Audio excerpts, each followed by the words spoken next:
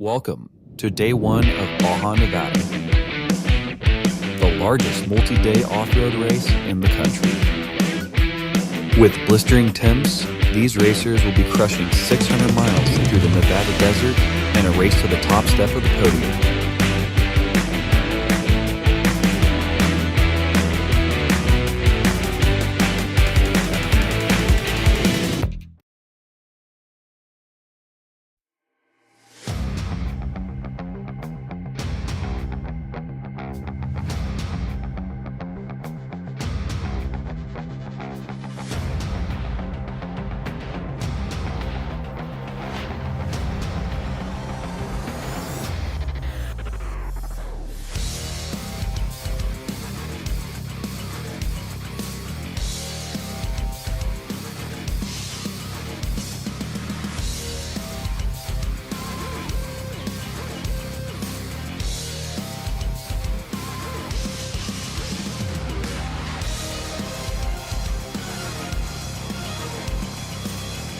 Good morning, everyone, and welcome to the 2024 FX Construction Legacy Baja Nevada, presented by Brenthal Industries.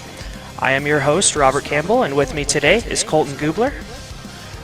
This weekend's live feed is brought to you by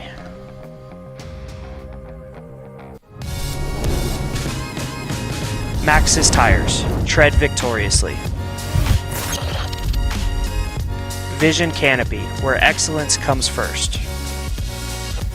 And Northgate Acoustics, your San Francisco Bay Area leader in commercial suspended acoustical ceilings and acoustical wall panels. All of these awesome live shots are being put together and produced by Starstream Pro, connecting you to the action. Today is going to be an action-packed day of racing and already has been for our bike and quad classes that started at 6 a.m. We actually just had our first finisher. The day 2 course is 249 miles and is a lot faster pace than day 1, and we are predicting to see our car truck leaders around 4 p.m. This week's events started off with an awesome qualifying course just outside of Mesquite, Nevada, where Blaine Conrad took the top spot in his Class 1 buggy. The activities didn't end there. We had Tech and Contingency Thursday for all the fans to get up close with the racers in their vehicles at the Casablanca Resort in Mesquite, where all the racer safety equipment and vehicles are checked to keep everyone safe on race day. That led it into an action-packed day of racing on day 1, where we ended up having Jake Johnson come from way far back in the field to take the top spot on time. Blaine Conrad was able to hold on to the physical lead in his buggy and finish first, but on time yesterday we had Jake Johnson in a Class 6100. We had Justin Bean Smith in a 6100 also, and then we had the Householder Gang in their 6139, followed by McMullen, Ziegler, and then Blaine Conrad in his Class 1 finished 6th. We are getting ready to go live here on the course. This is Jake Johnson in the 6109.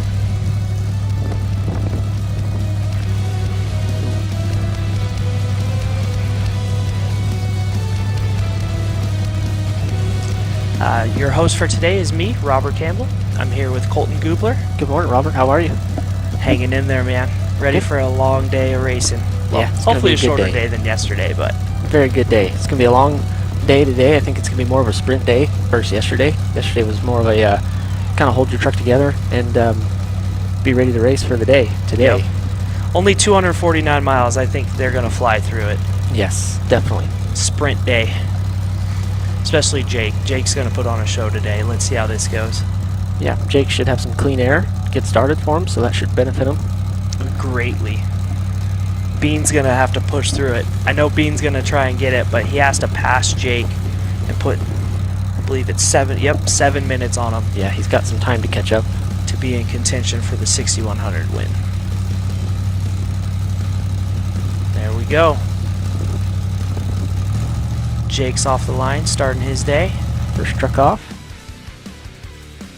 Second truck off the line should be Justin Bean Smith in the 6119.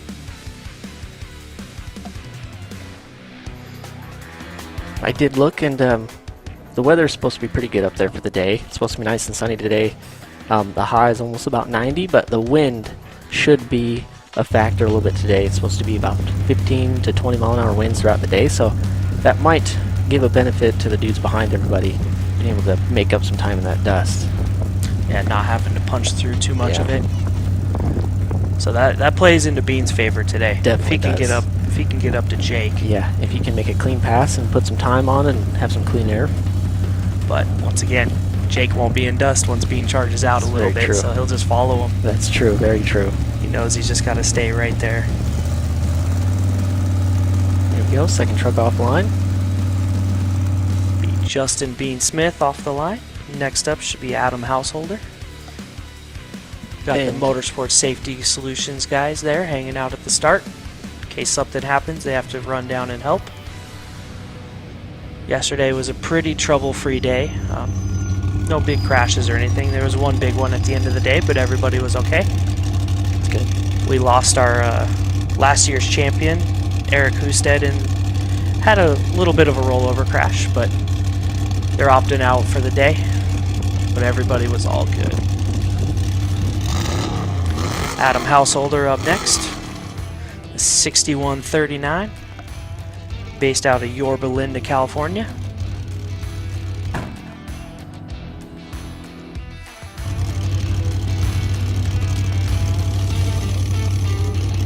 Should be taking off in about, there we go.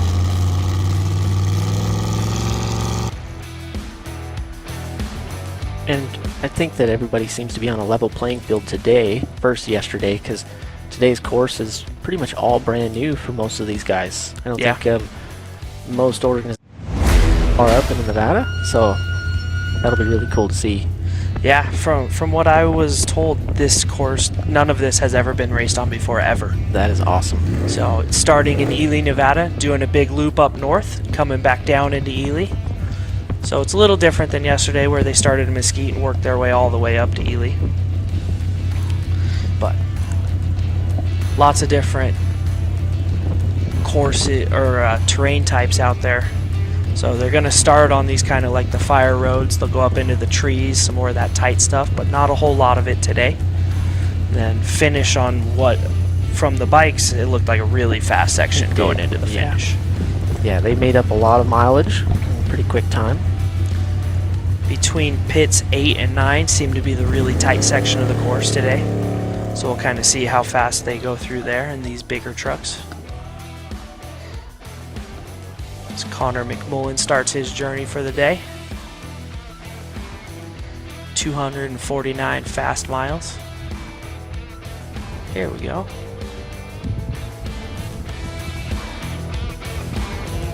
Just a lot of wide open. This is a killer shot That is here. awesome. Oh, floating hills.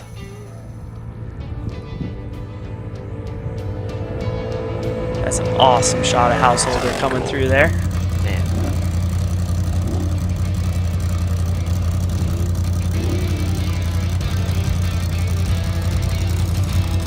That 6123 of David Ziegler taking off here. The tracker's right. He's going about 110 miles an hour there. It's impressive. Ziegler taking off now. This will be our day one physical overall first place finisher, Blaine Conrad. He did start the day first, but he fell back to, I believe it was third physical, a couple points during the day, and then worked his way back forward through attrition and just driving the wheels off that thing. He's got a turn brake in it, in that Class 1 buggy, which makes it a little different than the trucks because he's able to grab the turn brake and stay in the gas through some of the turns. A little bit more lightweight too. Yep. Could definitely benefit in this little bit tighter stuff. Squirts out of the corners a lot quicker. Connor McMullen going flying by. Those 6100s are flat out Yes. for sure. Maybe today though, maybe some of these unlimited trucks will be able to pick up their pace a little bit if the course is a little bit more open versus yesterday, because it was a lot more tighter technically yesterday. So maybe they'll have a little bit more open roads to use some of their horsepower. Yeah. Looks like our first unlimited truck would be Jack Olagus, starting 13th. So he'll be able to let that big engine sing today compared to these sealed 525 LS3s. Definitely. that all of the 6100 or spec trucks have to run. What's cool about this class is everybody's on the same playing field. Definitely. Yep. Different chassis, but same engine, same transmission. It's definitely a driver's class for sure. Yep. Who can set their truck up and who knows where the skinny pedal is. Yes. David Ziegler working his way by. He was another one that came from pretty far back yesterday to put on a really good showing. Our top 5 trucks are all Class 6100s, and they are within 12 minutes. So a couple flat tires, and Yep. you can make that up A few quick. small mistakes from somebody in front of you, and you can pick them up some time real quick.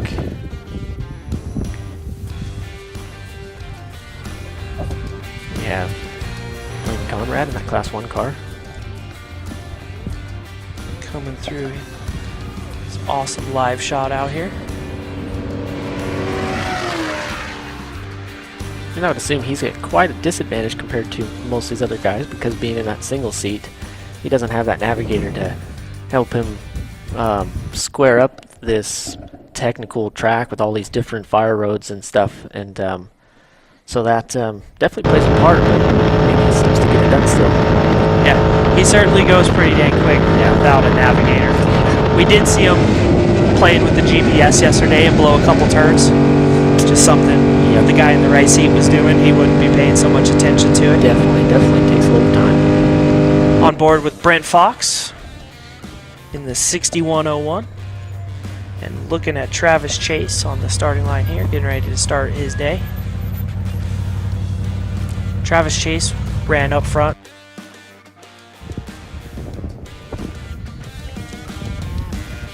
Had a couple small issues that held him back towards the end, but otherwise had a dang good run. He was in the top 10 at the end. It's hard to complain.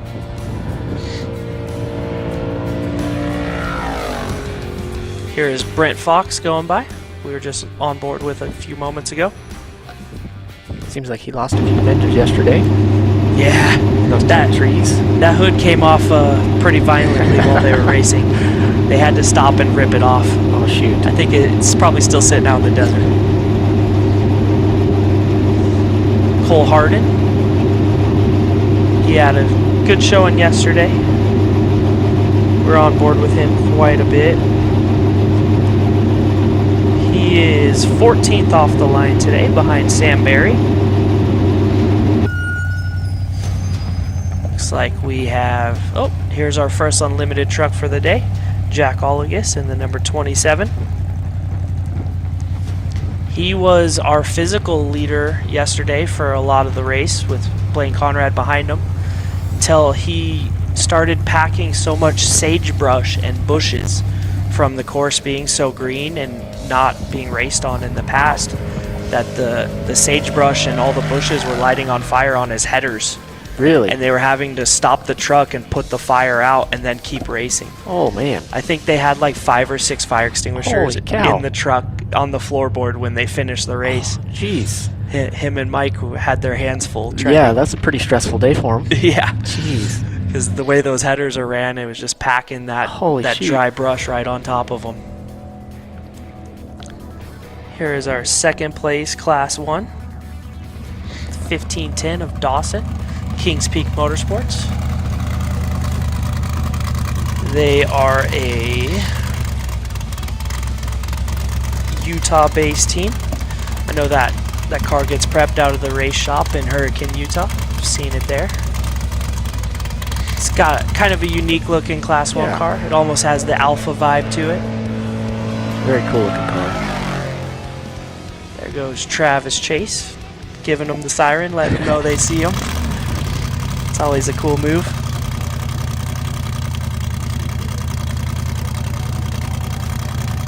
I love how this car sounds.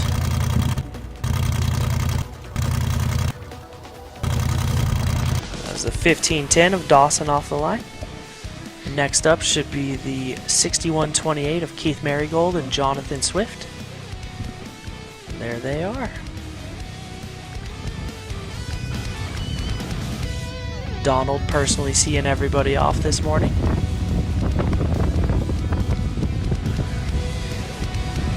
Here we go. Should be Hologus. First You can hear the difference in the engine going by. Definitely. Just got a little bit more power.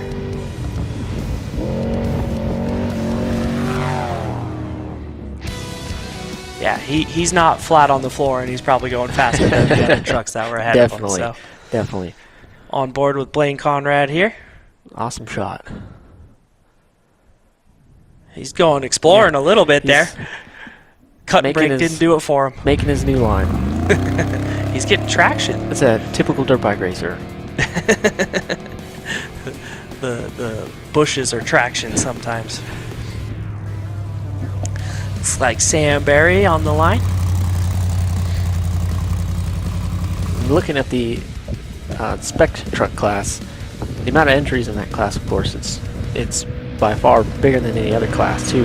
Yep. And so when you see these guys that are starting, you know, in the 10th and 11th spot, they're still in the fight for the race. And just because you finish 10th or 11th doesn't mean that you're out of the race. It's so tight, and all these guys are so fast, and they're so close on time.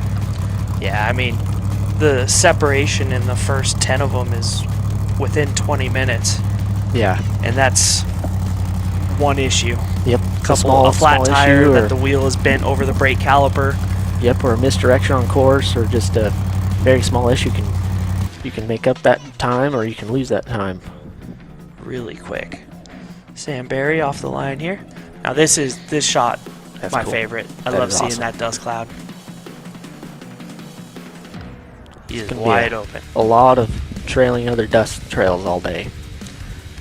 Hopefully the wind clears it off Yeah. and we get some Yep. awesome racing. Hopefully we keep that wind up What's up with the throughout the drone day. shot, boys? We need to get some drone shot going. Looks like next up should be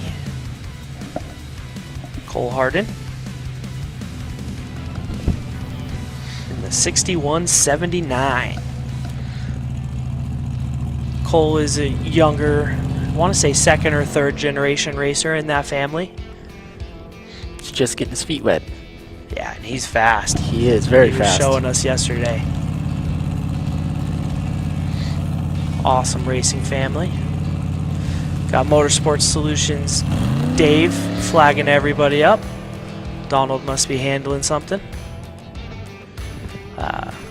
6173. Brenthal Brothers, Brenthal Industries. One of the title sponsors of Legacy Racing Association.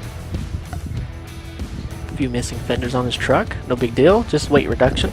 Yeah, helping them. Saving some weight, better aerodynamics. Who do we have coming at us here? Should Might be Mary one Gould. car. Sam Berry. Oh, Samuel Berry. Awesome. Wide open. Yes. Never lift. Looks like that says Jordan Brenthal on the door. I know they switch off between the two trucks, so. Hard to tell with those guys. Jordan Brenthal, 61 seconds. Back on board with Blaine Conrad. See his right arm is on the turn and brake. Push it forward to turn left, pull it back to turn right. Definitely going to benefit him throughout the day in this tight technical course. Next up we have the Curtis truck. 6192. Kevin Curtis, Las Vegas based team. I think they have a shop out at the Speedway by the NASCAR track where they prep everything. It's a unique truck because look at how his spares are set up. One in front of the other, one up a little taller. A little bit different than most.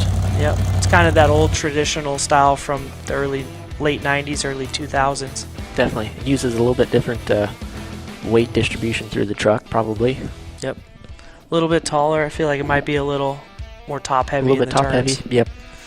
The new move is everybody's getting them as low as possible. Yeah. Try and get that weight down low. And here we go. We have a Krieger car. Yeah, These it's are an awesome, cool car, man. We were talking about them yesterday. They're super rare. There's only Very. 3 or 4 in existence, and you rarely see them. So Very it's cool to see somebody using one. That'd be Jepson, Joe Jepson out of Colville, Utah.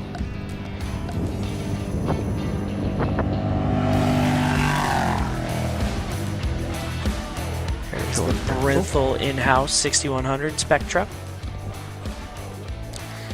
Joe Jepson off the line. It's a cool shot.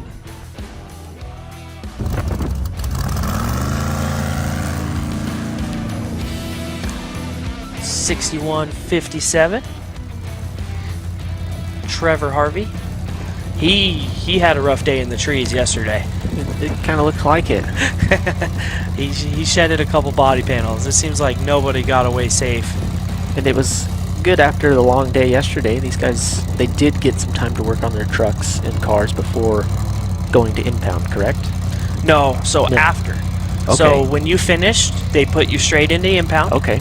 You had 30 minutes to get your vehicle there, and then they impounded everybody's vehicles until 9 p.m. so Wow. that everybody had the same amount of time to work on them before the start today. Perfect. Great So- idea. Okay. If you started later in the day, you still had the same amount of time as somebody that started before you. Definitely. So, trying to make it fair. Definitely. But it is good too, though. Give some of these guys a chance to work out any bugs that they had yesterday and fix up some stuff. Yep. I know our second place truck that started today had a really bad leaking hub seal. I heard. They were adding rear end fluid to it almost every pit. Whew. He still managed to go that fast. That's awesome. So Good. shout out. Hopefully they were able to get that fixed. Shout out to Bean and the Butch's Speed Shop JBS crew. Next up we have Larry Brown. You can't see it right now, but that truck is not just black. It's got some awesome ghosted in. It's a very cool looking design. It's neat. Is that Krieger Goes Class 1? Jepson by. That Krieger Class 1. Larry Brown about to be off the line. You can see one of the Starstream camera guys standing there, getting us this shot right here. Be Caden.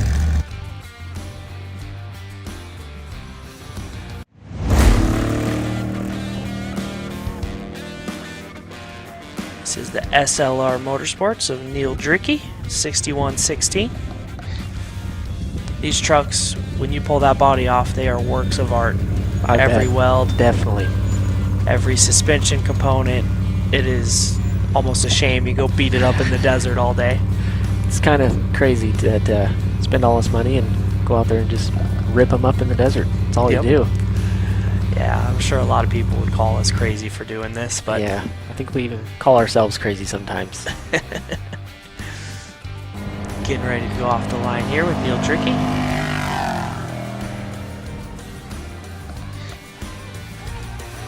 As Trevor Harvey goes flying by in the 6157. Neil is off the line. Oh, I'm looking at the strap set up there. The top tire has its own strap, vertical. Very smart. The bottom one has one horizontal. That's pretty cool. Don't have to take the whole strap system off just to get one tire out. Here's the 6130 Hall entry. They sat in pit 2 or 3 yesterday for quite some time, so they must have got it fixed up. It's Chad Hall out of McCarran, Nevada. This truck sounds mean coming at us.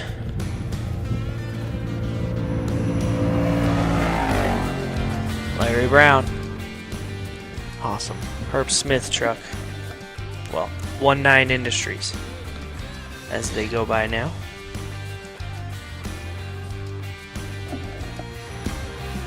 Chad Hall off the line.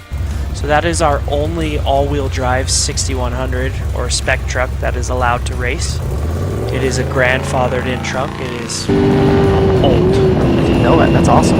Yeah, That's really cool. They let it race. It's got some rules. The transfer case is only allowed to be a high range, so they can't split it. Okay. And Some limitations with it. yeah, Back on board with Blaine Conrad. Next up off the line should be Eric Harden in the number 79. So this is one of our unlimited trucks. This will be the second one. Attrition was pretty brutal for some of the top classes yesterday. But Jack Holligus was our first unlimited truck. There goes Neil Dricky. Eric Harden off the line. Number 79. Followed by Nick Eisenhower. The most unique sounding truck in the desert. Yes. One of the coolest looking too. I dig it. Yes. The old school Ford body. Yep. Still has working steel doors on it. In a class where weight is everything. Definitely. Pretty cool. Everson Performance built truck. I believe it's the only one that I know of racing. That's cool. It's got that super unique 8-into-1 exhaust sound. Is this Eric? Nope. Chad Hall going by. Wide open. See if I can't get a speed on Eric here. I guarantee you he'll be 130 plus miles an hour. There's Eisenhower off.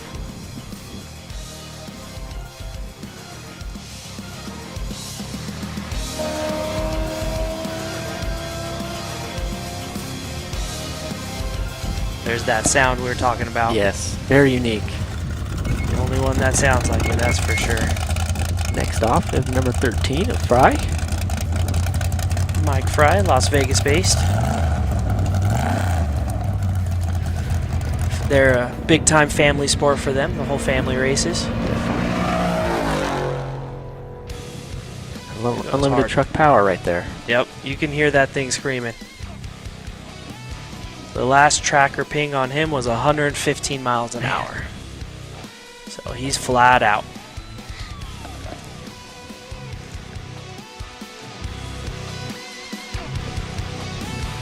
Looks like we have Fry off the line here.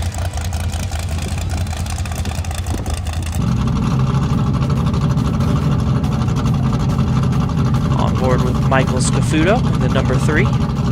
Team Real Racing truck.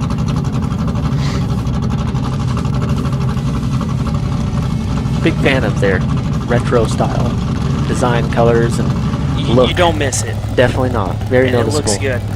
Oh, here's Reed Dodenbeer. On the live feed yesterday, center punched a tree about as hard as you could imagine. Blew the whole front corner of that truck off, body and door side, hood. Well, he made it easy to work on things under there. Yeah. He was one of our front runners in that class the whole day until he did that. He was second on time for almost every split. Super cool family. They prep it out of a small garage right outside of Mesquite, Nevada, where the race started. That's awesome. Just another thing, family sport. The hometown race. Here's his onboard camera. Opted to, they left the hood in the desert, so it's probably still out there. He is a little bit different setup in that truck. He does not run a underdrive unit, so it's just straight engine trans right to the third member. Okay, awesome. He is always fast. He lives for these flat graded roads like this. He's got that rally style too. Yeah, more of a rally driver. Yeah, he is fast. But then when you throw him in the tight stuff, he's also super quick too. That's cool. There goes Mike Fry. The number 13 Unlimited truck. And we're looking at the 6135 of Lumsden. I know yesterday they were shedding a lot of body panels all day. Looks like they opted to not put them back on.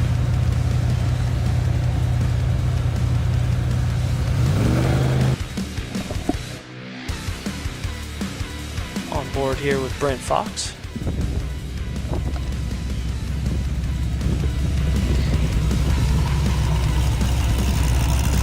Zach Lumsden out of Wickenburg, Arizona. And Joe David right behind him in the 1526.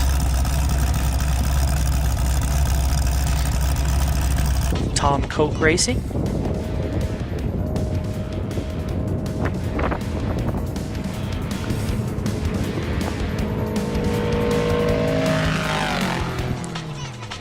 There goes Reed flying by. He's got the right side body on.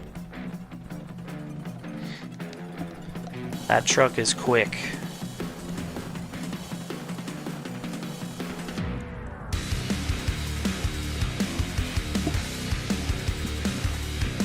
Joe David offline.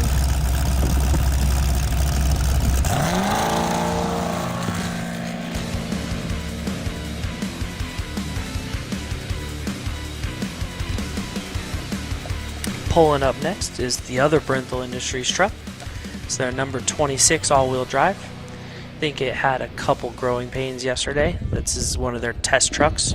Kind of developing their all-wheel drive platform based off of this one. So they throw new parts at it and go test them in race environments. Sometimes they work out, sometimes they don't. It says right there on the bedside, all-wheel drive. It's an unlimited truck. Has a big block in it, mounted in the front, which is all the new Masons have it rear mount. So Okay. Brenthel doing it kind of the traditional style A little front bit different. engine. Definitely. Coming at us now is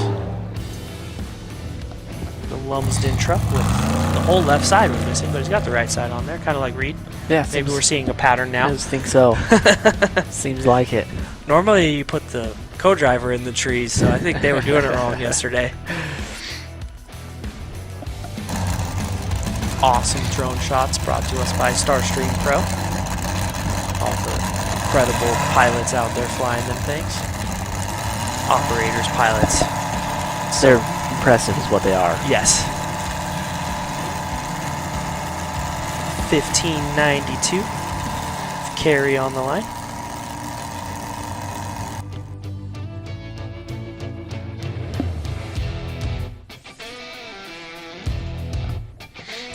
Jeff Carey out of Scottsdale, Arizona.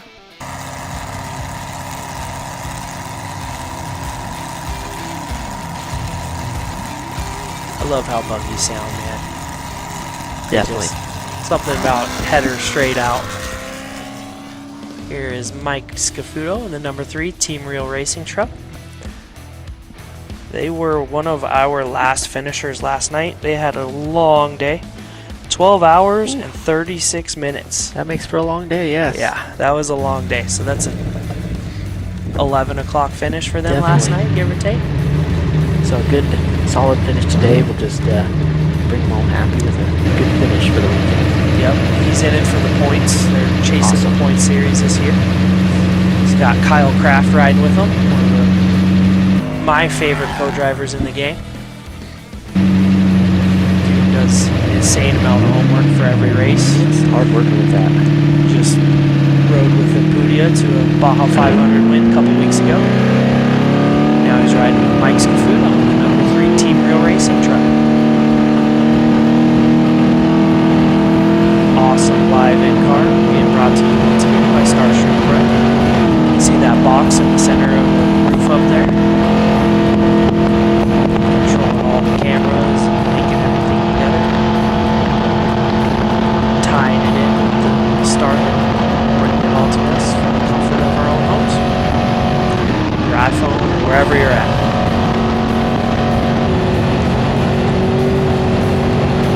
He is on the gas.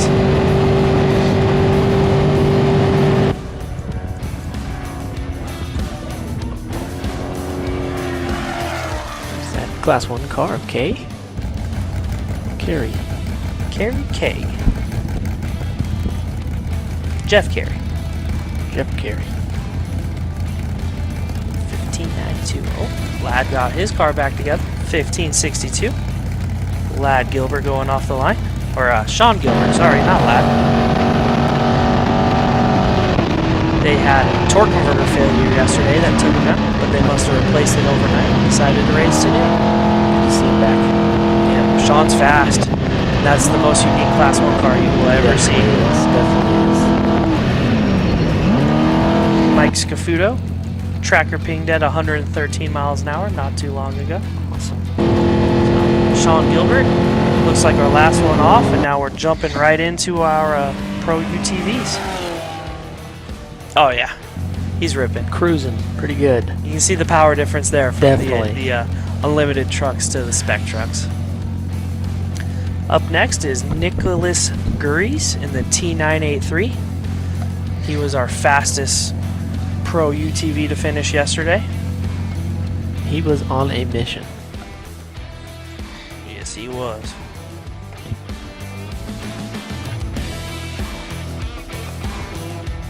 Off the line, starting his day.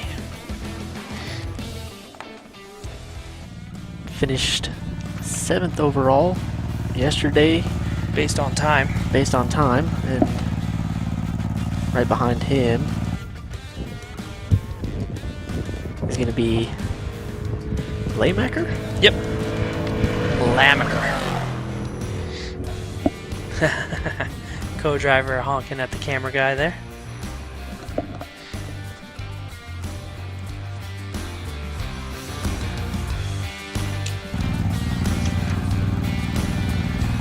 It is definitely quite impressive to see these UTVs that far up in the field, time-wise, and I definitely would assume that it's a lot of course-based, of course, because we know that this type of area definitely helps these UTVs get around with that all-wheel drive and small, nimble, short wheelbase. Yep, short wheelbase, all-wheel drive, and then all the trees, the tight sections. Definitely, Pulls you around them a little bit better.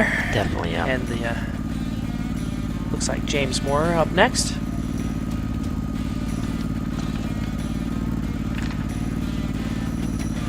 The T925. So this is another thing. We have a Can-Am closeout on the podium. Well, top 5 are all Can-Ams. Definitely. We had Nate Hale leading yesterday for a long time until he had some brake issues. There goes Gurries by in the T983. Looks like James Moore off the line. Another Maverick R. So our top 3 are all Maverick Rs, which is a 7-speed sequential transmission. That turbo with the anti-lag, I think that plays a huge role in how they did yesterday. Very much so, yeah. That turbo was keeping it nice and spooled up, so Definitely. as soon as they get in the gas and the trees, the power's there the whole time. Yeah. While in the Pro R, you kind of got to keep it revved up and trail brake it to keep that momentum going. keep it up in the RPM. That's the difference from the CVT belt versus the sequential transmission. Then you can hear him shifting as he's coming at us. And these cars are fast. They are. And they don't have to worry about belt temperatures and certain things that some of the Pro Rs have to. Hold it on the floor all day.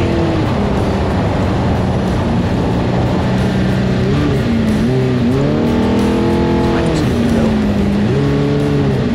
Kind of railing these rally fire roads we were talking about. Not as rough, not as tight as yesterday was. And now looking at the T975, Chad Woodruff. And ahead of him that just started was the T821 of Michael Mack, who we saw a lot of onboard with yesterday. That dude was pushing through the dust, charging hard pretty much any time we were on his camera. He ain't afraid to get up and nerf some people either. That's awesome. Giving him the business. So this is a kind of, I shouldn't say the older Can-Am, but that's the X3 platform versus the Mav R. So the X3 platform still has a CVT belt, which a lot of people have dialed in nowadays. Have no issues. So Chad Woodruff off the line. Then behind him should be our first Pro R, which is Nate Hale. On board here with Blaine Conrad. Looks like he's getting into some dust. Yes, he is. I foresaw him moving his way forward today. He started 6th behind a bunch of spec trucks, and he's got a lot of power and a lightweight buggy that turns really good. Yes, So definitely. see if he can move forward. Back here with Nate Hale. Yesterday he was our overall leader in this class until he somehow managed to tear a brake line and lost brakes. Shoot. He jumped out and put vice grips on it, started going again, and then realized he had tore a rear brake line too and didn't know it. So somehow managed to tear 2 brake lines in the same like 20 miles. Was able to limp it to the pits and get some brakes in it. Definitely. Got new brake lines on it for today so he can push. So we'll be looking to see the T961 of Nate Hale making a charge forward, as he comes to win. He's not here just to get a finish, so we'll see how that plays out today. And the T910 of Dan Fisher, the owner of Lone Star Racing, company that built a lot of the cars here racing today in the Pro UTV class. Dan is incredibly experienced. He's been racing since the Rhino days. One of the OGs of the UTV / side-by-side sport. And also one of the nicest guys you'll ever meet.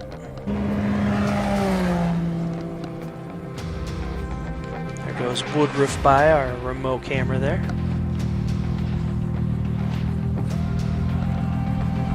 Dan Fisher's off the line, so we should have Austin Bolton next. Another Pro R. Oh, maybe he's not racing. That is Corey Goyne.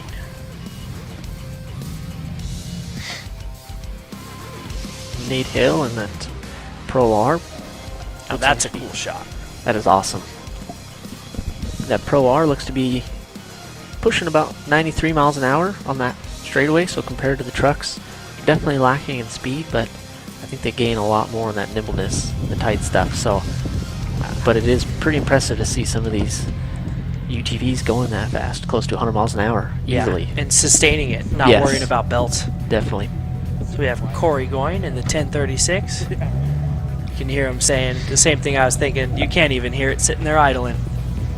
Nice and quiet race car. It's pleasant for the drivers. Off the line. 1036, Corey Goyne. Then behind him is Jackson. Todd Jackson. And they were only separated by just about a minute and 50 seconds yesterday. Wow. So that's a hell of a race start today, and they're bumper to bumper. Some good racing action towards the end of the day. Yep.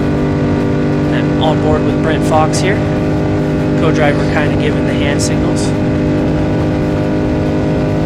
Getting a little skatey there. And we do know up in Ely, that area, it's a lot of silt dirt, a lot of loose gravel and stuff. So some of these bigger trucks probably breaking open, getting down into that silt, probably will leave a little bit of a handling difficulties, probably. Yeah, then Especially everybody those high behind them speeds. has to deal with it. Yep, and it just gets worse as they go. Here's our next Pro R. Oh, Blades punched through that dust. He's at it now. So who do you think he's behind? Is he behind Ziegler? I think so. I would say so. I think he's hunting some spec trucks today in that Class 1 buggy.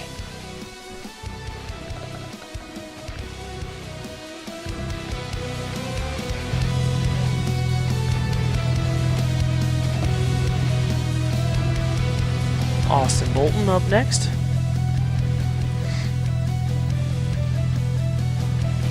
Corona, California. They're another team. They raced the Pro NA class for many years. Built this Pro R. I believe they debuted it last year. Still shaking some bugs out. Everybody kind of is in these newer cars. There goes one of our Class 10 entries. Here is the 2949.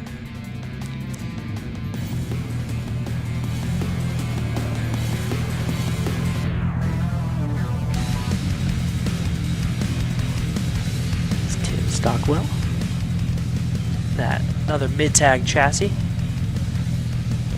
Very cool looking cars. They're wide and low. Yeah, definitely. Fast. The fuel cell's in between their knees, so they're not sitting on it, so they have the seats real low. That's awesome. The cars are super wide. Has a lot of stability in the turns. That's where you'll see these cars make up a lot of times, is when it's tight. There goes that Jake's Fab Works Class 10 car. Todd Jackson. Oh yeah, you can see the dust coming over Blaine's car. He's going through as much dust as... Oh, there's a pass. It almost looks like he's going around him. Yep, I think he was going around the car in front of him.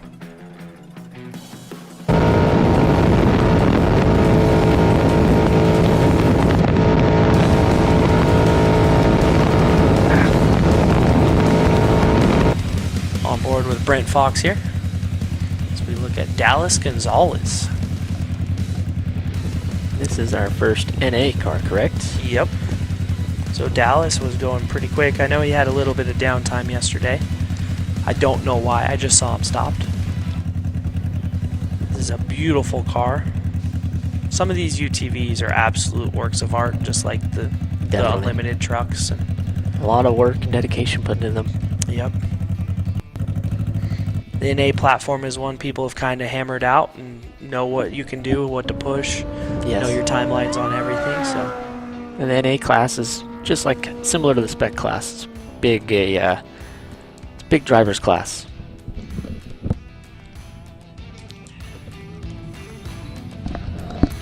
Up next is Corey Weller. She is one of our, I believe it's the stock class entries. She was doing good yesterday versus all the Unlimiteds.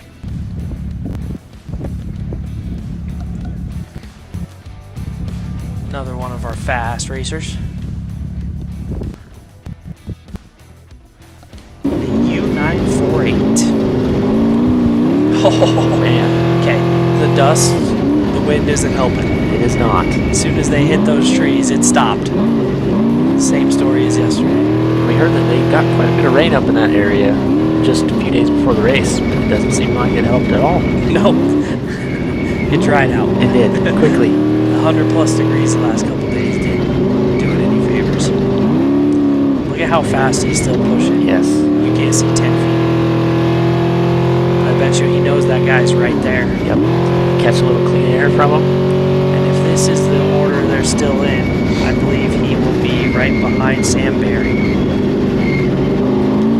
So if we see two stand-up spares peeking through the dust sometime, we know it's Sam.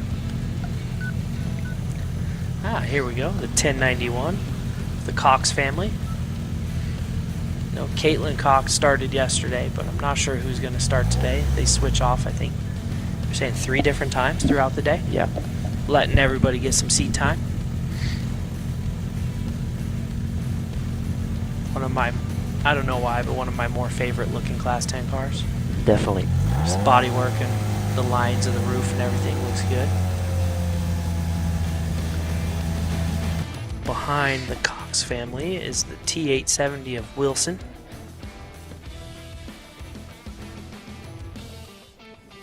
That is Tom Wilson out of Peoria, Arizona.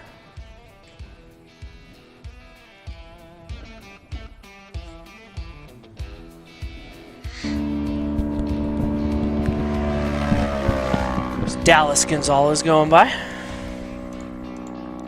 Looks like he's clocking about 70 miles an hour. Impressive. Which is the difference between turbo and non-turbo. Because Corey Weller in that turbo Can-Am in front of him was doing about 90. So, NA cars just don't have the motor to pull it, but they do have the speed and the tight stuff. So Definitely. Looking ahead, we have a little bit of attrition already, which I haven't spoken on yet, but seeing what's going on. Looks like Michael Scafuto and Reed Dodenbeer are both stopped off to the left side of a sweeping right-hand turn, and which makes me a little bit nervous. Hopefully everything's okay there. Hopefully everybody's okay. And then Trevor Harvey is stopped about race mile 375, so not too far off the start. Cool.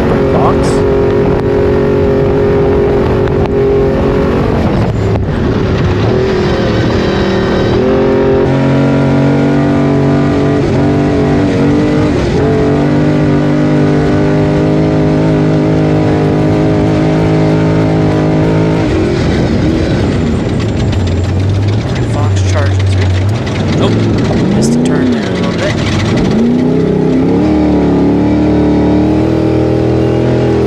Got a little bit of news on Brent Fox.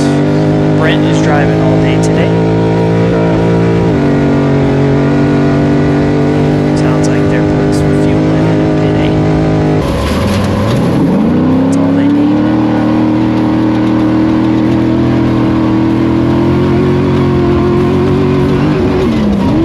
Conrad on the hood here. Looks like he's not in dust anymore, so we can get around the car in front of him. Yeah. Curious to know. Or is it just blowing off fast enough? Seems like he got out of those trees and they're kind of a little bit more open area.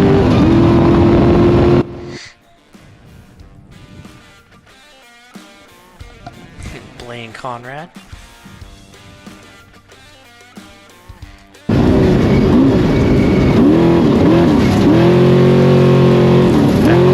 Cole Hart.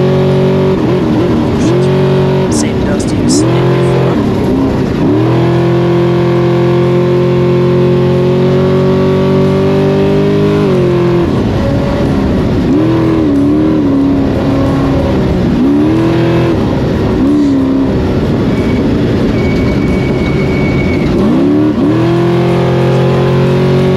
Looks like we got a little bit on board here with Cole Hart. Don't know who he's behind, but I could only assume he's still chasing Sam Berry.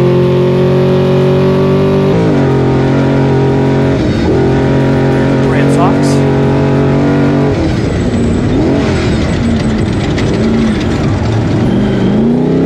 Here's the downside of breaking into a course that you've never raced before. The ruts aren't there. Yep. So you're the ones burning it all in. Definitely a lot of flat track. Then here was our fastest qualifier from Thursday or Wednesday. That would be Chase Macon. And they had some bad luck yesterday. Had a alternator go bad or some wiring go bad on them, which caused their coolers to turn off and some stuff to overheat. Shoot. Pump out some fluid on them. They were able to get it fixed up so that they could race today. Good. That See if car's they can brand new, so I'm sure they're just getting miles on it. Just getting some shakedown time. Might as well. They're already up here. Everything's already paid for to make it happen. Definitely. Here we go. This is all more Michael Mack. Famous guys who had their snacks taped to their roof yesterday. Looks like they're doing it again today. He is one that we learned yesterday is not afraid to punch through the dust and drives this thing like a rally car. That's See, awesome. he sets up every turn so you get the car out, Definitely. pitching it back around.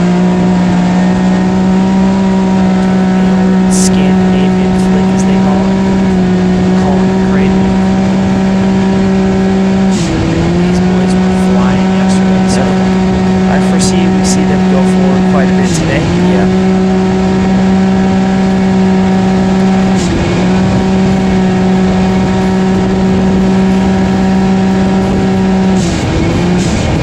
Sitting here listening to these guys. He is flat out.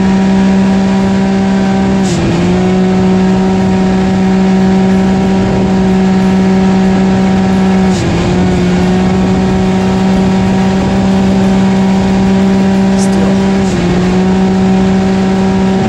seems to be some roads are wide open for him. Now all-wheel drive pulling around, he doesn't really have to worry about sliding off. And he is he in that new Maverick R? Nope, that is He's an in older the X3. The X3, so he's Yep. Still rocking the belt. definitely, that's awesome. He would be our fourth place car off the line today. So any UTVs he passes, he's making the time. Awesome. He took a rear start yesterday on purpose. Requested, didn't qualify, rear start, picked his way through all day. Very impressive. He got fourth on time in his class.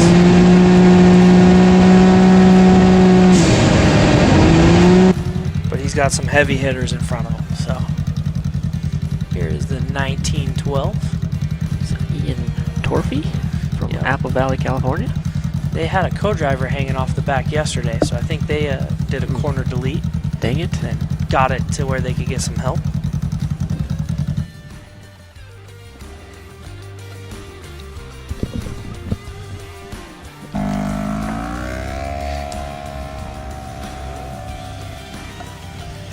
And we have our first Jeep Speed, the 4733, rolling up to the line right now. It's Andrew Hulsey from St. George, Utah.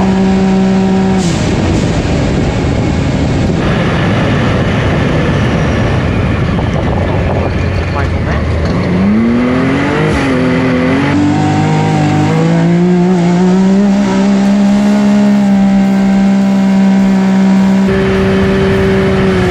These guys are fun to watch. Very. His They have a lot co-driver going on. wipes his shield a lot, though. I wonder if that's a nervous tick. Whatever, he's just filling time wiping the shield.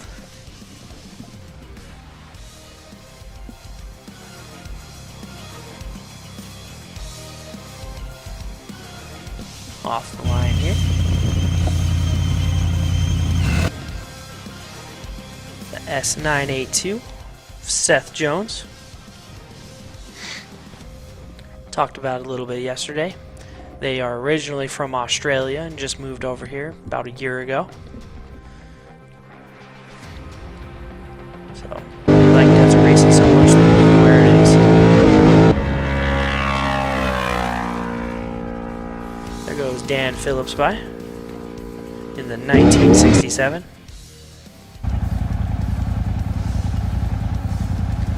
Back with Seth Jones at the starting line. Pro XP. Cole Harden. Oh, so here we go. Check.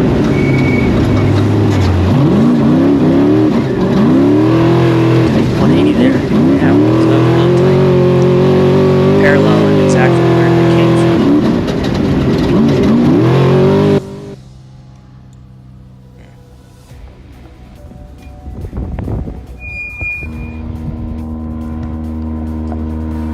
Got another one of our Pro NA cars going by. Looked like Ian Torfey.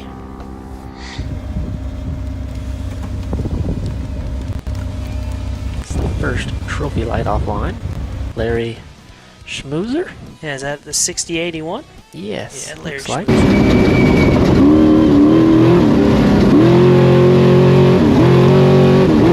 with Cole Harden.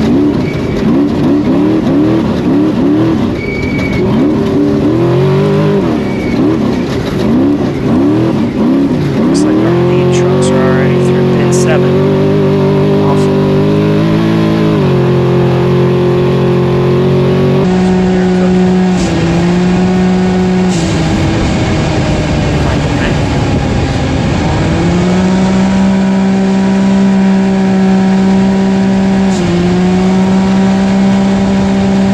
So about an hour ago now, we had our first bikes finish, and it looks, as far as the tracker goes, it looked like we had the 1X and Danny Cooper come across the line first, and I'm hoping that Blaine Conrad is in a speed zone because he's definitely slowed down a lot.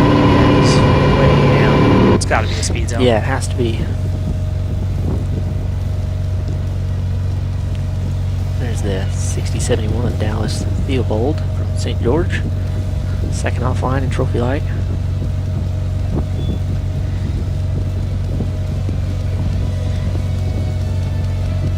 We had quite a bit of a change though in the bike finish this morning. From yesterday's finishing results, it was the 1X, the 15X, the 69J, and the 22X is where they started. But when they came across the finish line, the 1X Danny Cooper, and right behind him was the 22X of Jarrett Megla. The 15X of Eric Holmes fell back a little bit, but I believe they were still third across the line. Right on his tail was 69J of Brett Stevens. Top four overall, I think. Pretty close. Time-wise, it might change a little bit, but it seemed to be a really good bike race all weekend. It was really close for the top two Open Pros, and then it came, Jarrett Megler got in the mix today, so that was some good bike racing this morning. I agree. It was fun to watch yesterday too. Definitely. Because you just top 4 into every pit all in the same minute. Yeah, that makes it fun. The boys were flying. Gets a little scary in the dust when you're on bikes, but Yeah. I think the trees yesterday were the great equalizer. Trophy light going by the screen there. There we go. Cole Hart on the rear bumper of Sam. Oh, that's Jack Mulligan's? It certainly looks like it. Let's see if it is. Oh, looks like he might have gave him the business there a little bit too much, and now the hood's going to be in his way. He's going to have some visibility struggles. Yep. That's one of those, do you try to get it to rip off, or do you have to stop and get it off?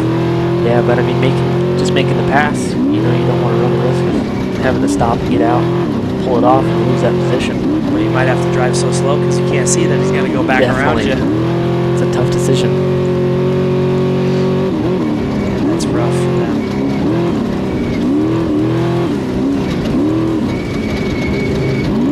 Maybe he'll get lucky enough, and that thing will just rip off on him. It was Barry that he went around. Okay. I think the body was so torn up that he couldn't tell. Yep, that was his next in line. So on board with Cole Hart here, who may have just nerfed someone and dislodged his front hood pins. Then the 4741.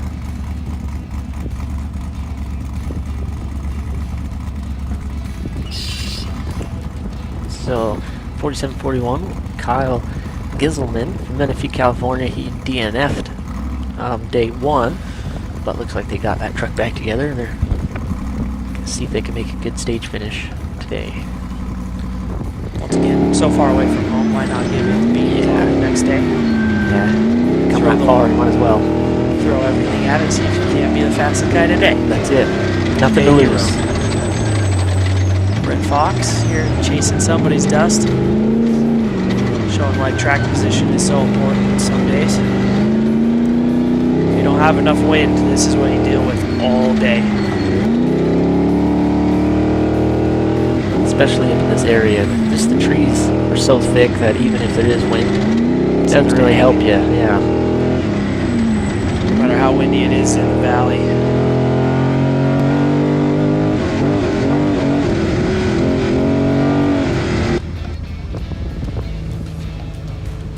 Trophy light at the starting line. Is this the 6052? Yep. That is the 6052 of Runyon.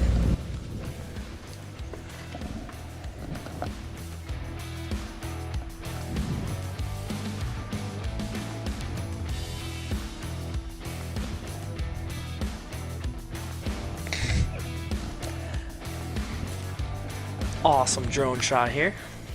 Chasing them out.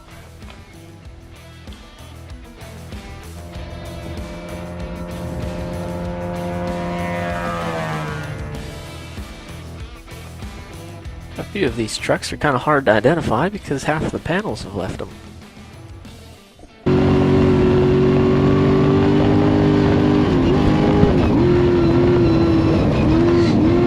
Back on board with Blaine Conrad.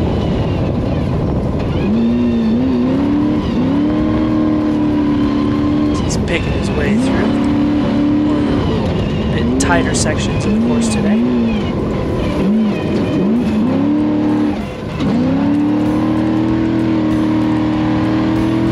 Looks like he is about race mile 425.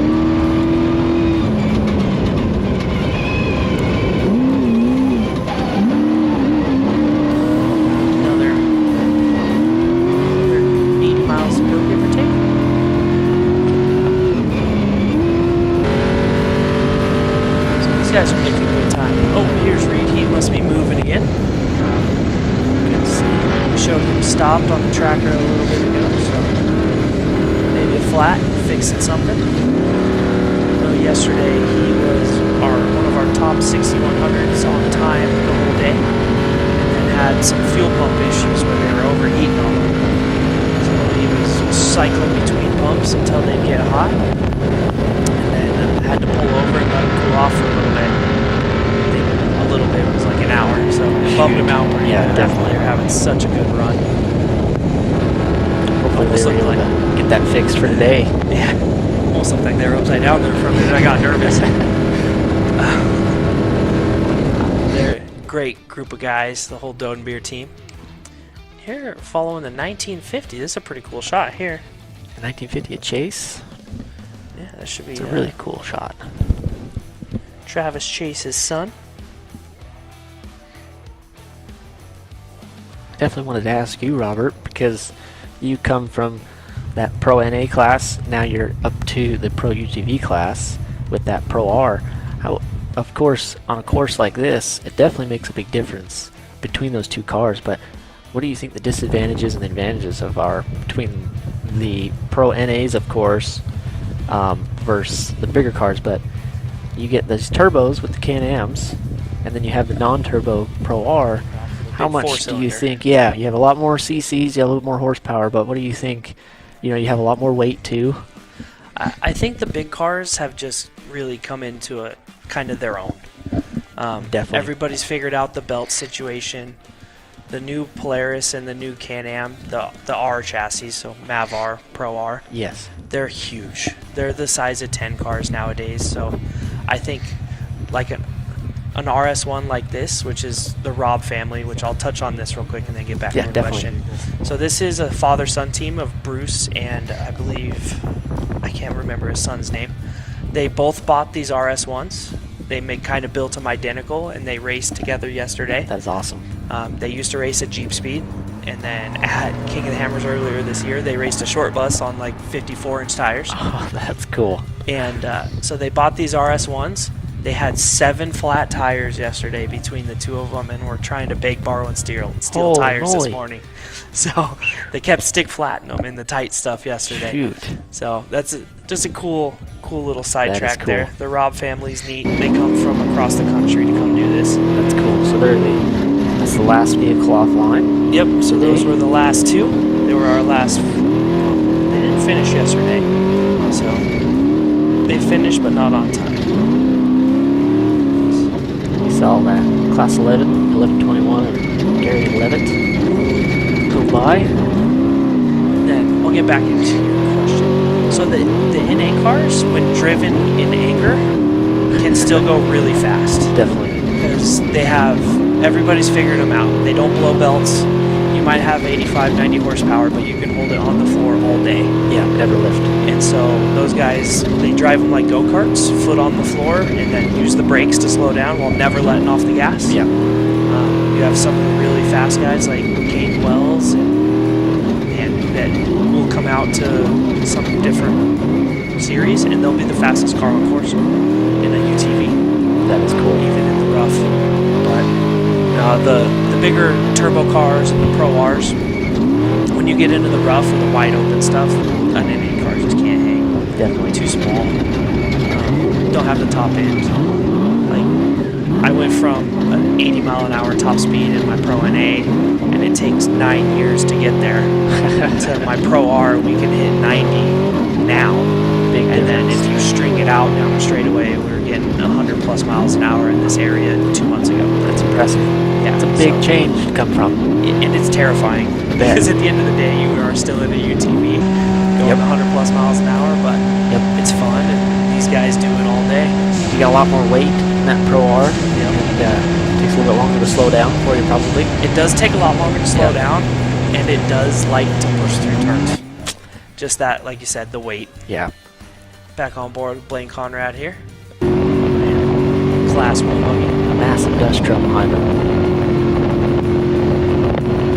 And that is a funny comparison. Is my Pro R on race day is like 3,300 pounds. Blaine Conrad's buggy right now is probably 35 with 800 horsepower. Yeah. Big. Not very big change between the two. Cole's getting that hood off finally. Got some clean air. Hopefully he didn't get past. Doesn't look to be. Looks like he's in pit 1. Or not pit 1, pit 8 or 7.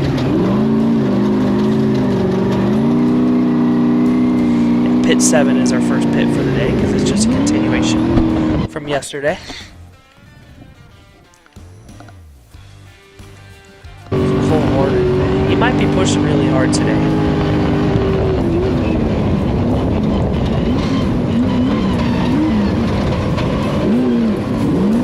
Looks like Blaine Conrad is chasing down somebody here. It's some pretty heavy dust. See if he can get through it and get up to him.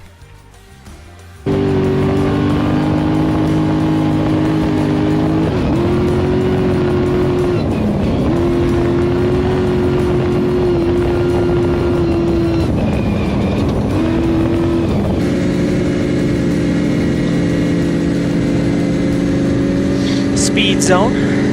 Looks like a couple side-by-sides got around Reed while he was stopped there.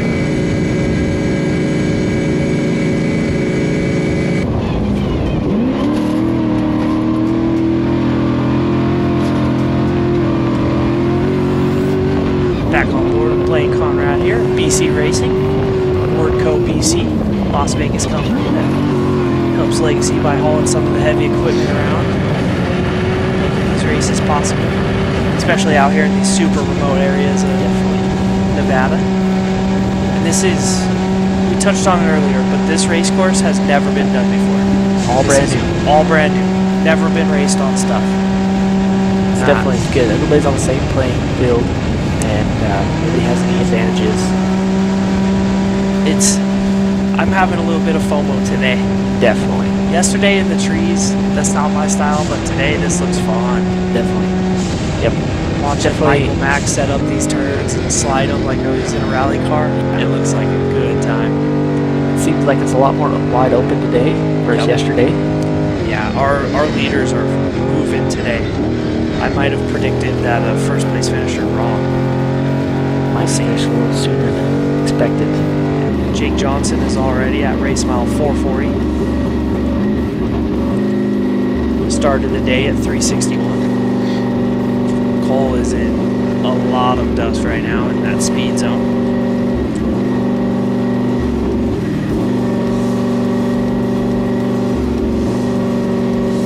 You can see that some of these guys are definitely struggling with the course not being burned in.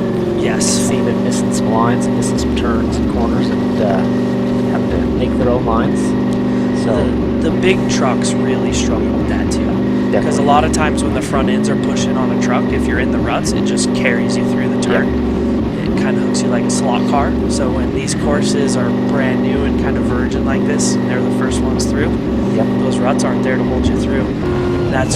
This is when the all-wheel drive cars come into play. Definitely. Or your Class 1 buggy like this with that cutting brake. Yep.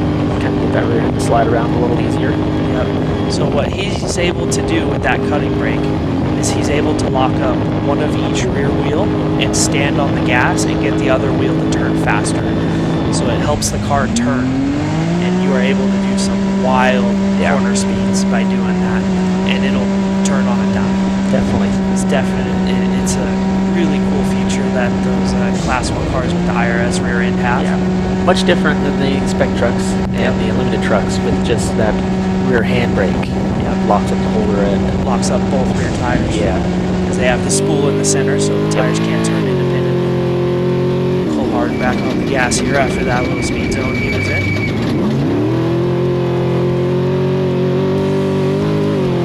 See if we have some split times yet.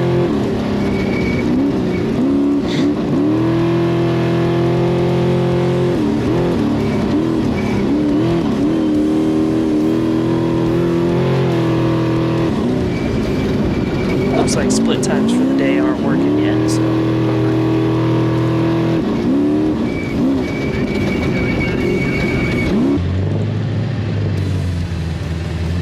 Oh, here's Michael Scafuto.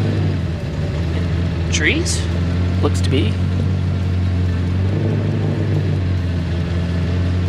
They must have went off the course there. Oh, both out of the truck. Oh, they're using the jacks. Wondering if They're stuck. So the driver's in the truck using the jacks while Kyle's out trying to get them unstuck.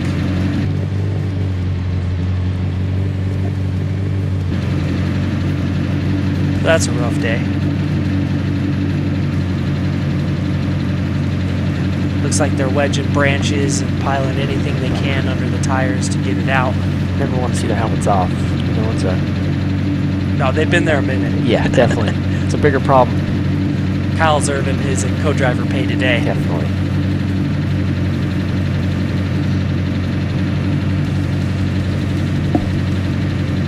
He's grabbing anything he can to stuff under there. I wonder if they're high-centered on like a bunch of foliage or something.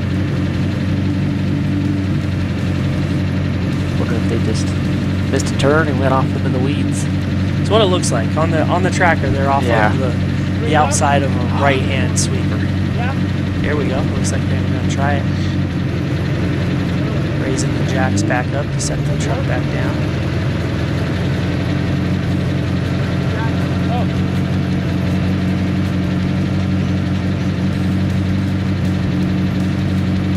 Kind of listening in here to see what they're saying. Kyle's still gathering bushes. So we go back on board with Blaine Conrad. He's having a little bit better day than they are. And number 3 on the new truck.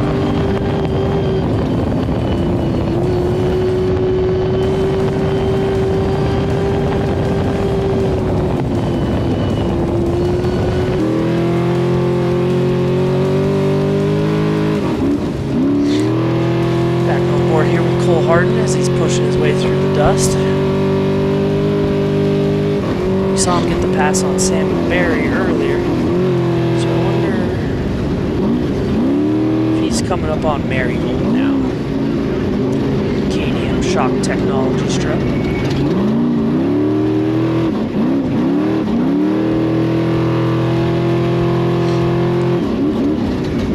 can see the dust cloud right around the left-hand bend. Definitely. That's what's cool about this is you can see it and you know where your target's at. Start Keep chasing pushing it. Yeah, you know, pushing through, it's worth it because he's right there. Definitely gives you some positive courage to be able to keep pushing through that dust. And you're not just sitting in it for no reason. I always say it's like the cape to the bull. Definitely. It gives you that adrenaline spike, and now all of a sudden you might have been a little fizzed out, but now you're back on your game. Find an extra gear somehow. Yep. Push harder. I like the co-driver death grip in that handle today. Brent Fox ripping one of our faster sections. Listen to that truck singing along. So grabs third gear. You can actually see Brent's turning brake handle just to the right of his hand there. Reaches over and grabs it and he gets into twisty stuff. I bet most of these drivers are using those things quite a bit today. I would think so.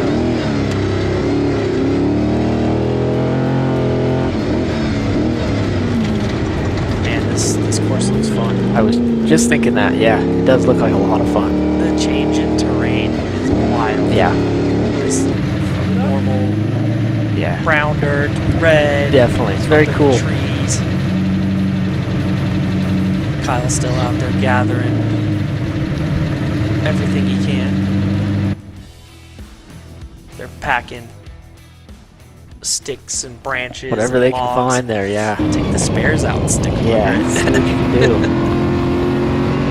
Put a spare under each tire, get it to go 4 feet. Just hit it. Back on Blaine Conrad here.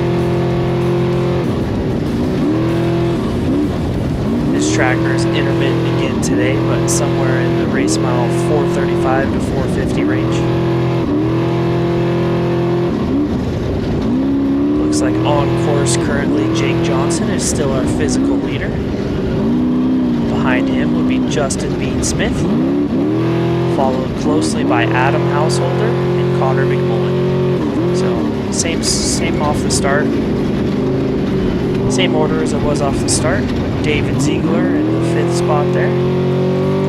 And we're assuming Blaine Conrad is right there as well. But his tracker's not working, so I think he's in Ziegler's dust though. I think this is Conrad right behind Ziegler. He's been chasing Ziegler for quite a while now. can see him zooming in his GPS there on the right so that he can try and stay on it in the dust, try and stay on the line, keep it centered up, push through this dust as he can. See, every time it opens up even a tiny bit, he's in the gas. Trying all he can just to get some clean air out of it. Yep. Every time he's got a tiny bit of clean air, he's wide open. Charging. I think he's got something to prove after yesterday. Definitely. He was our overall winner of this race last year. I think he wants to do it again. So he just doesn't want to win in class. He wants to be the fastest guy out there on the weekend. That's how Blaine moves. Watching Brent Fox making his way along.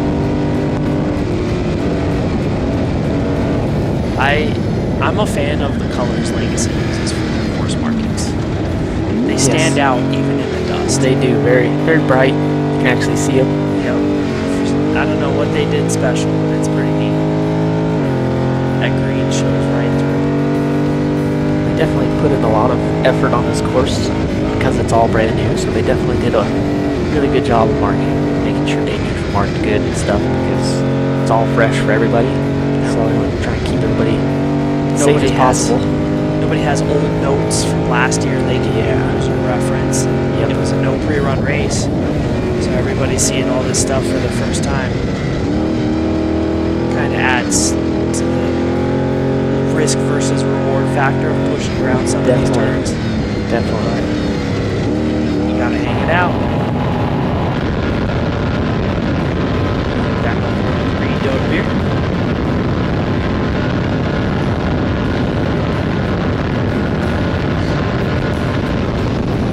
He is flat out across this kind of open plain section here. Good to see him moving again after being stopped in that same area that we were seeing Scafudo stopped at. But he has fallen way back because of it. Reed is behind almost all of the pro UTVs. So he was stopped in that corner for a long time. Definitely. See, Trevor Harvey is still stopped about race mile 375, so they didn't get that going again. Back on board with Kyle Kraft and Mike Scafudo. They try to get it unstuck. I think they don't care anymore, and they're just trying to get it out. Because they did not care about the paint there. Yeah. He's just tossing them branches. The co-driver did text me asking for help, so I think they just needed to get towed out. But they're going to try and get it out themselves if the help doesn't get there soon enough. Hopefully they can. If they can get it out pretty soon, they could still go for a good solid finish. Blaine up in this tight section here. Based on the bike's times, I believe it gets tight through here, and then it gets really fast as they come out of it, going into pit 8. And then from pit 8 to pit 9 seems very tight. It was slow paced for bikes. I'm not sure why. Yeah, it seems like race mile 455 when they make that turn and head back down to the south. It seems like it opened up a little bit for them. That's where it picks back up. Yeah. They're in that tight section right now between 445 and 455. It's like 10 miles of pretty gnarly trees. It's extremely tight. He is still chasing that same dust cloud. Be curious to see when he gets around it how much harder he starts pushing. Yeah. Get a little clean air, see what he does. It's Brent Fox, who we're on board with right now, is the truck that started behind him. He's not in dust, so I think Blaine is pushed ahead. He's pushed pretty hard. Ziegler. He's able to use that class 1 to its advantage. Well, there is dust there.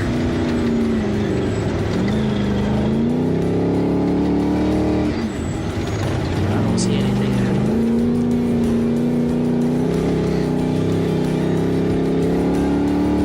Why does it sound like he's looking at Kind of sounds a little Yeah, he's cruising back in the pipe. See if he can run down Blaine or Ziegler ahead of him.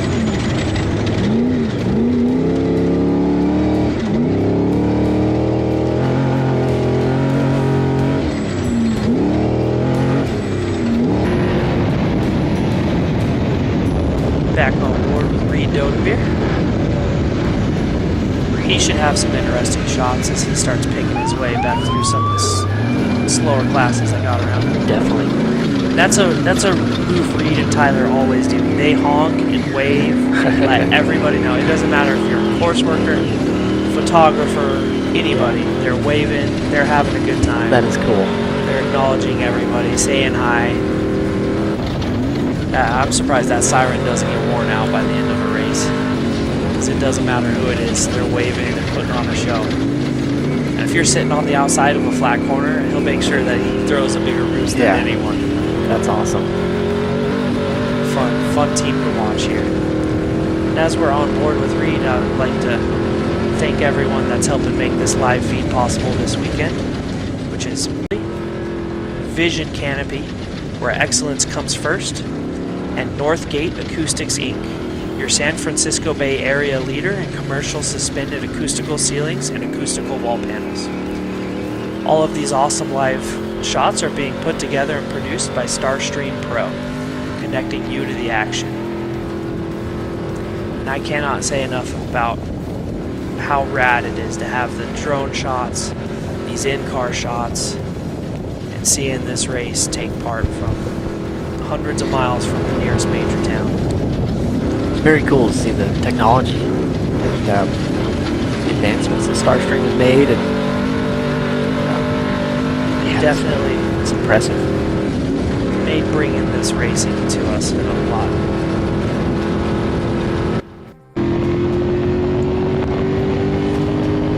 Looks like Blaine Conrad kind of got back out of those trees a little bit, back into some open stuff. I thought that's what I saw in Reed's camera, and it is. Corey Goyne is stopped about race mile 415. We watched Reed go by and they waved to him, so must not be any injuries or anything like that, just some car issues. But that was one of our Class 10 cars that was in the hunt for the win this weekend. He was the first one off the line. Class 10 on line, yeah. So now Todd Jackson just got to be smart. There was quite a bit of attrition in Class 10 yesterday that held people up. Yeah. Caitlin Cox was the closest 10 car behind those two, and she's 2 hours back. So Todd Jackson just has to have a smooth day. And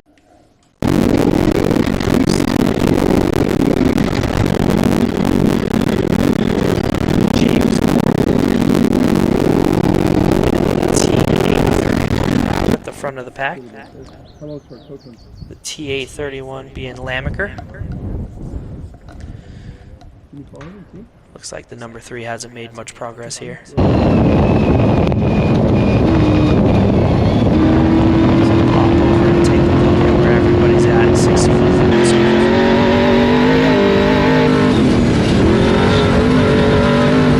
Looks like our lead truck, they're hopping back and forth based on times. Jake Johnson and Justin Beatsmith are about race mile 460. They are the lead pack of all these 4-wheel vehicles starting today. Looks as our lead Pro UTV that took off first, Nicholas Gurries, T93, looks to be stopped on course. That's a... Wondering where he went. That's a shakeup. Yes, now that Alan Roman's T831 looks to be leading that class now with James Moore right behind. Looks like Curry's going down. He's letting Nate Hale sneak up into 4th. Yeah, so he can get whatever happened fixed and get back on course. Have to keep an eye on that and see if he gets going again. Yeah, and shake things up. He's already 10 miles behind the lead pack now. He was the lead pack, so man, look at this dust just hanging up in that tree section. It's heavy. are you supposed to go? Can't It was see. straight, Yeah. but you couldn't see a foot in front of him. And you don't want to make a mistake up here either, because you just park yourself into a tree. Tree, rock, ditch. Lots of unknown up here. You'd be like the number 3 hanging out in the bushes. Yep. I hope they get going again. They're fun to watch. Right there is where your co-driver is important. Yeah. Yep. Lots of crossroads coming in. Looks like Kyle's texting somebody while Mike's sitting in the driver's seat. Man, rough weekend. Definitely earning it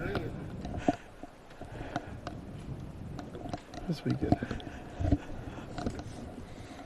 Hopefully we get some help soon.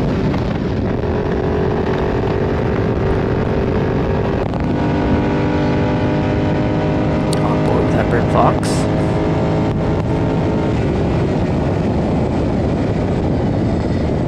Yeah, some pretty clean air, it seems.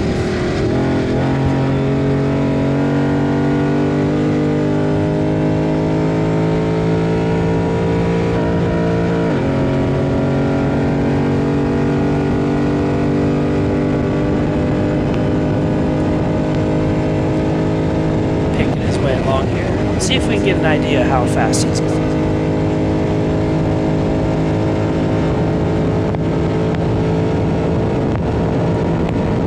This is a wide open section.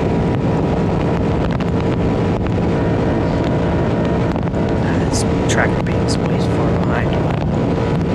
The guys in front of him are running about 90 miles an hour through that section.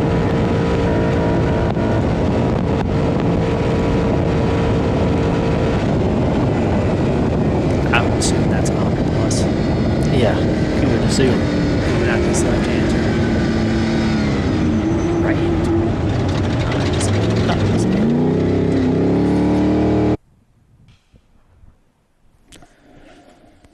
Alright, pretty awesome shot here. Looks like the T975 coming down into... Is this pit 1? Pit 7. It's gotta be, because they aren't at pit. Yeah, It's pit 8, pit 7. pit 7. First pit for the day. Yep, that's them.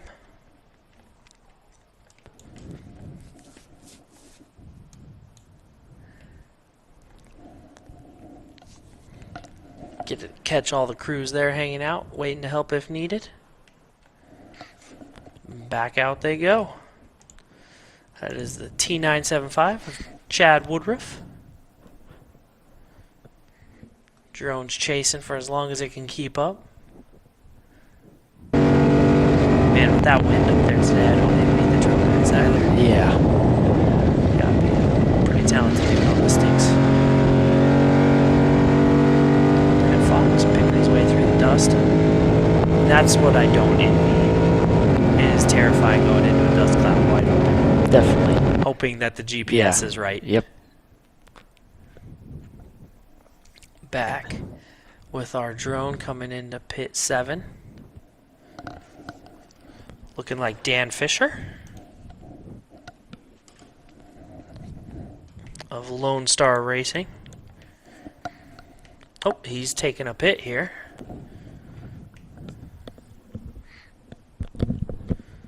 Wonder what they're doing to that thing.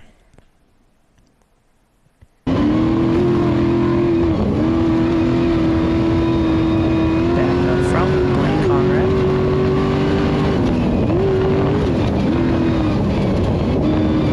Kind of funny to watch his footwork here. You can see his knees going to town. Can't quite tell if he's still in some dust. Does look like it. Or he Yeah. might be forgetting to wipe his camera. Well, he's pretty good about it yesterday. Tight turn, man. He's an animal for doing this also, though. Yeah, that's impressive. That's all I gotta say. You're one misturn away from ending your day. Yeah. You got a lot of things to be watching out for being a single seat driver. You're in a single seat punching through the dust. It's twice as bad. There's nobody saying straight, straight, straight. Turn it on. No help, it's all up to you.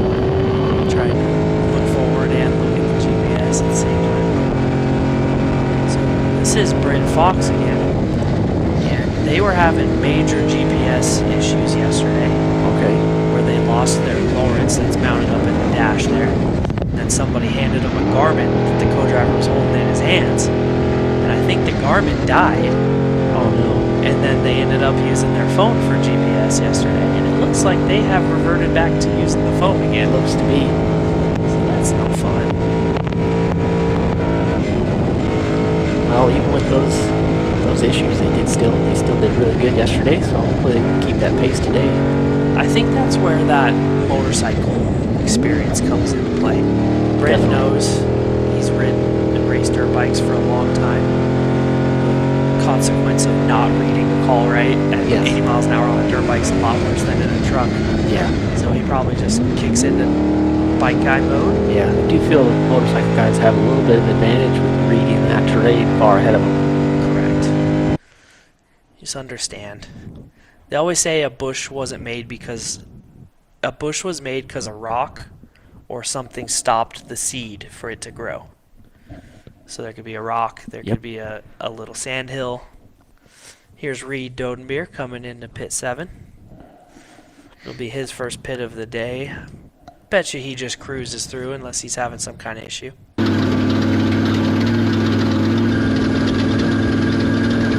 We don't have any word on why they were stopped earlier in the race yet, do we? Nope. Did not. But looks like everything's good to go for them. Reed heading out of pit 7. I wonder if he's going to have anybody on that truck at the end of this race. He's only a couple a door panel and a fender away from being completely naked.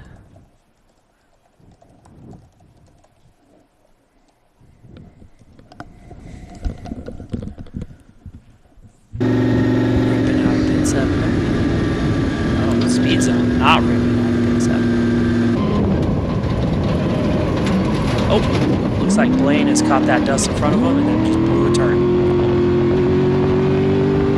He's definitely pushing, trying to catch him. And he's probably tired of sitting behind it. Yeah.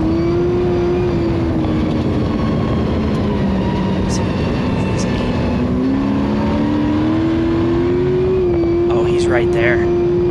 He's catching. He's trying his hardest to make this pass happen now.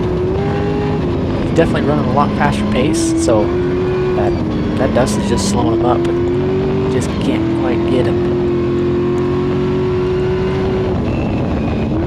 What's him on the hood there? No, looks like some paper flapping around. Maybe he taped some microfibers up there? Maybe. On the tracker, he's going 100 miles an hour, and he is right behind Connor McMullen. Or one of these others, 36100s. So he's there. And our lead pack is stacked up. 1, 2, 3. So yeah, still a super tight race at the front here. So we watch Blaine Conrad try and pick his way through. Oh, Brent Fox's co-driver is holding. It's his phone and he's looking at the ground. I wonder if they dropped something there.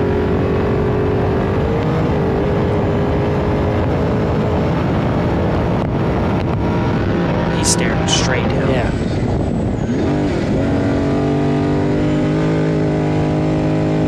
Still moving at a good pace though.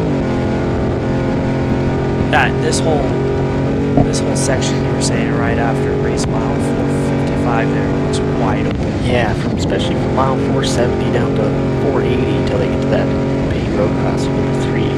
They'll run right into pit 8. On the map anyways, it looks just like a straight shot down. Straight and wide open. Yeah. I saw the 25 sign there, so Reed is in the speed zone currently.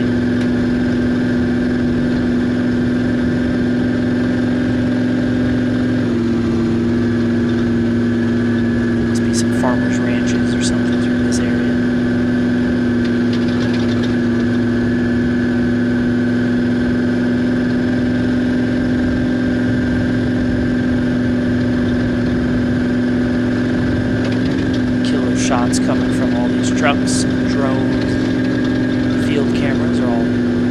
to us by Starstream Pro. And an awesome list of sponsors here.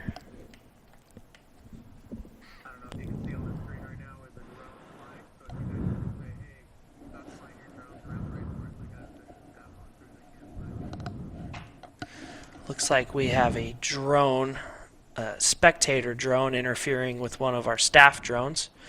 If you guys are listening, can you stay away from our staff drones? Because if you guys are flying, it interferes with us flying, and we are not allowed to.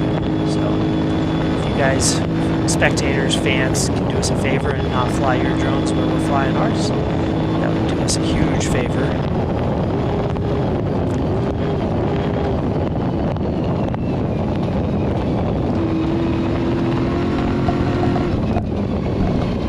On this weekend's live feed is brought to you by Maxxis Tires, Tread Victoriously, Vision Canopy, where excellence comes first, and Northgate Acoustics Inc., your San Francisco Bay Area leader in commercial suspended acoustical ceilings and acoustical wall panels.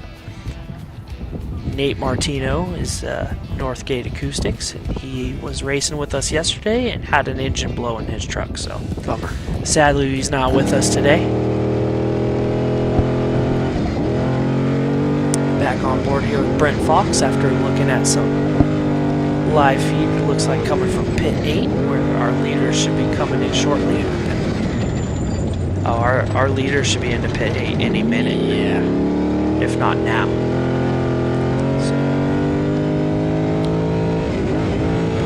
Jake Johnson coming towards pit 8 at 100 miles an hour.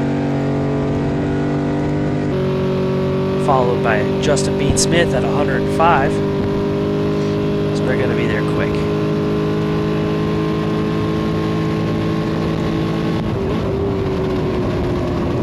See if we can't get a top speed off of Blaine Connor. I hadn't seen those down that road. Show us the difference. Yeah.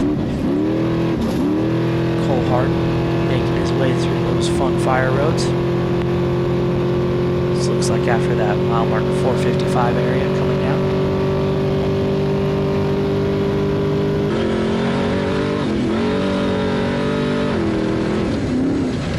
Got Adam Householder at 104. Right with Justin Smith. So that live feed from pit 8 will be neat because we get to see our separation in the top 4 6100s. That'll be good. Be able to get a little bit of a split time on them. See how close they really are. All Jake has to do is stay out front. He had 7 minutes over everybody on top of starting. Yeah, he did ahead. So that's a whole good pace. Somebody has to make up 8 minutes on him.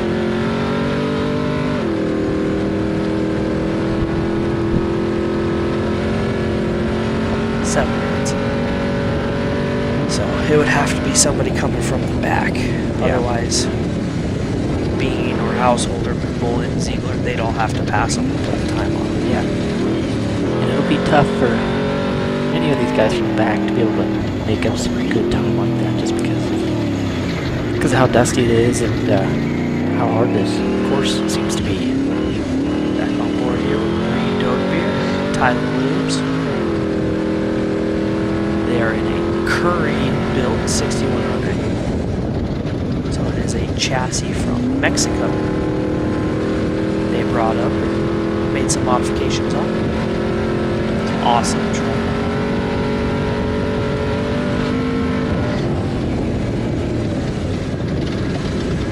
It looks like the only person that could beat Jake Johnson on time without passing him would be from Miles Miller or Travis Chase. One of Marigold, Barry, Harden. So anybody from Miles Miller back could beat Johnson on time without having to physically pass him. It'll be interesting to see Cole Harden. He has definitely been pushing today. Here's Jake Johnson coming through pit 8. So that's for sure physical leader still. The next group of guys are right on him. They have made up some, or not made up time, but they're hanging right with him. Got the ground shot. You can see the Yeah. drone chasing him as it goes by.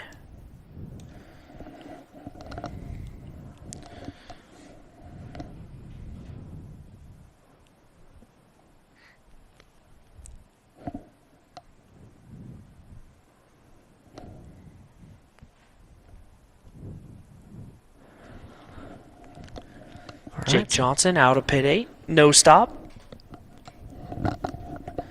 So this is where I was assuming it got tight up in these mountains.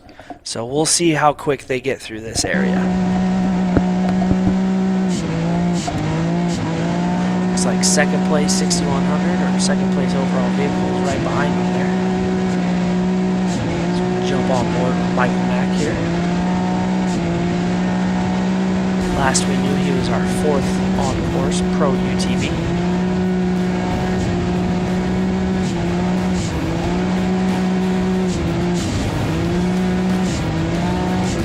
No dust, so he might be passing forward.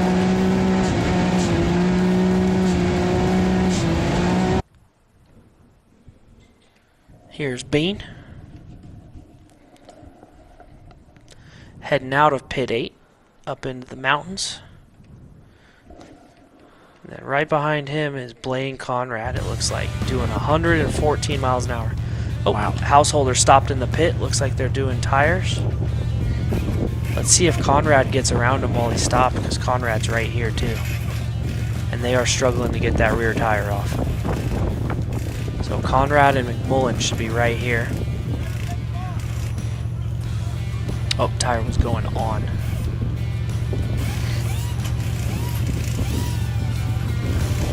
Looks like the fuel guy's done, so once they get these lugs tight, they'll drop it and send it. Does he get past? Nope. Seems like he beat him out. Yep, he's out clean. So, 3rd place physical. Householder. So it's exactly how it started so far. Jake Johnson, Justin Bean Smith, and Adam Householder. 1, 2, 3. Looks like we have our Todd Jackson Class 10 car coming through pit 7. And Householder heading out of pit 8 up into the mountains.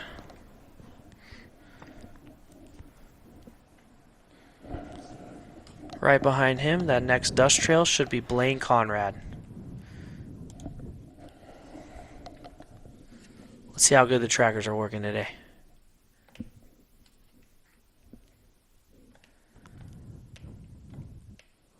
Looks like Corey Goink got going again. Oh, Michael Scafuto's going again. Awesome.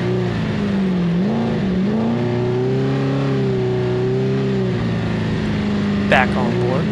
Michael Scafuto is now moving again, blowing that turn a little bit. There's some big rocks on the outside of that one. Definitely. Them are going to try for your sidewall. So Mike and Kyle either were able to get enough branches under it to get it out, or one of the retrieval guys was able to get out there and give them some assistance. It's probably likely the case because they seemed pretty stuck.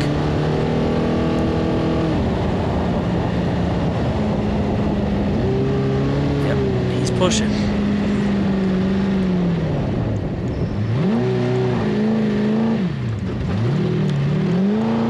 The next truck through pit 8 should be Connor McMullen, and then Blaine right behind him. I think they got through. Awesome. I think they snuck through on us while we weren't over there.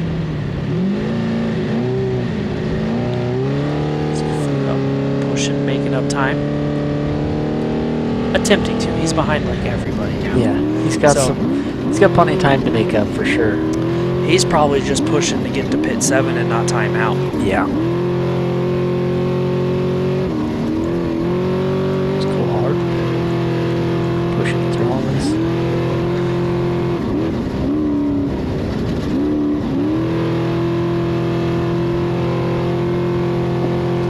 On board here with Cole Hart, making his way through this wide open plain section here.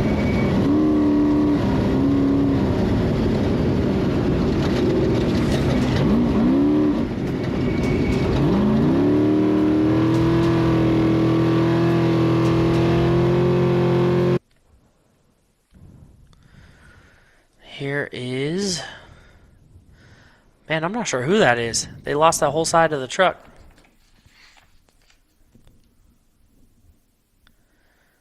Oh, that's that Jeep Speed.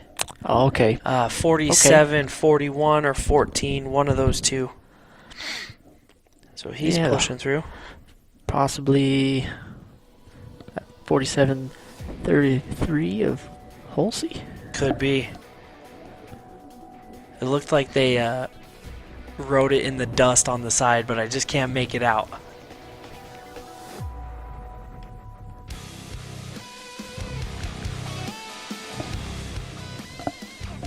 I'll put a big roof sticker on the aluminum panel under the body, so even if you lose the body, you very can smart. still tell what Definitely it is. smart. Here we go. Looks like they're stopping. 4733. Look at, they wrote it on the side and like There it is. Yep. It's Andrew Halsey. Coming Black through tape. Pit 7. they duct taped it on the side. Getting some fuel in that thing. Got the fuel mat out, proper fire gear, fire extinguisher on the ready just in case. Wearing all the proper fire suit, fuel and gear stuff. Trying to keep the pit guys safe.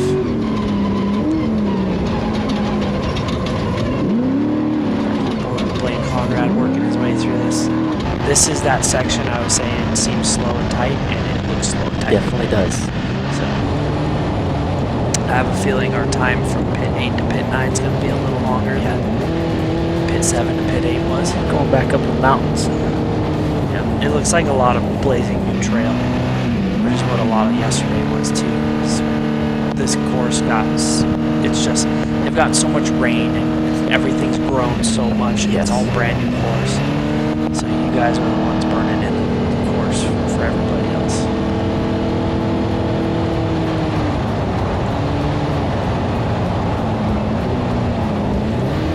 A lot of GPS racing today. It's definitely a little harder for some of the guys that are having some struggles with their GPS, like Fox. You know, that his GPS went out on him, so trying to juggle that problem, looking off his phone and trying to GPS through that's difficult. Yes, yes it is. So when you come back to the driveway, you can see. Yep. We'll have a fancy arrow telling you where to go. Michael Mack here. T821. These guys were an awesome watch yesterday. At one point, they didn't have comms. The co-driver was doing everything by hand signals. That's tough. Yeah, he was counting down 5, 4, 3, 2, 1, and pointing at the turn. That's cool. It was cool because you got to see how they called turns. Yeah. So you'd be like, okay, it's a 5. He'll point right and then give you 5 fingers, hold them, and then count down from 5. That's cool. So it's a right 5. That's impressive. Or a left 5. And it is interesting to see too, every navigator and driver have different, codes that they like called in different ways. So it's cool to see some of these guys actually use it and play it. Yeah, they're different rally note styles. I got backwards. Right 1 is right for me. Okay. While right 1 for other people is full lockup. Yep. 180 back. Yep, the opposite of what I guess rally code would be, huh? Yep. Backwards where Declan works.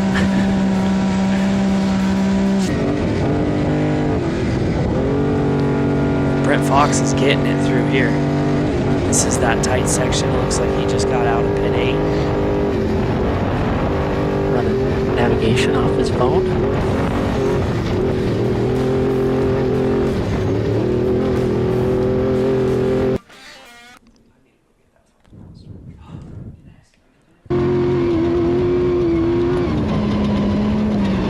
A little further in the back to the Pro UTVs. Looks like T831 Alan Romans is still leading them, but we have them pretty close behind them. It kind of groups up behind those guys. James Moore, Michael Mack, Nate Hale. Those three seem to be pretty dang close. They're starting to group up a little bit, so Pro UTV class might start to get some change up in there towards the end of the race.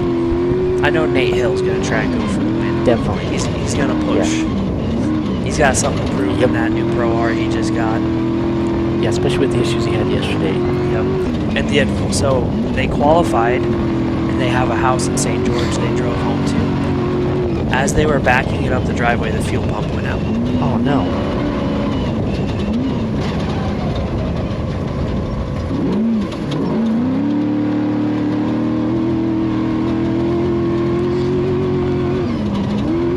Watching Blaine Conrad work his way through here.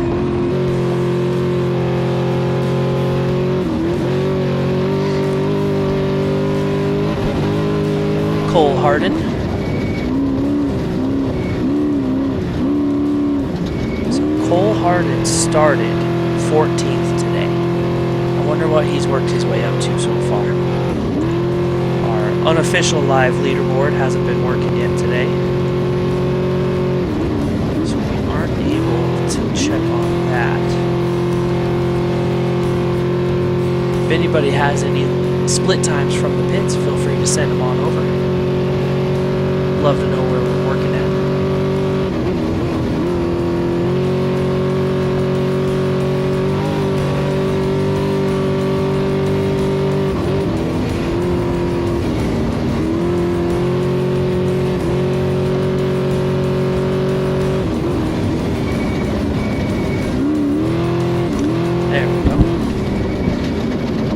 Refresh on the homepage and the new leaderboard's back up.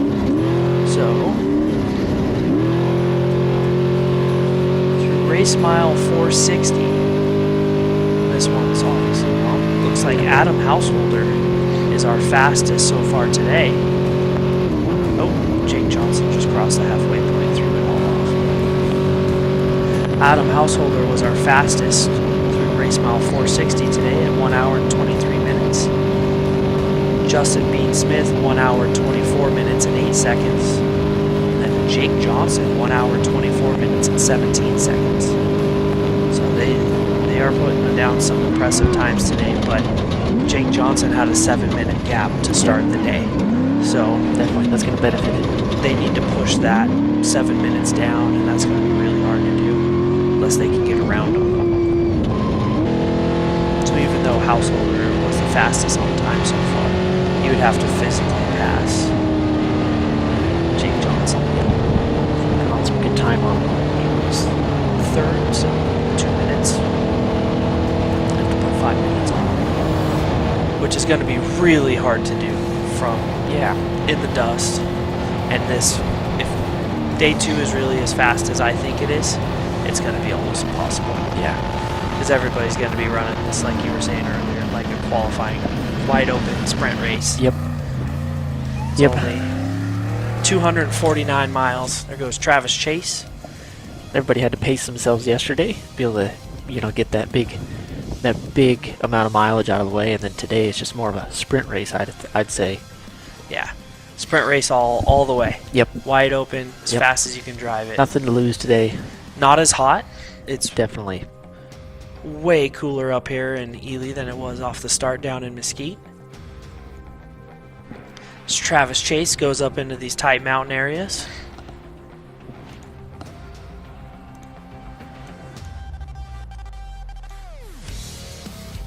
Man, some of these awesome drone shots from Starstream Pro, and it's just, they're so cool to see. Getting a little bit of word here. As of pit 8, Bean is first on corrected time by 23 seconds in class 6100. So Impressive. news coming in from, they might be a little biased. It's one of Bean's pit guys, but they're usually pretty fair. They'll tell you if they're behind or in front. So thank you for that, Clayton. I appreciate you, sir. So we follow Keith Marigold. Heads out of pit 8 up into the mountain section up here. Now when we're on board with Conrad, it's fast here for a little bit, and then it gets tight, and they're blazing all new trail through the vegetation again. So hopefully August doesn't have that same issue as yesterday. Although it is Kevin in the truck today. Okay. I'm not sure who his co-driver is in that unlimited truck. Kevin is no slouch though. He's been around the sport for many, many years. Back on board here with Blaine Conrad as we're picking through those super tight trees like I was talking about. This is definitely, I think, the slowest section of the day between pit 8 and pit 9. So once they get out of 9, it looks like an all-out sprint to the finish.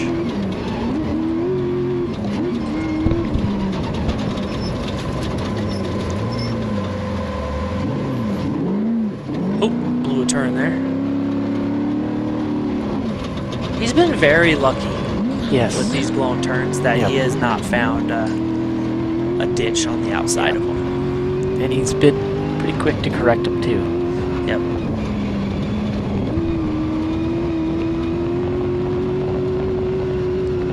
Wow, he is flying through here.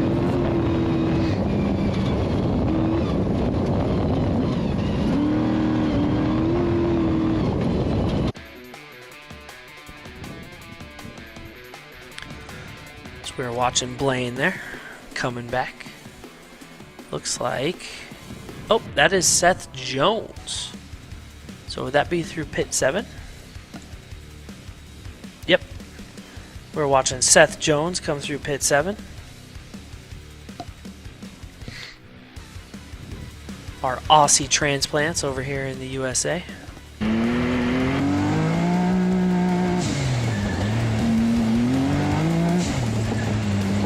Got bad news for Gurries. He still has not gotten going again. So our official first place pro UTV was Nicholas Gurries, and the T9A3 is still stopped. So that puts our boys that we're riding on with right now, Michael Mack, up into the 3rd place position. So there is still a good shot that they can go forward. Yeah. Lamaker has a pretty big lead going with Moore behind him, and then Michael Mack and Nate Hale chasing. So I have a feeling it's going to be really tight at the finish line today like it was yesterday. Looks like 10:36 Corey going. He's still stopped on course, so Never got going again? no, never got back going. That So, sucks. Going ain't going. Nope. He was our class 10 leader for the day. So shake that up leaves in it up 2 to classes. 10:30 Todd Jackson. Looks like if he just runs a clean, smooth race, no issues, he should do pretty well. Oh, yep. Our class 11 stock bug is going past Corey right now, so. Corey going. Sad to So, see. I was hoping for yeah, a it's a bummer. clean race from those guys. Yeah. T905 of Austin Bolton seems to be stopped also at race mile 415. Been sitting there for a long time. Starting to see some attrition rate. Yep. Thinning out a little bit. Definitely. On board here with Blaine Conrad as he picks his way through this tight section. See Michael Scafuto still cruising right along, so they're back at speed.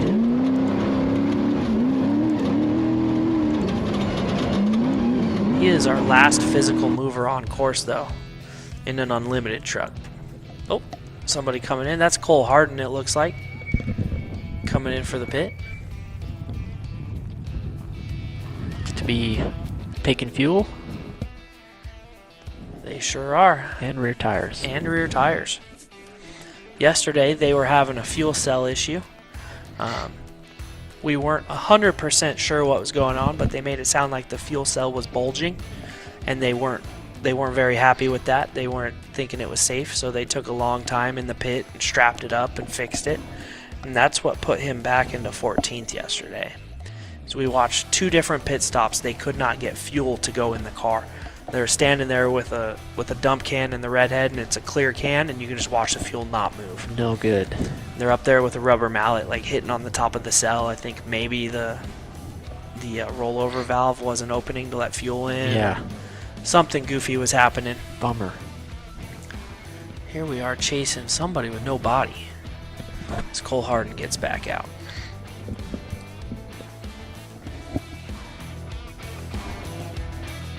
So Cole is in and out of pit 8 pretty quick, a lot faster than his pit stops yesterday. Good to see. Pit stops yesterday were pretty nuts as the drone threads the needle through the electrical tower there. That was pretty cool.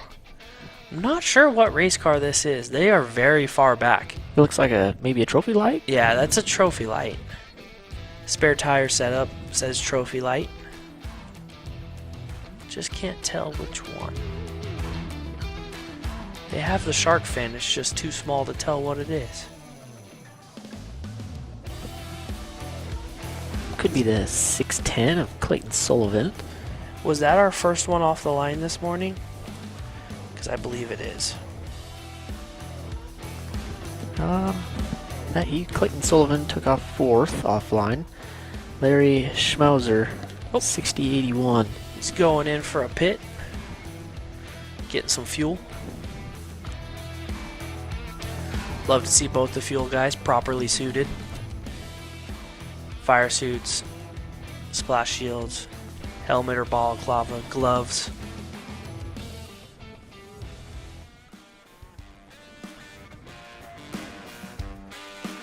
Clean. 1 can, so 11 or 12 gallons. Very smooth. He's out. It's actually quite a bit of fuel to take at the first stop. Maybe they're going to skip the next one, though.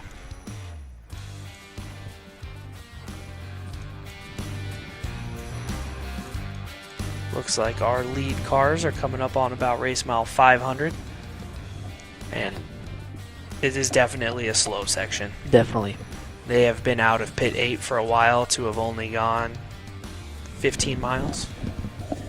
Slower section. Nice technical. Back on board, Michael Scafuto.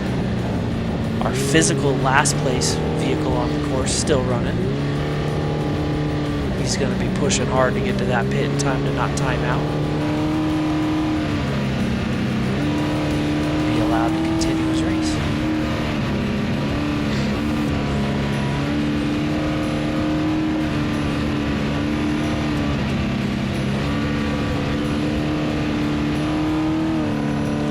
Looks like we'll have some awesome split times coming from pit 9. So that'll be when we get a really good idea.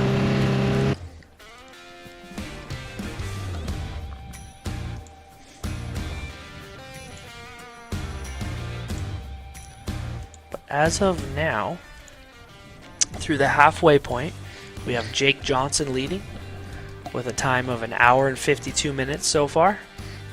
Adam Householder, 1 hour 52:26. And Connor McMullen, 1 hour 52:28. Justin Bean Smith, 1 hour 52:40. So our top 4 trucks are all within 30 seconds. Very cool. Very cool to see. That's a tight race up That front is. there. So they're all pushing each other. Yep. And then Miles Miller, no slouch, only 2 minutes off the pace, give or take, with 1 hour 54:41. And then David Ziegler, 1 hour 56:18. This is through today's halfway point. Let's take a look at how our Pro UTVs are doing. So through race mile 430, Alan Romans had done it in 1 hour and 23 seconds. Nate Hale, 1 hour 46 seconds. So he's pushing. James Moore, 1 hour, 1 minute, 17 seconds. And in 4th place would be our Michael Mack, who we're watching right now. 1 hour, 1 minute, 50 seconds. So he is currently 4th on time. We'll see where they end up at the checkered flag. Because he's obviously not afraid to push through the dust that we saw yesterday and are seeing right now. Yeah. On the gas, always.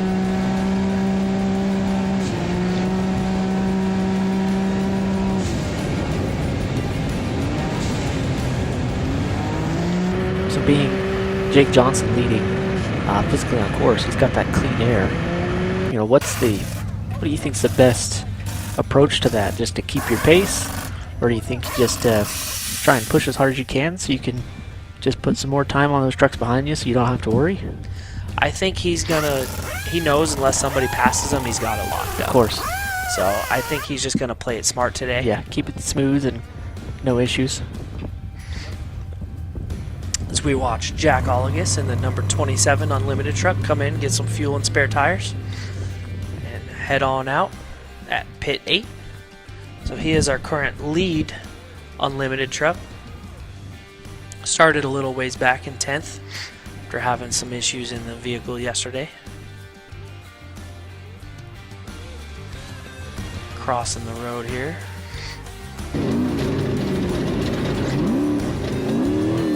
Once again, if you are a spectator out there at pit 8 with a drone, can you please land it or fly someplace else and not interfere with our FPV drones that are running 100 miles an hour down the pit? We really appreciate it. Thanks, guys.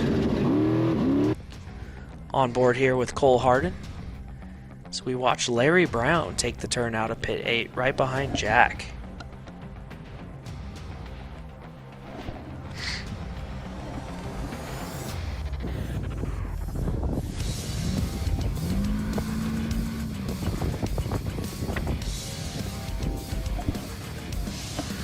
Looks like we have another pit going on here. Taking some fuel and some tires. There's Joe Jepson.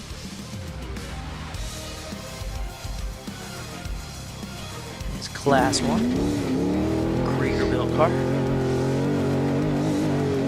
Brent Fox in a 19 Industries 6100.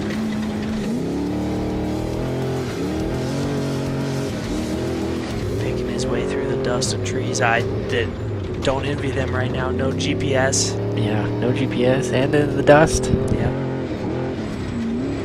Super tight. Trying to read it off of a phone.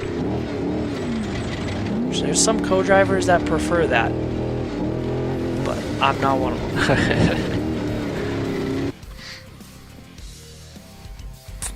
No, one of the faster groups is Cade Garcia and Nick Almeida in their 6100, and he navigates off of his phone. He holds it in his hand the whole race. That's impressive.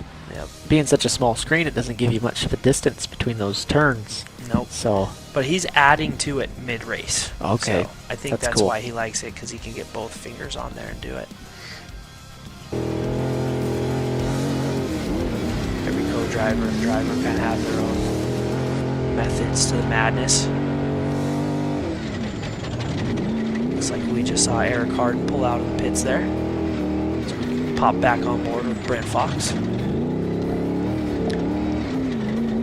So Eric Harden's making up some good time too. Yeah, looks like him and Larry Brown have pushed forward. So we did see Jepson go out, so they're about, I shouldn't say push forward, because they're about where they were. Have not seen Curtis though. We know Trevor Harvey is stopped.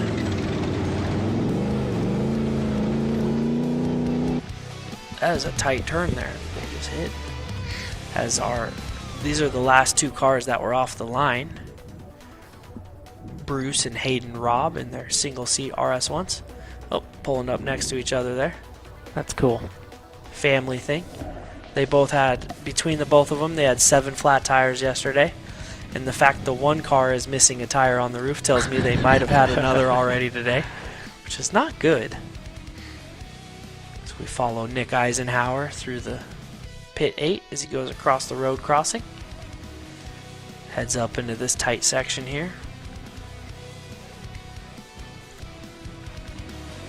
Legacy playing games with you. They throw you some of the fastest sections of the course right into the slowest. Yep. Slowest and tightest. Donald knows how to get you excited and then beat you up. See if we have a split here on Eric Harden.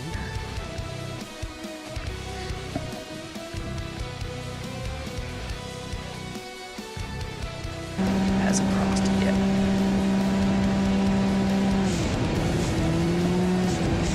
Michael Mack.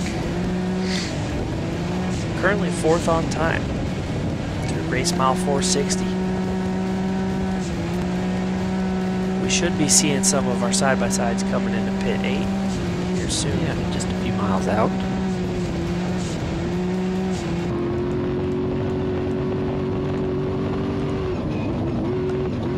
Yep, lead side-by-side. Passing race mile 470. The pit is about 480, so 10 more miles. But it looks like 10 flat, wide open miles. Yeah, definitely. Curious, I'm gonna pay attention to them and see how fast they get that Mavar going down that road. Bet you it's 100 plus.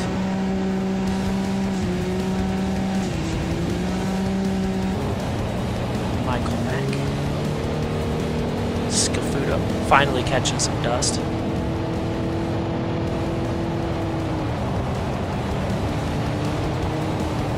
So that was just somebody going down an access road next to him.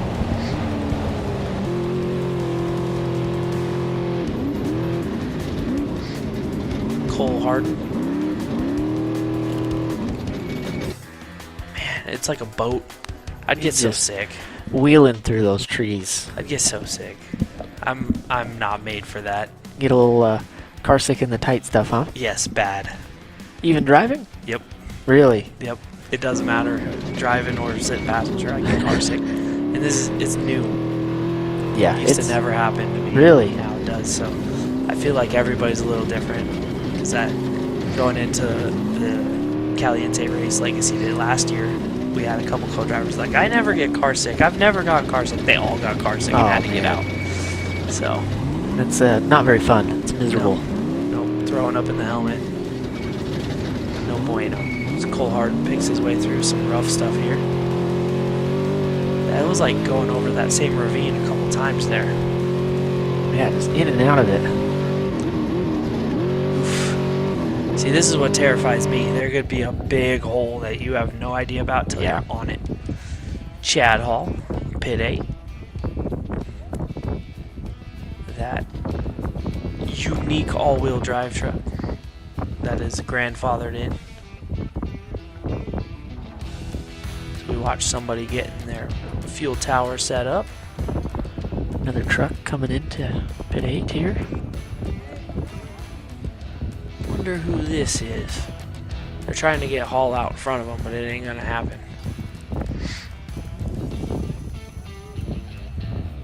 Maybe it is. Oh, that buggy got out in front of them. Is that the Jake's Fab Class 10? Looks like. Oh, that's Joe David. That's Joe David, yeah. Joe David still cooking along. Nice to see. That's Mike Fry pulling in. Looks like they're doing a Driver change. and rider change. Yep. Mike's a tall dude. He don't need the step stool, so obviously that's not him getting out of the passenger seat.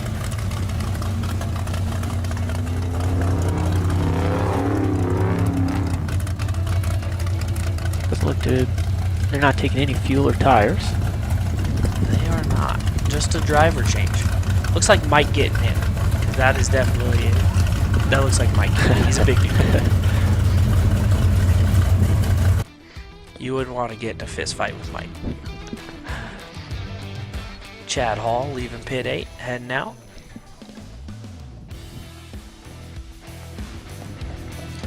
Looks like lead side by side, Pro UTV. Should be coming in any second. Yep.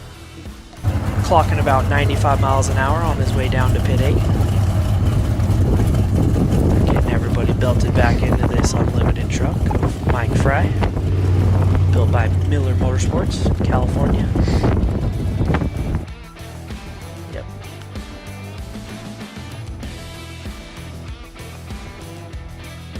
There is the Brenthal 6100 heading out of pit 8, so he snuck by. Oh no, that's the number 26.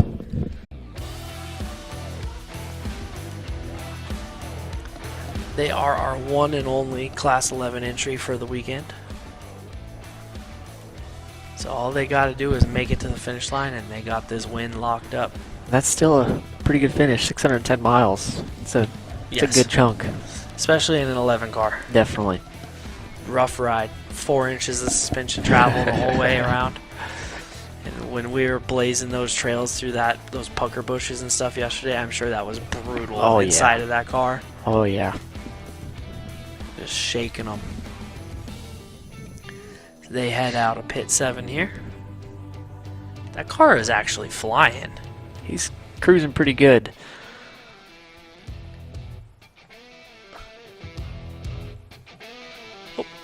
Here comes, this looks like Nate Hale. Oh, nope, that's a Maverick car. So that might be James Moore or Alan Romans leaving pit 8.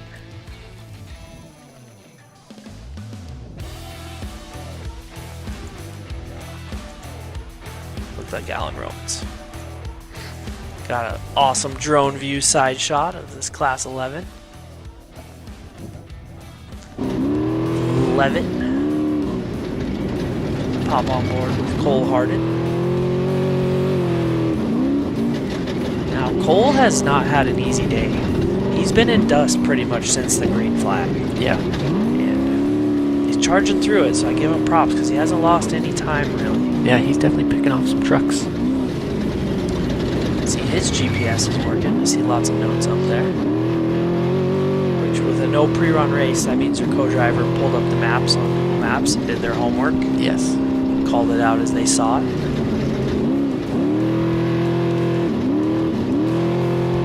Which is a unique skill set to have.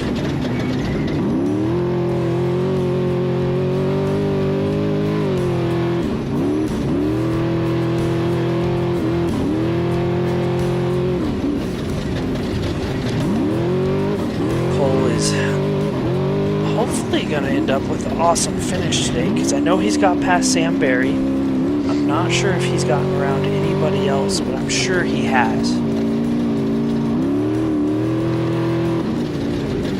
And he is fun to watch. Oop, there's that turn we saw Blaine blow. Yeah. Cole missed it a little bit. Made it straight. He didn't blow it, he made it straight. Yeah. He's making his own line.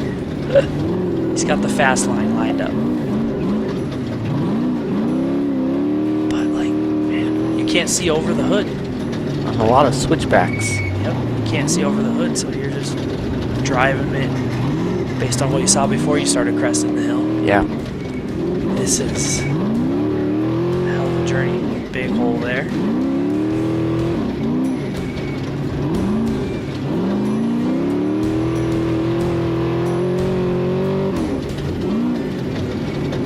He's back in the dust cloud. Seems to be never ending for him.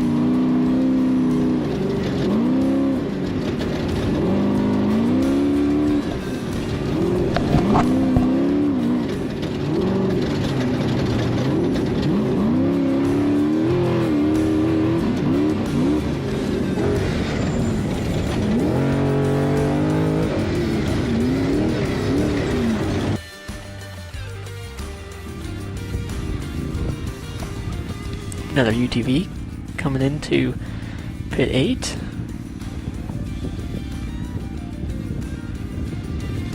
Looks like one of our Mavars. So that might be James Moore. There.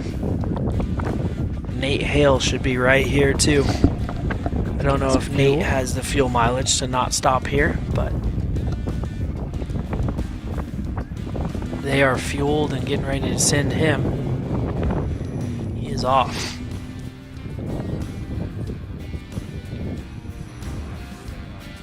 Next UTV should be coming in any minute. Next one should be that the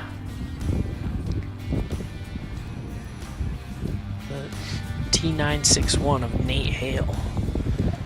That mid-tag car that you can't miss is so low and wide.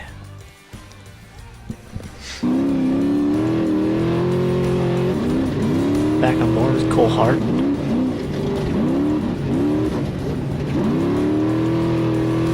He's pushing really hard. Yeah, he's got clear air. He's got to push while he has it. Definitely.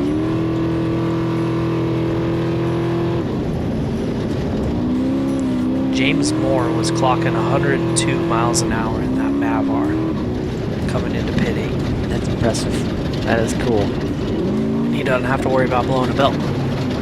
Just run it.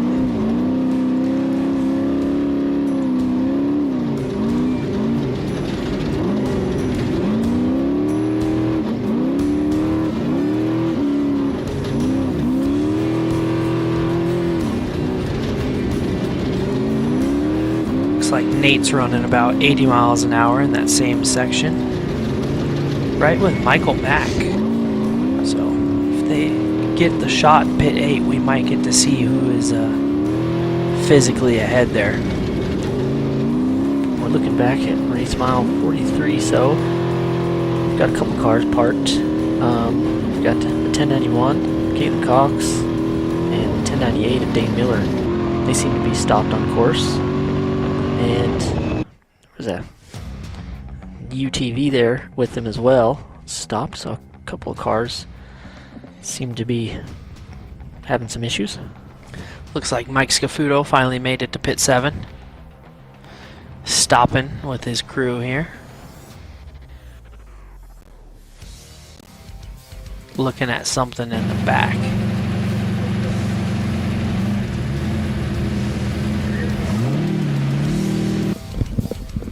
And they're sending them. Must not have been something too serious.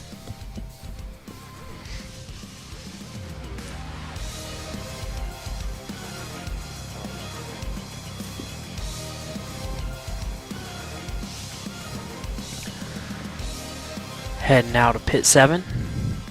He was our last mover, last I checked, but it looks like he's gotten around a few people. There's the 1592 of Jeff Carey rolling through pit 8.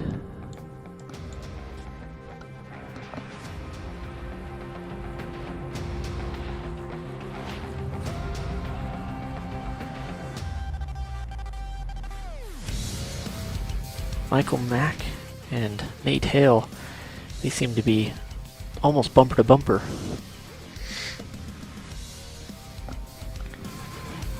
See if we get a live shot of that. Here we go, coming into pit 7. What's this? Is that Corey going? Did he get going? He sure did. Seems to be, yeah. Yep. So Corey going into pit 7. He was stopped for a long time. Hard to say why. Nothing visible. And is this pit 8?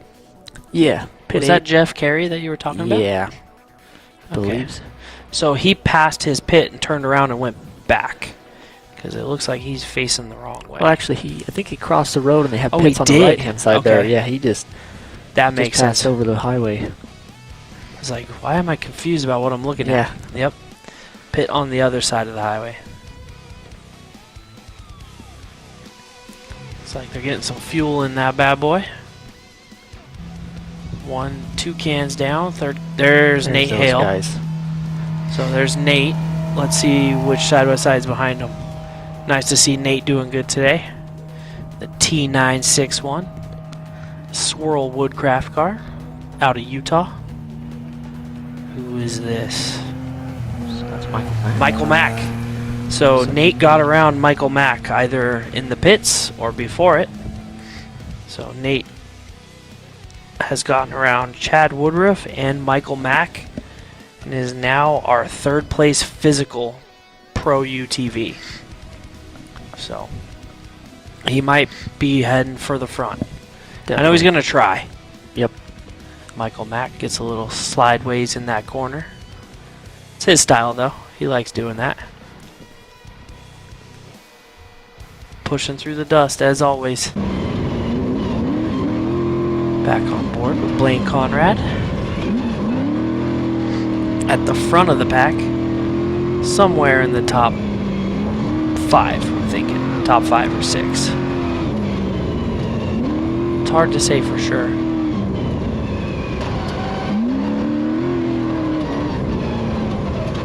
We should have some good split times and know exactly where everybody's at pit 9.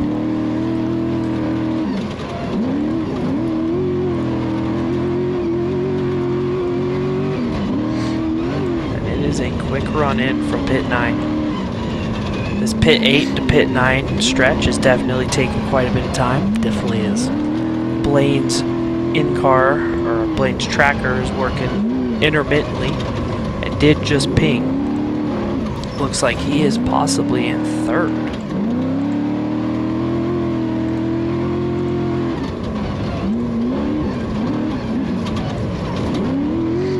So that's good. Moving his way forward a little bit.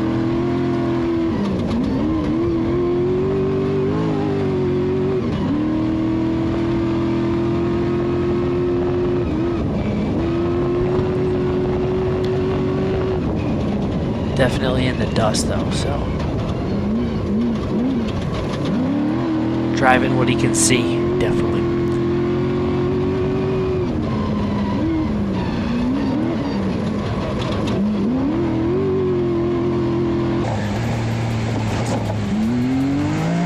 Back on board with Michael Mack. Just watched him pull out right behind Nate Hale. I don't see Nate's dust, so is Nate just going that fast? Oh, yep, right there. Nate's pulling away. So Nate's putting on a charge here, definitely. So I wouldn't be surprised. This is a super tight section they're going into. I wouldn't be surprised if Nate make up more time. That's where that car shines.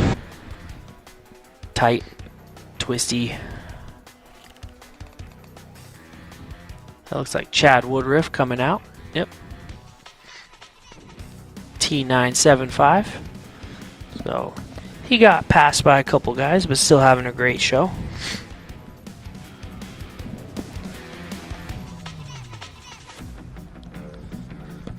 Looks like one of our trophy lights in the pit.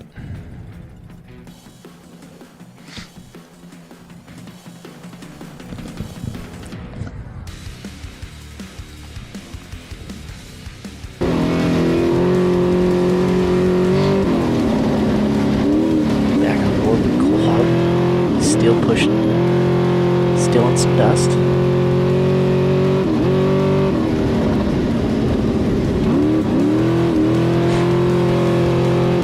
Left or right, left or right, left or right. Choose down. A lot of options here.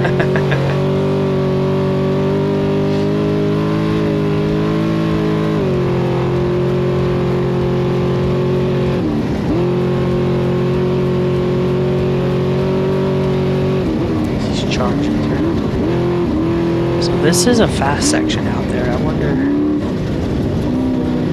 Seems like once they get kind of over that mountain range there on the backside, it opens up a little bit. Definitely does. Okay, so he's about race mile 503-ish. Okay, it's fast up there. Back on board with Michael Scafuto.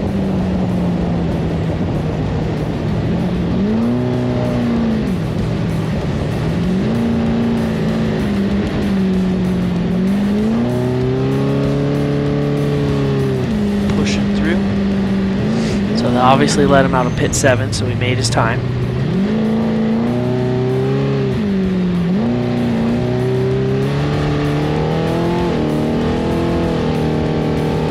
Just charging down the course here.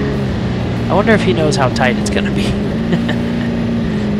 He's definitely going to slow down for him a little bit. Yeah, I think after their off-course excursion earlier, he might be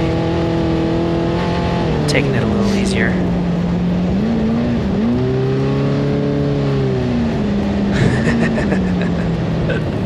So, Chase Mankins' co-driver just sent me a picture. They're doing 103 miles an hour heading down towards pit 8, it looks like. Said car is feeling extremely well. Course is very fast. Good. So, good for those guys having a good run today. Tristan Powell riding in the passenger seat with them. Yep, they're heading down towards pit 8 right now, so 103 is pretty damn good out of a Pro R. Yeah, definitely. That brand new car. It was built by Car 1. Sucks they had a DNF yesterday, but maybe they can put on a good showing today on time. Yeah. And coming from the back, there's not going to be a whole lot of dust. They might be, and they want to keep an eye on. Yeah, they'll have a good worn out course for them to actually be able to see where the course is going and zoom in a little bit. Through race mile 460, they are 4th fastest on time so far. Awesome.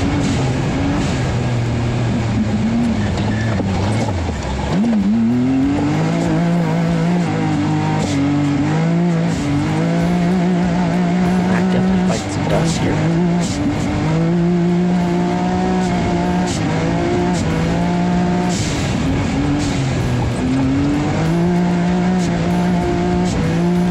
Doesn't look like that wind is really helping it all much anymore. Almost looks like it's making it worse. Yeah, almost does.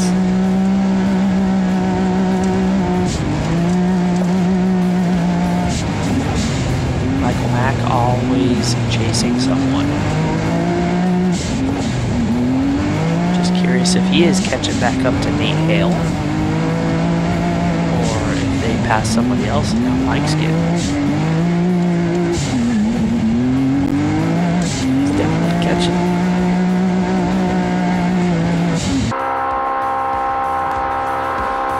On board with Chase Mankin and Tristan Powell, as he's probably texting me.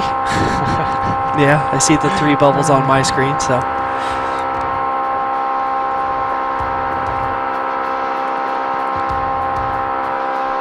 Let him know where they were doing. He said, sweet, we are going to try pushing hard for the next 100 miles. Getting full refill on gas at pit 8. Awesome. So, some live updates while they're doing 100 miles an hour in the car via text message. We were 4th fastest UTV through mile 2 cool kids. 460. Man, and you can just see how fast the scenery's going by. They Yeah. are ripping down into there. That 2 is minutes cool. 45 seconds down from the leader.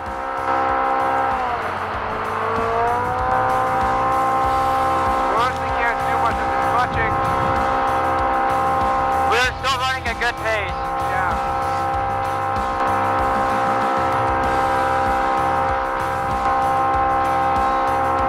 If on all these straightaways, they're probably doing at least 10 miles an hour faster.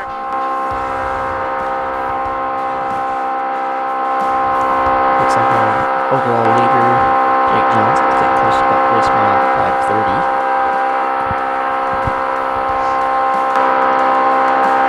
Seems to be doing good.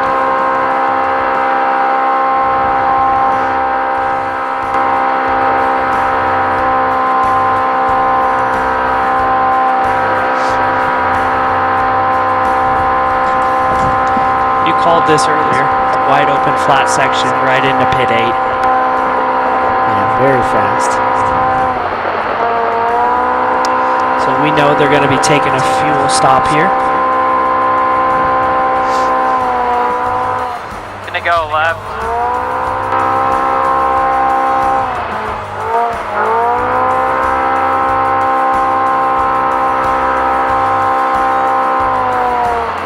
Go right 1.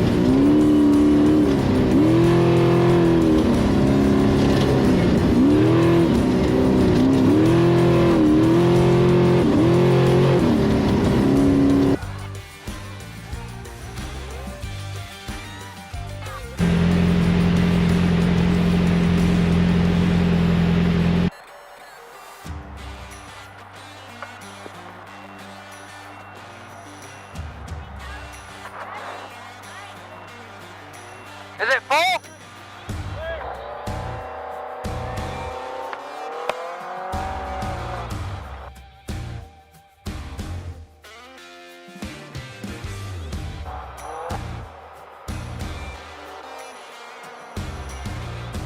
Can I get that wet rag again?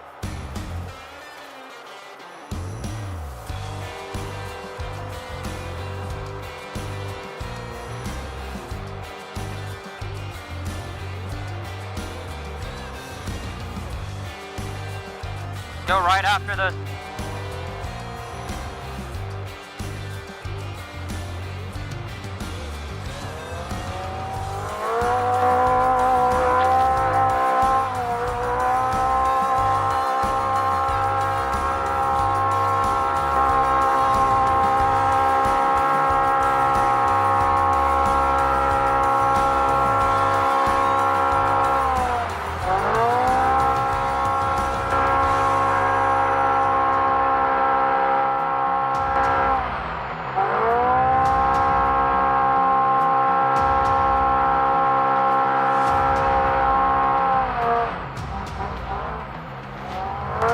Go right one.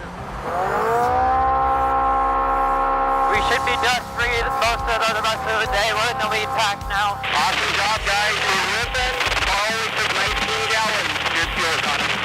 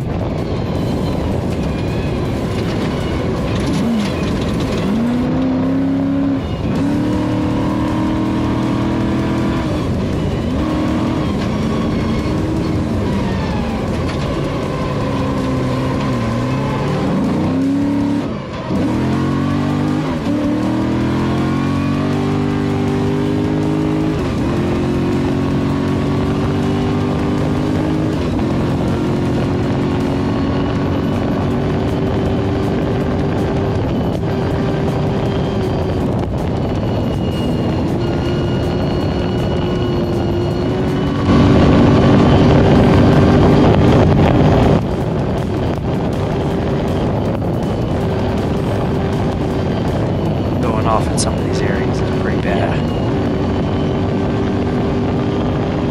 unlike most other race courses further south that a lot of people race before, you recognize, or you can kind of judge off of where you're at, and you know what the consequences are, or how bad certain areas of the race course are. But being up here, it's all brand new, so it's all just a guessing game for these guys. So they just take the risk. Yep, you don't know if flying off the course is going to be just sagebrush or if there's a lot of rocks out there. Yeah, we've seen it. Back on board, Brent Fox. He's making good time today. Can't quite tell, but I think his co-driver's still navigating off his phone for him. Yep, you can catch it just right sometimes. Light is just right.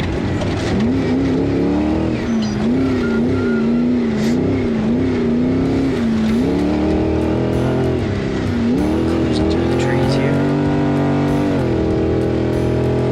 Looks like we're getting some more updates on the leaderboard. So let's hit Pro UTV. So Alan Romans, which was our first car through pit 8, made it through in 1 hour and 58 minutes, 29 seconds.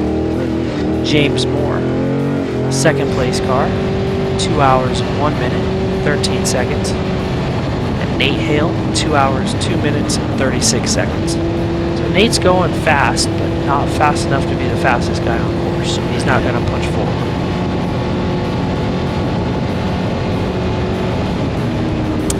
Dan Fisher following Nate, 4th place, with a 2:04.15. Chad Woodruff, 2:07.02, 5th place. Michael Mack, see here on the tracking anyways, he is stopped at, looks like he's stopped. He's definitely stopped. In between mile 485 and 490. Wonder if we have a onboard from Michael Mack that'll show us what he's doing. They are stopped. Co-driver's out of the car. Looks like possibly tire change. Yeah, maybe just a flat. And back on board with Brent Fox, currently running about 6th place on time, 6,100 for the day. Jake Johnson, Adam Householder, and Justin Bean Smith are still all in the same minute. That is awesome. Yep. So at good racing. race mile 520, Jake Johnson, 2 hours, 27 minutes, 36 seconds. Adam Householder, 2 hours, 27 minutes, 52 seconds. And Justin Bean Smith,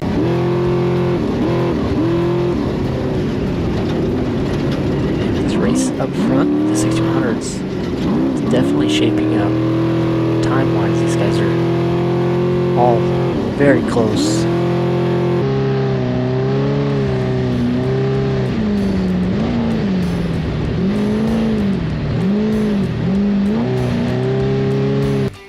Looks like the lead truck just a few miles out of pit 9.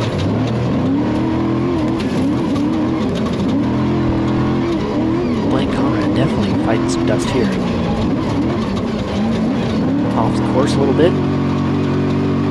He's chasing him down. He's trying to get around him. He's trying to stay off course and get out of that dust. And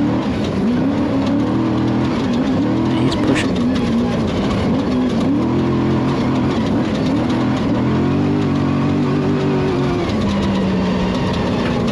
Just trying to fight for clean air all he can.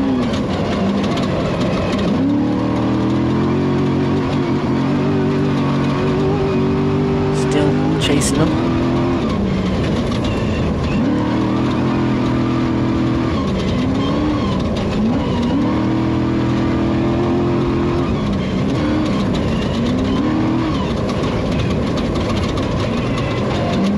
Man, he is. That dust is so thick. Just fighting.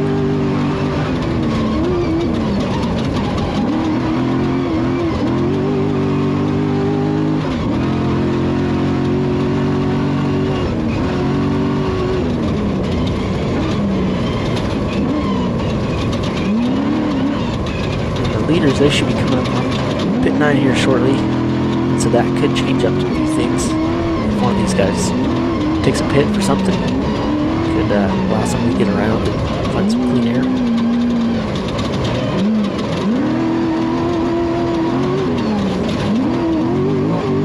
Oh man, Blaine's back off course. Just trying to find some clean air.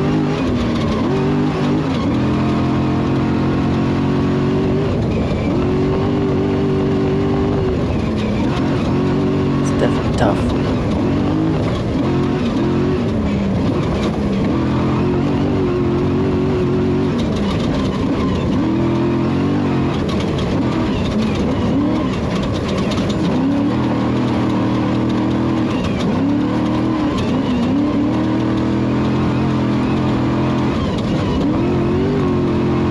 Seems like he's lost a little bit of ground. I think that dust is just so thick. Don't want to run the risk of causing any more difficulties for yourself if you run off course or run into a ditch or something with that thick dust. So back on full hard, still fighting dust too.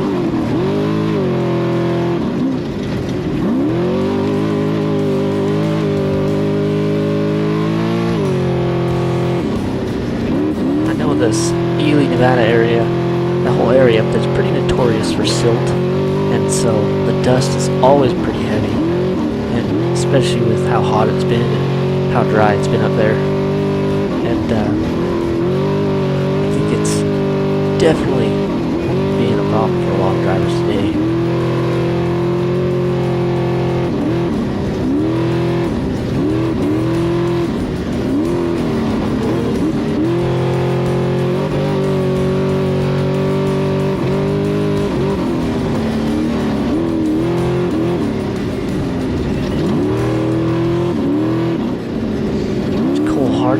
He's passing through about race mile 525 or so.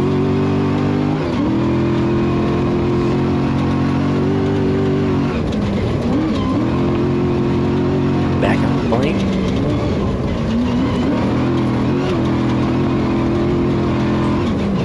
Definitely, being a single seat guy, definitely having a much difficult time trying to read GPS and fight through that dust. So I think he's lost a little bit of ground in that truck in front of him, but he is still pushing hard.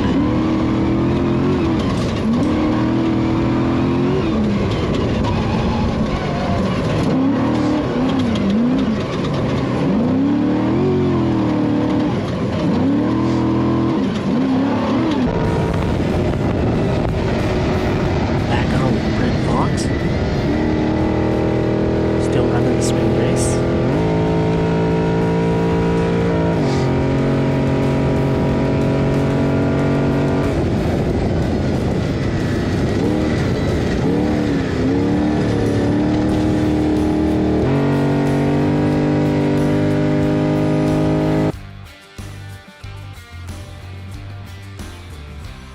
Oh, found a new line there around the trees.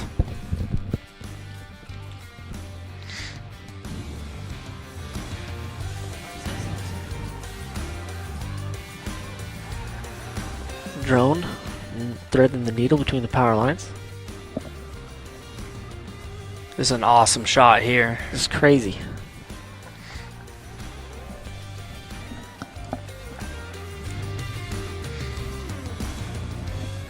That's our leader.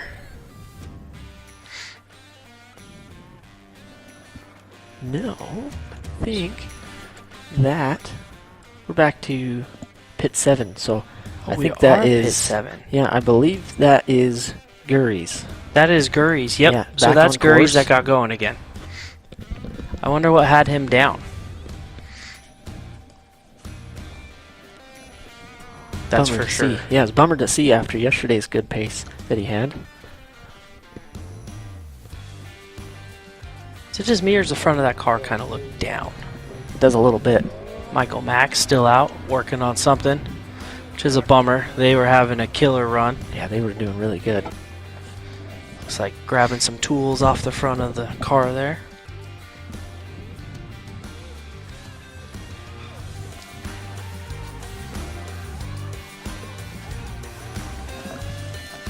It's good to see Gurry's going again, though.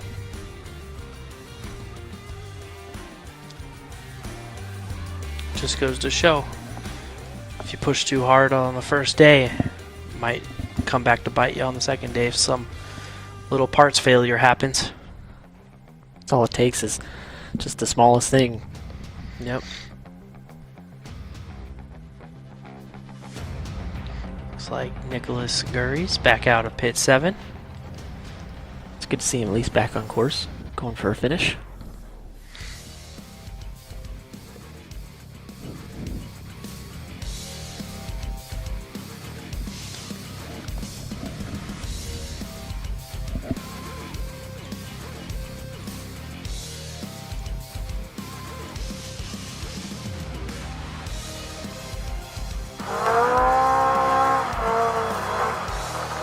Gonna go right 1. Looks like we have on board with Chase Mankin going again. Go left 2. Tristan Powell riding with him.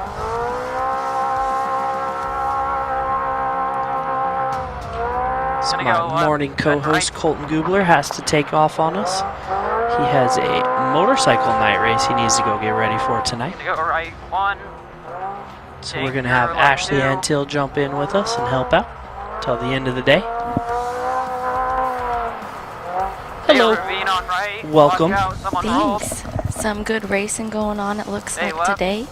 It's been pretty dang good so far. We're on board here with Chase Mank and Tristan Powell. Jump back over to Cole Hart.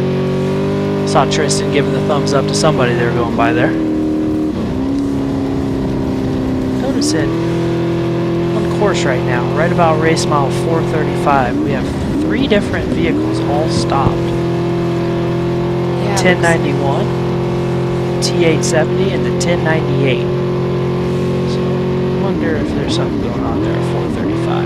But I'm sure the rescue and retrieval guys are on their way out to help out.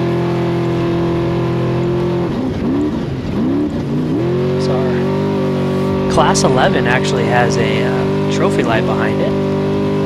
And Becker Chase in a naturally aspirated side-by-side. Ian Torfey working their way into pit 7, so they must be having another long day today after yesterday. And it looks like it's just a dusty day for everyone besides Jake Johnson. Yeah, Jake's the only lucky one today. We saw when we were on board with Conrad earlier, looked like just barely through the dust I was able to spot Adam Householder's truck, so Conrad had got to the back of him there, and then I think got dusted out and fell back again.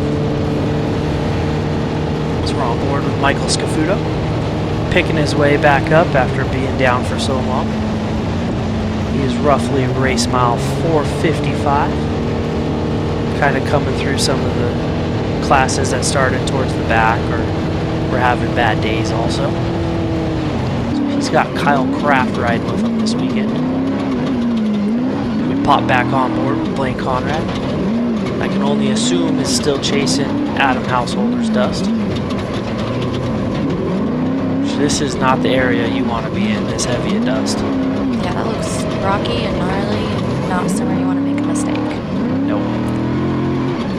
He looked closer than he is though, so just hanging that down in that valley, the wind isn't blowing out. Jump on board with Brent Fox. So he goes across the road crossing. Would that be pit 9 then? Yes. Yep, Brent just went over Highway 50 and he's going through race mile 550.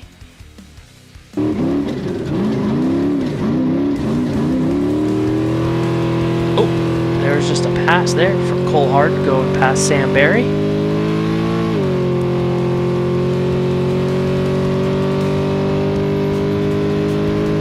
Cole Hart's been a fun watch all weekend so far. Always pushing hard.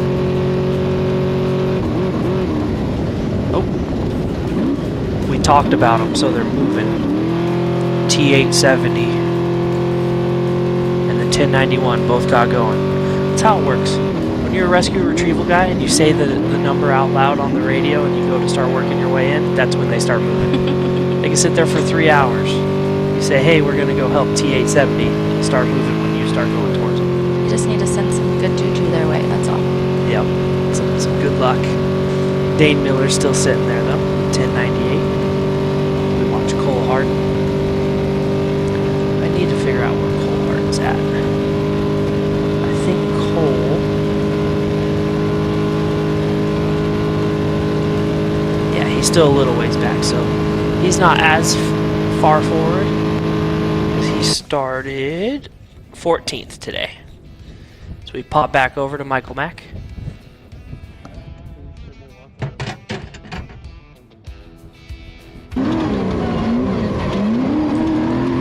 Back on board, Blaine Conrad chasing through Adam Householder's dust. So we watch, oop, here's a battle. 2 cars both coming in at the same time. Where is this though?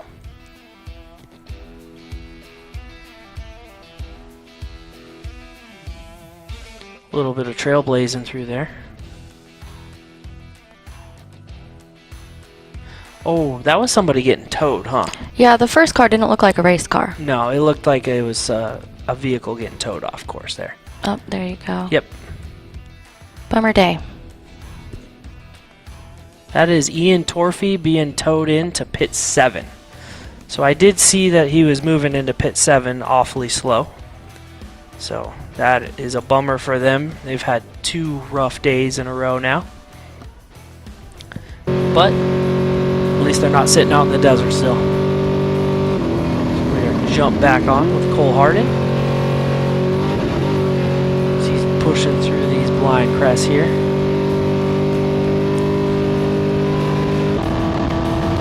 He is not afraid, that's for sure.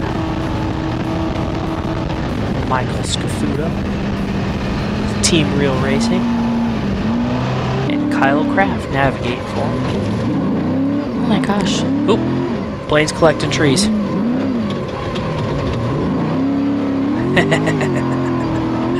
Look at him sawing at the wheel through here. It's crazy how tight it is. Yes, it is. Oh. He's using the hell out of that thing. Turn and brake. Sawing at the steering wheel.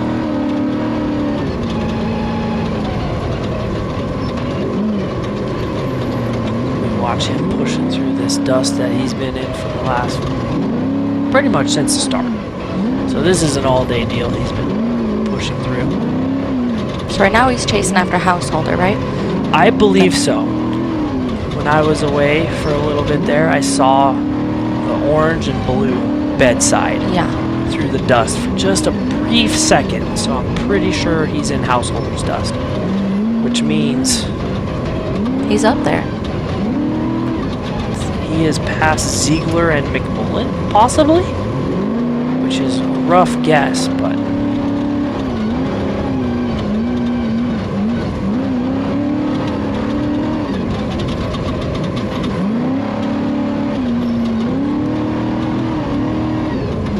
he is not slowing down. Huh, well according to Racing Tracks, looks like he's right behind McMullen right now. They're both Okay. pretty recently updated. So I wonder if it was McMullen I was spotting there at the end.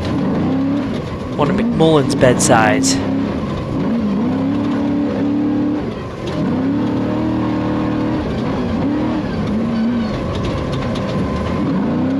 This is a workout. Yeah, this guy's got to be exhausted. He was like 2 days of just sawing at it. So he's got 3 foot pedals, 2 levers on the right, shifter and turning brake, and a hand on the steering wheel. Tristan gives us a little lens wipe there. Thank you, sir. Riding along with Chase Mankin. Ooh. That's the scary part about going fast in the silt ruts. When you step out of them, you better be on top of that steering wheel. 'Cause it gets hairy fast. But those boys are flying. I think they got something to prove after their DNF yesterday. Yeah, they're moving. They want to let everybody know that they're not here to play. Looks like they are coming up on Reed Dodenbeer, who was stopped about race mile 505. So, See if we spot him. Pop on board with Cole Harden. This is a fast section here.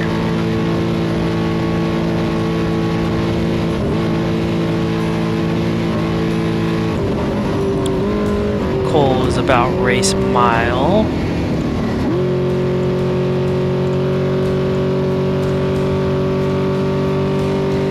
.540. He shows is behind Sam Barry, but I do not see any dust up there in front of him, so must have a pretty good gap.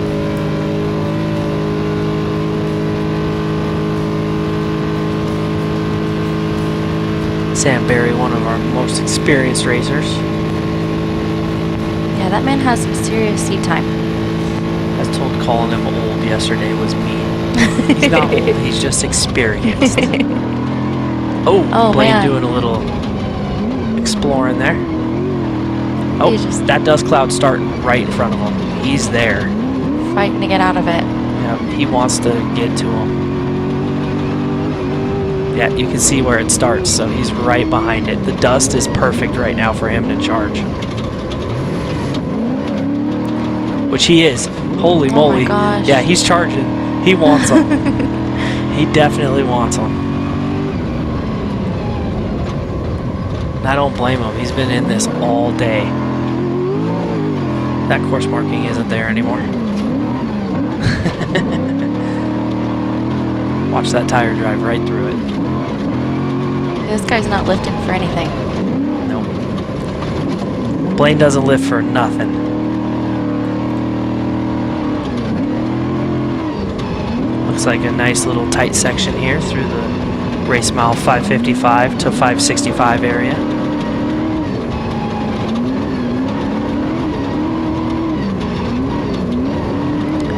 Coming towards pit 10, which is a piggyback pit with pit 7. So where that we were just watching Ian Torfey getting towed into.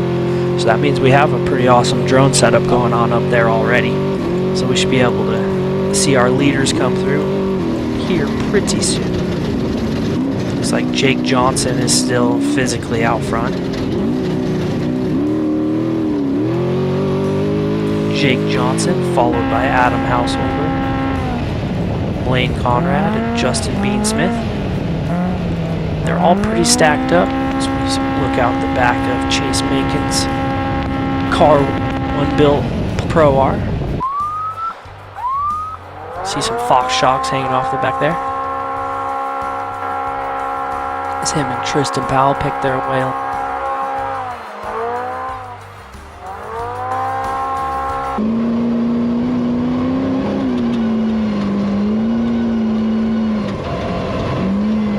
Somebody said that he is right behind Householder. Blaine is? Yep, so this is Householder's dust according to Johnny Gold.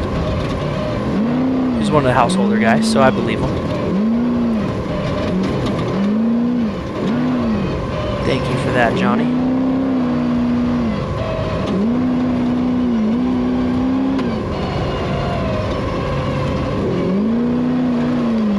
Man, that's gotta be so frustrating when you know he's just right there.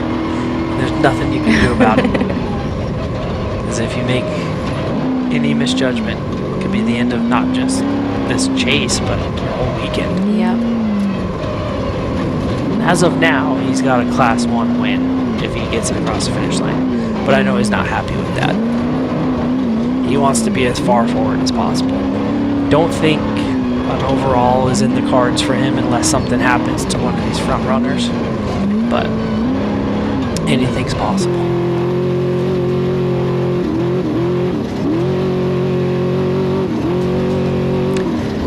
As we jump on board with Cole Harden, gotta thank some sponsors for the weekend. The live feed is brought to you by Maxxis Tires, Tread Victoriously, Vision Canopy, where excellence comes first, and Northgate Acoustics Inc., your San Francisco Bay Area leader in commercial suspended acoustical ceilings and acoustic.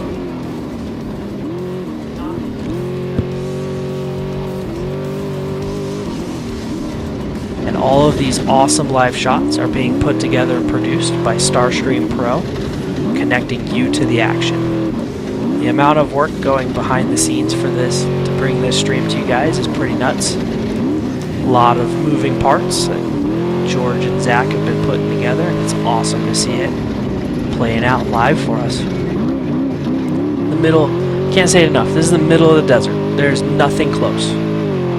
The nearest major city is 150 miles away.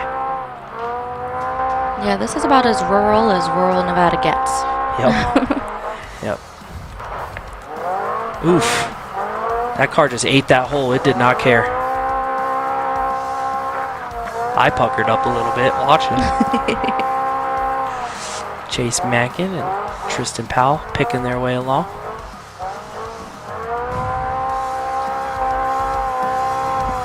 Be a danger for uprise and road.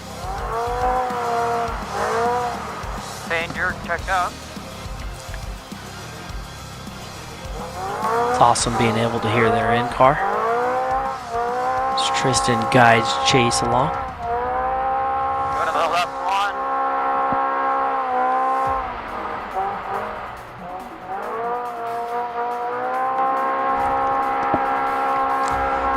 Watching them pick their way around. Go left 2. Left 3.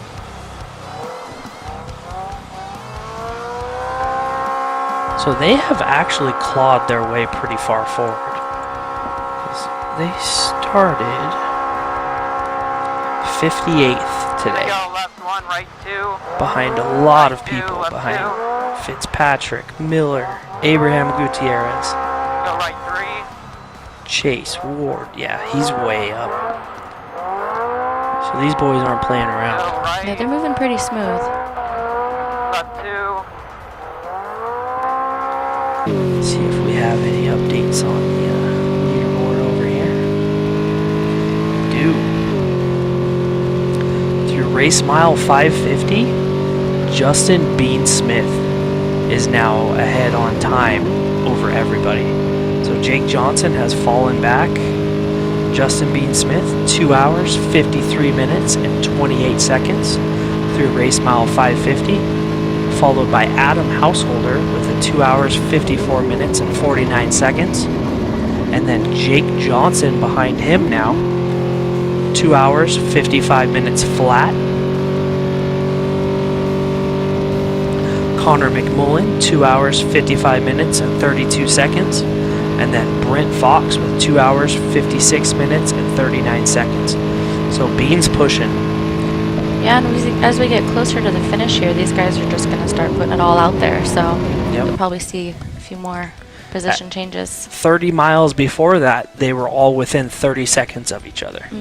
So in 30 miles, which is this tight section, Bean has made up 2 minutes on Jake Johnson. Wow. He has to physically put 5 on him, if I remember right. 5 more, right? 6. Okay. So he has to physically pass and put 6 minutes on him to be in contention for a win in 6100. But just on time, he's going faster today. Looks like we have... That is Jake Johnson coming through pit 9. And you can see Justin Bean's dust ahead of him. Yep, so he got around him. Awesome. It's good to see.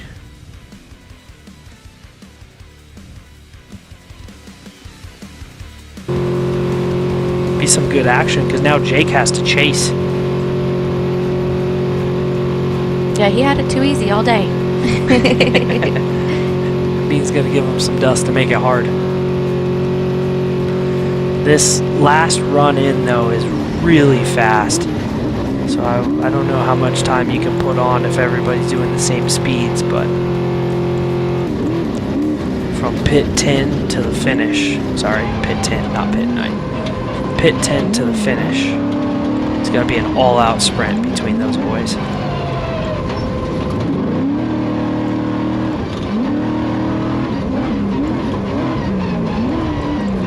Looks like still pretty tight with Householder and Blaine. I think we're gonna get a live video from pit 10 of Householder with Blaine right on his tail. Just, he's probably not the happiest camper either. I wonder if he's used the push to pass on him at all. Probably not. So we're heading out here.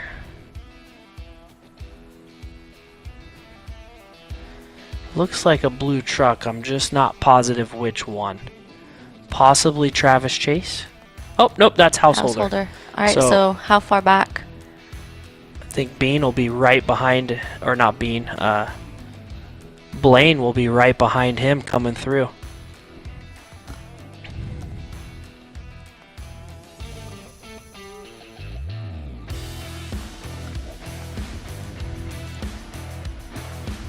So we watch this awesome drone feed. FPV drone brought to us by Starstream Pro.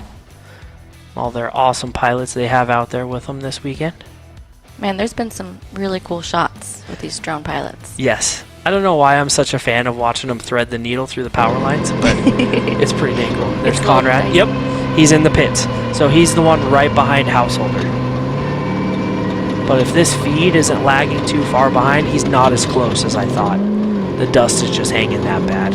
Just so silty up there. Yep.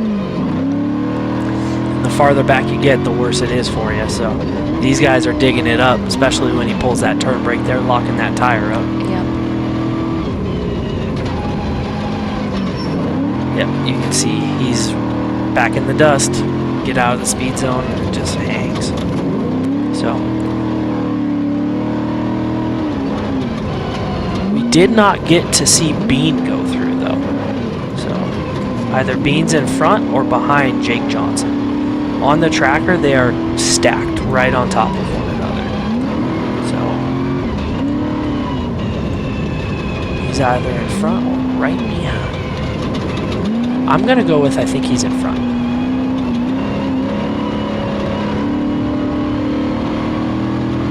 The real question is, does Blaine ever get Householder? Yeah.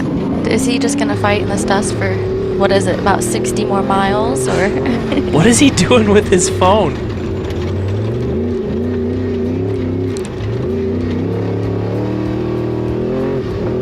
Maybe he's live.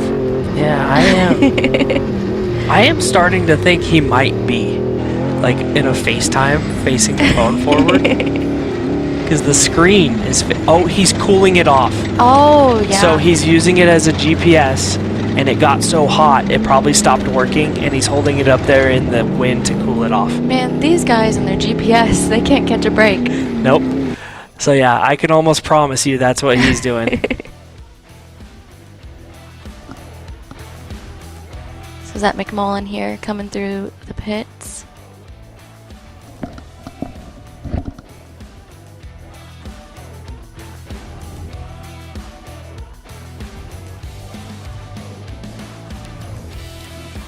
That is a Brenthel truck. Yep. Coming across the highway, going up towards pit 10.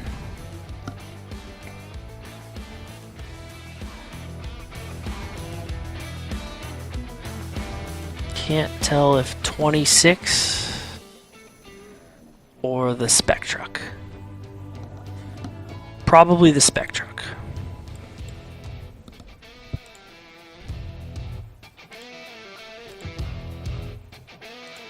So we should be seeing Brent Fox and those guys here soon too.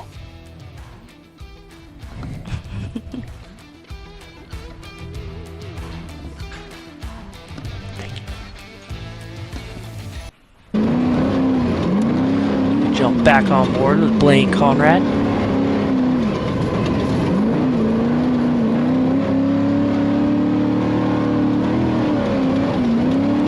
Wordco BC sponsored Class 1 car.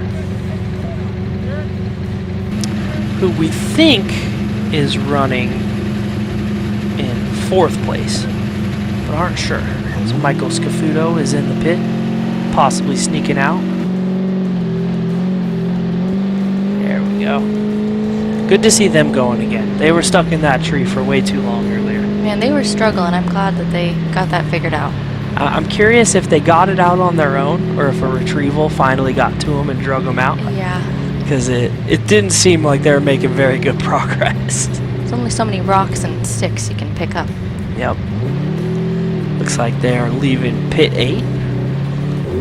So going up into the tight, slower section. Phone's working again. Maybe. Maybe he's trying to rest it there to get some stability. I guarantee you it was overheating, though. That's what was stopping them. Yeah. And they're definitely, looks like, using lead nav. Lead nav or Gaia. So we watch. Is that Larry Brown? That is. Larry Brown's ripping. He started a little ways back. So he has made up 2 spots to be right behind Brenthals in the 61.73. Whoa, what is Cole Harden doing here? Oh, that's the course. It just looked so green, I thought he was going through bushes. It does look like it. It is so tight and technical through there. I think the camera's getting dusty, so it's making the white show up as like that yellowish color. Yeah. But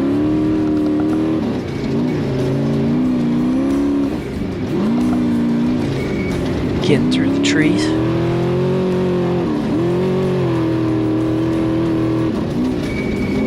Yeah, this is tight. This is again kind of like what it was yesterday. All new race course, has never been raced on, so it's not burned in. No ruts to hold you. Yeah, it's real tough for the bigger vehicles, but this is great terrain for the UTVs. Yes, them all-wheel drives are having a good time right now. As well as Blaine. I think Blaine's having more fun than anyone. His right arm's got to be so tired at the end of this thing. As we watch Eric Harden coming in. Oh no, that's Fox coming into pit 10. So Brent Fox having a great day so far, except for the GPS issues that are persisting. You know, if that's the worst of your issues in a day in the desert, you've got it good. Yeah, you're having a good day still. No flats. I'll take the GPS not working over getting flats. Well, especially it looks like this course is marked pretty well, so should be good. Coach Collins out there with Brent Fox. He said they are cooling the phone off. So the phone's overheating on him and he's holding it up to try and get wind on it to cool it off. And Blaine got close enough to Householder to pit 9 to give him a little love tap. So we missed that one, but I guarantee you Householder took that as the hint they needed to get going a little faster if they want to keep Blaine behind them. And Adam's no slouch. He's been in the desert for a long time, and he knows giving that one spot away, he'll never get it back. He's just going to sit behind him. So if Blaine got close enough to give him a tap, Adam got the hint. We need to charge forward. He's taking off. He's not letting him by. Yep. Not without a fight. We're keeping you back there, buddy. Sorry. Come let us know again. Maybe we'll let you over, but Householder's an incredible driver. He's won a lot of stuff the last couple years. Some big name races. Yeah, he's another one with a lot of seat time. Yep. They've been racing a lot. Right. I'd venture to say he probably has more seat time than almost anyone. Yeah, No Brent Fox. Sam Barry, they all have a ton, but Adam's up there. Well, and he just races everything. Yep. And he jumps from the unlimited truck to the spec truck. They bounce back and forth. They share duties. Him and his father, Terry. Cool family that's been around forever. Same color scheme. You know who it is. Easy to spot, that's for sure. I want to steal it, but they've had it for so long. So we see Miles Miller coming in. This is Miles heading into pit 10. Co-dog is Wesley Leffler. Vegas based for Wes. I'm not sure where Miles is out of. I do know I can see that truck getting prepped from my front yard, so I know the truck's prepped here in town.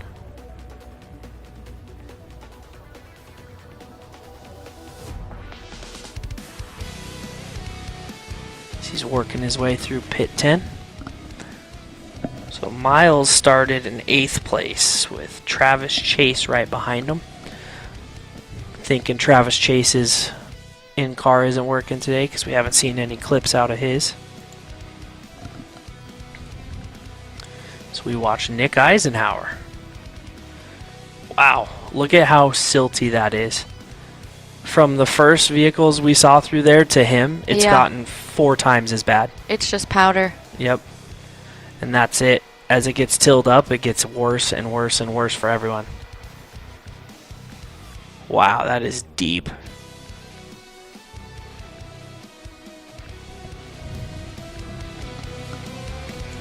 That is pit 9 he's going through right now.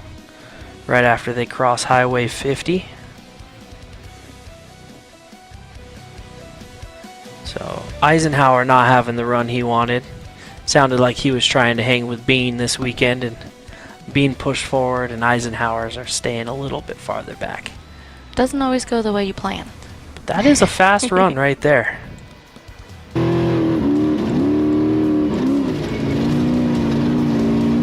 Long straightaway.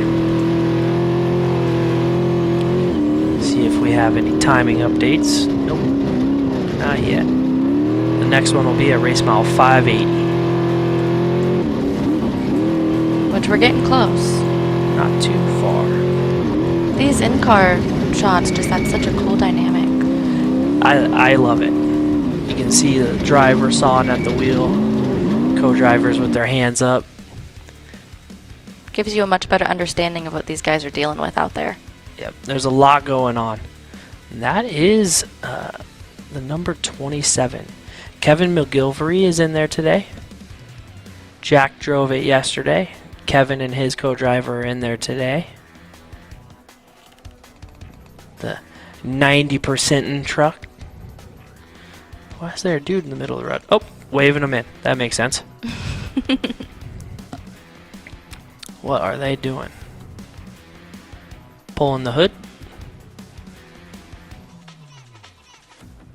We're trying to secure it down.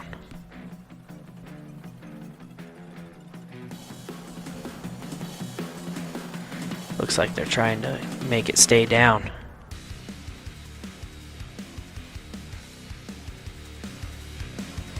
And they're off. Yep, the hood's messed up right there, so they're trying to make it not flop on them. Kevin McGilvery back out on course. The unlimited truck number 27, right? 7, yep.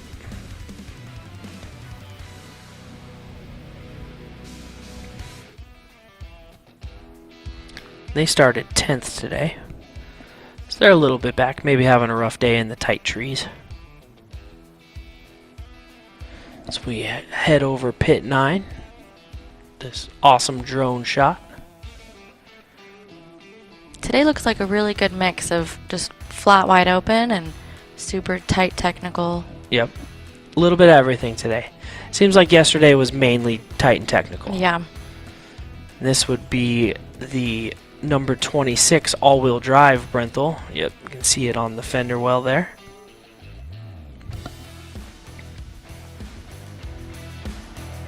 Heading back out.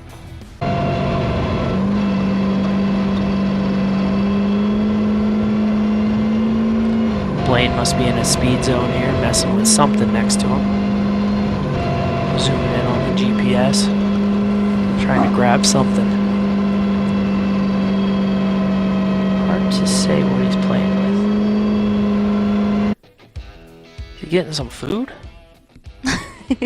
I wouldn't blame him if he was, man. Here's Kevin Curtis coming through pit 9.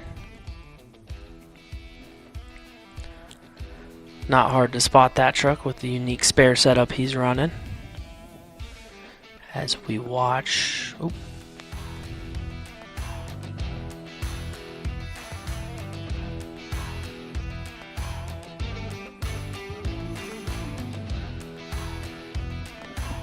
Who is this? Is that Chad Hall? No. Looks like our leaders are just about to 580, so we should have live timing updates pretty soon. This is the KDM truck of Keith Marigold. KDM Shock Technologies with Jonathan Swift. Yeah, I'm curious to see this live update, this timing update when it comes through. Because we know Bean's pushing. Let's see where our side-by-sides are at currently. I think we should be getting some close to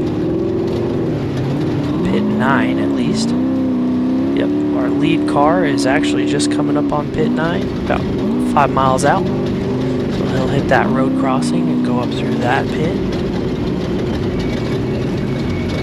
Looks like the leader is still the T831 of Lamaker. Romans Brothers Racing Pro UTV. Brent Fox's co-driver is now home. Windshield down to. His arm's got to be tired.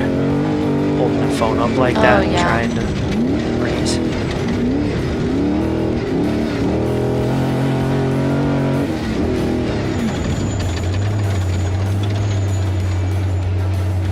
Oh, blew that turn. Uh-oh. That could have been bad. Oh no, are they getting stuck? Oh no, they're still going. Another really tight section. So it is tight up through that section he's in right now, which is... looks like the section just outside of pit 10.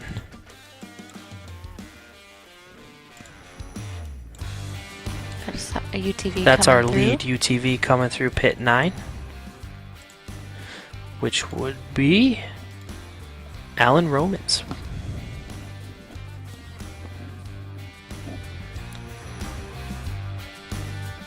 They're getting some fuel in that bad boy. Alsop Racing Bill car. That was a quick fuel stop. I feel like they didn't get anything in it, but I could be wrong. Just a couple drops to get to where they need to go. Back out. I don't know if that they needed to be that quick with that stop, but they certainly were. The next closest car is over 10 miles behind. Next car is on the tracker, Dan Fisher at race mile 535. And Romans is going through 550, so he's got a big gap to work with. There's no reason to be questioning anything. Make sure everything's nice and tight before you send it. So jump back on board with Blaine Conrad in his pursuit. Looks like he's got some visibility now. Yep. His pursuit of Adam Householder, that he gets there and then the dust just holds him up just enough.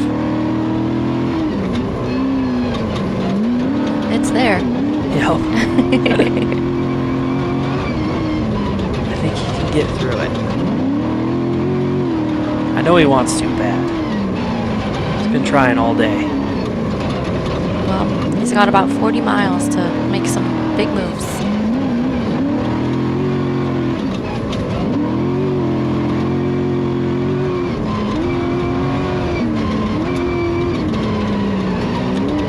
So, a little bit of news that Krieger Class 1 car of Jepson rolled into a ditch.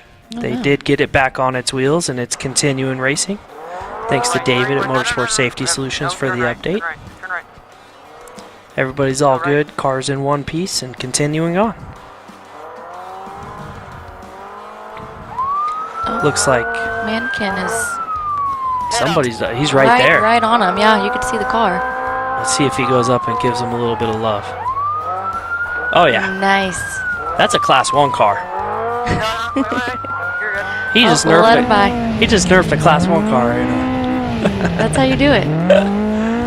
Nice job. That was a clean pass too. Yep. One little tap. Guy got right out of the way. Was nice to him. Nice job, Chase. Ooh, we got some bulls. Those are some big boys. Yeah, they are. Hopefully they're far away from the course. Oh, Said they crossed the course 2 minutes ago, so hopefully they're moving the opposite way. We've seen that play out before, but some of these spots are open range, and that's part of it. So we see the Hall crew doing what looks like an unplanned stop because they're a little ways off the course there, right behind the truck. Pop on board with Blaine Conrad. he is just cruising.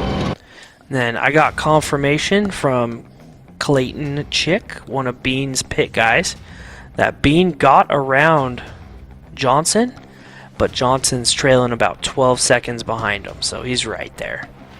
He's just going to follow his dust. But Jake Johnson, hell of a run yesterday that's gave him a gap to play with today. Yeah, that turned out to be a huge advantage. Yep. And then going into today where it's not as tight, you can just play riding right behind the dust. Game it to your advantage. So we see Neil Dricky in the SLR Motorsports truck. Looks like they're racking a fresh tire in there.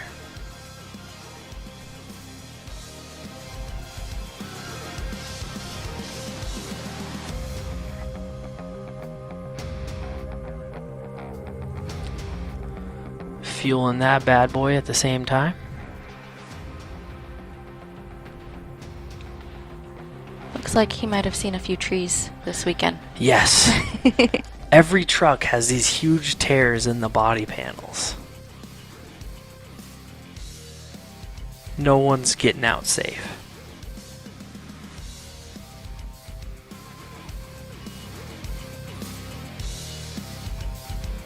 Looks like they're giving the truck a good once over before they send it.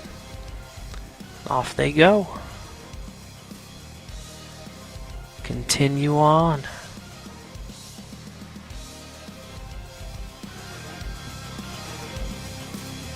So they're flying over pit 9 here.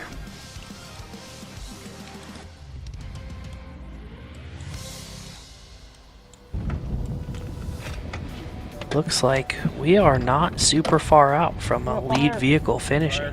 Uh-oh. This is Michael Mack. They've been stopped for a minute. Okay.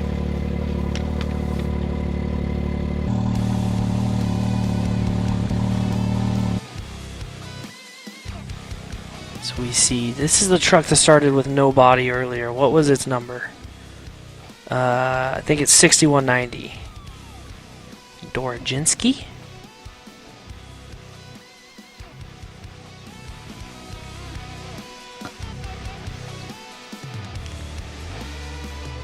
Wonder if he's stopping. He is. Yep.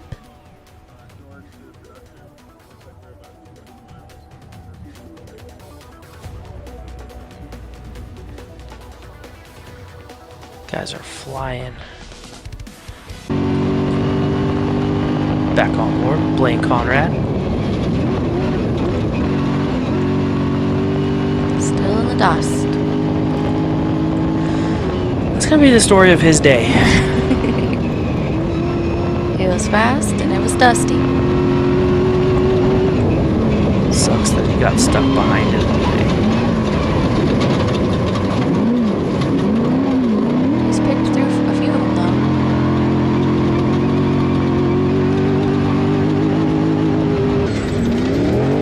He's right there. It's gotta kill him to know that he's that close and can't do anything about it.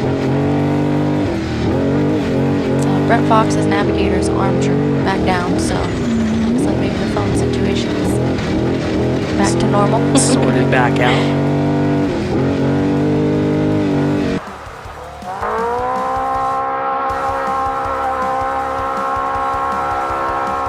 Yeah, left 1, left 2 to 3, left 2 to 3. Back on board with Chase Mankin and Tristan Powell. Oh no. Blew a turn. Blew the turn. Too fast. Wonder if they'll catch a long enough straightaway to send us another text update of how they're doing. Oh Oh my gosh, he's right there. He's there. He needs to go up and let him know. I think that's the only way he's gonna get. Or is he? Oh, he's getting blasted by the rocks, right? No, no, maybe not. What is going on here? The angle of the camera in the car throws me off a little bit. Yeah. He's charging through the dust and it is silty. It's throwing him all over the road trying to keep it straight.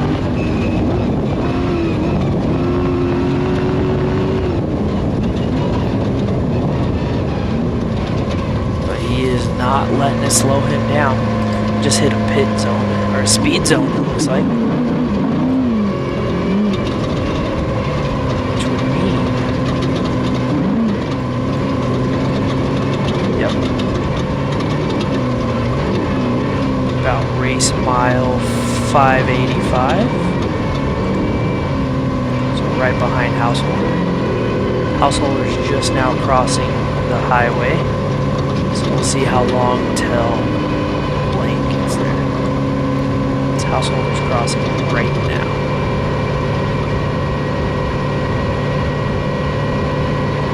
So he is a little bit farther back than we think. Brent Fox. Moving pretty quick through those trees. No slouch. Oh, Michael Mack got going again. What the co-driver's putting on his wrist there.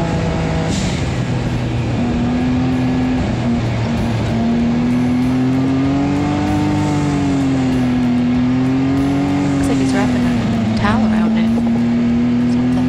Maybe cut himself or something. Oh, Oh. What? that looked like Cole Hardin stopped, but back on board. Blaine Conrad making his final push towards the end here. He's about race mile 587. Yeah, he just updated.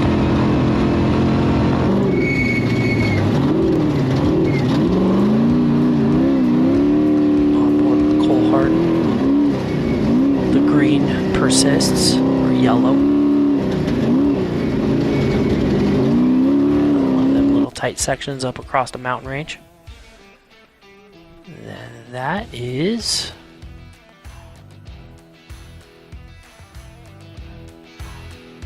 hard to say. Too many body panels lost. Yeah. It almost looks like one of the in-house Brenthal trucks, but yep, Oh, it is. It is.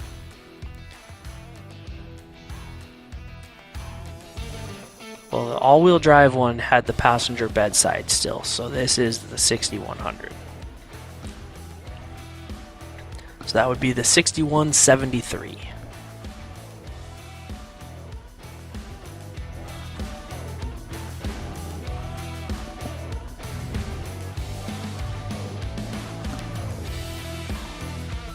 So that would be coming into pit 10, coming out of it now. Yep.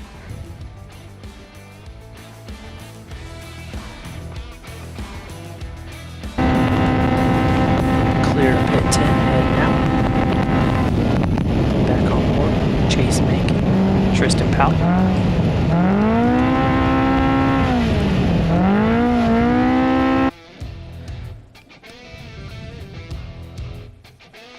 And yep, 1586 did have a rollover at about race mile 495, but they got it back on all four wheels and continued on. Nobody was hurt. Car is good.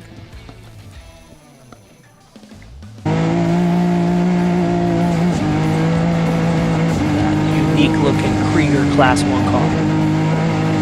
So we jump back on board with Michael Mack. I wonder what their problem was, because they were stopped for quite a while. Didn't seem in a hurry, so I wonder what they were fixing. Cooling Back with the off phone again. issues.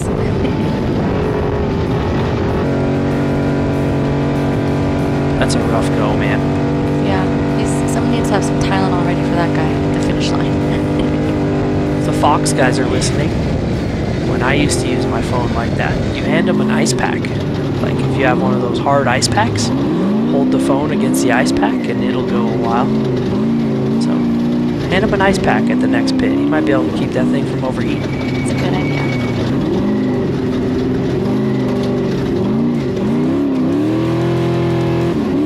Sometimes when the iPads overheat, that's what you have to do.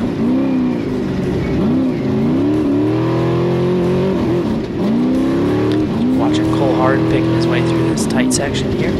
Big holes in there.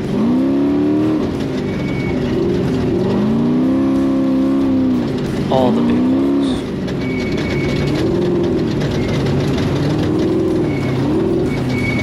Looks like he is about race mile 573, which is a little tight section right after pit 10. I think he should be out of it pretty soon though. So we watch Larry Brown potentially. Yep. So we watch Larry Brown come out of pit 10. I think he has the only truck with every body panel and no holes that I've seen. It does seem that way. Because he's got every panel and I can't see any visible holes. He's the only one that's easy to identify. Yep. Goodness. Hey Blaine, wipe the camera. We know you're listening.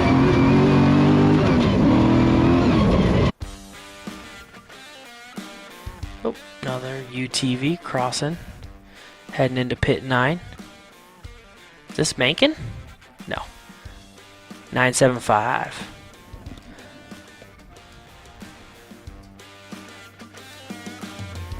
The Woodruff guys.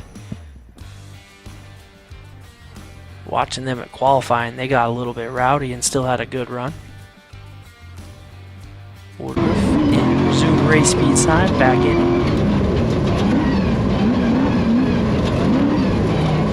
As Blaine's journey through the dust continues. It's never ending.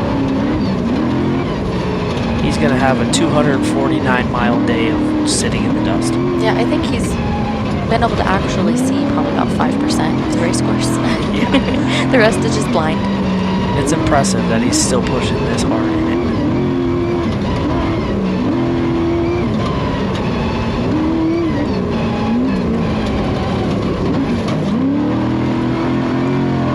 Looks like our lead vehicles are, well, we know Bean has the physical lead now. He's about race mile 595 as of 2 minutes ago. And our finish today is race mile 610, so 15 miles out of a first finish.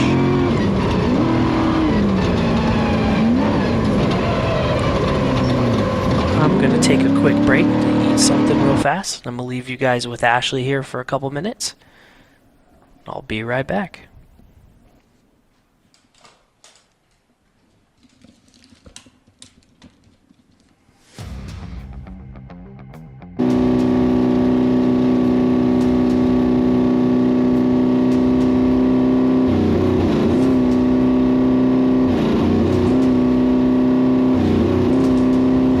Back on board with Cole Hardin. This looks like he's going through a speed zone.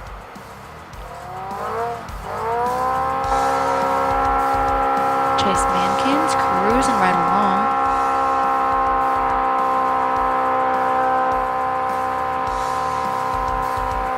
Looks like they might be coming into somebody's dust.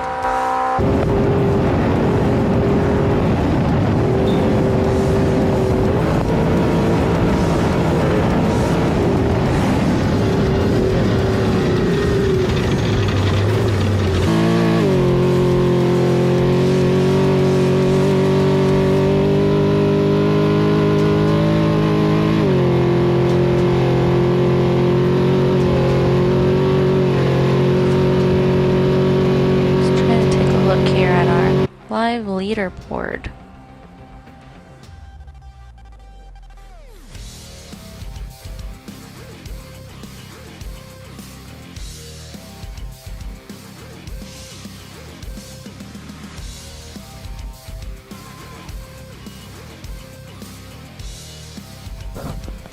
Looks like that's Eisenhower coming through. Not stopping in the pits.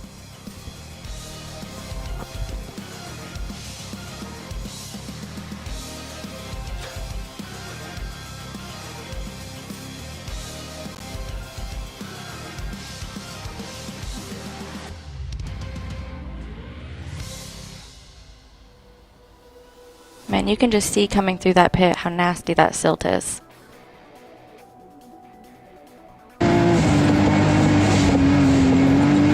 Back on board with Michael Mack. Looks like he's back moving right along, trying to make up some of that time he lost.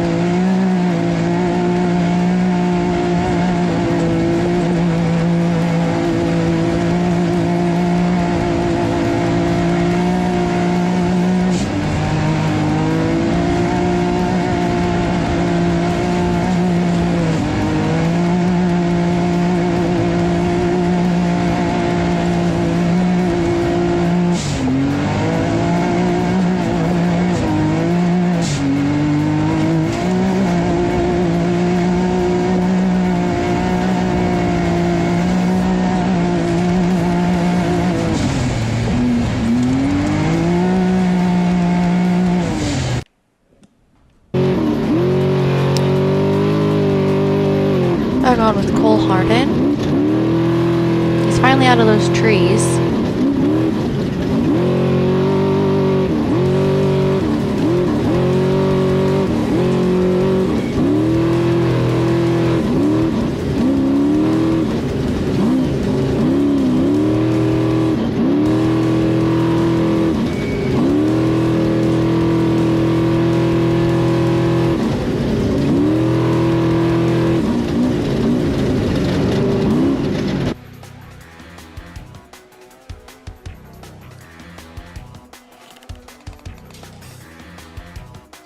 Got some good drone footage. That looks like another Brenthal truck. Can't tell which one that is.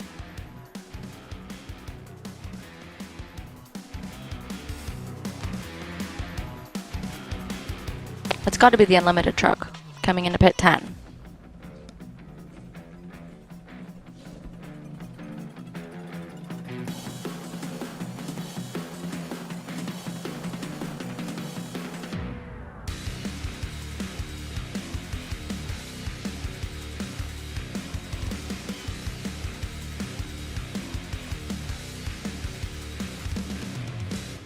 Oh, looks like they're going to be stopping for something here.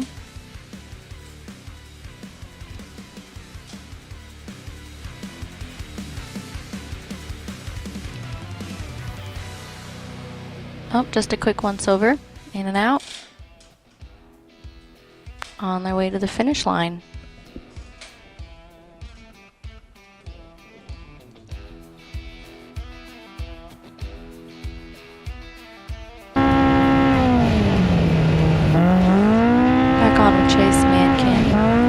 Been a fun one to watch all day today.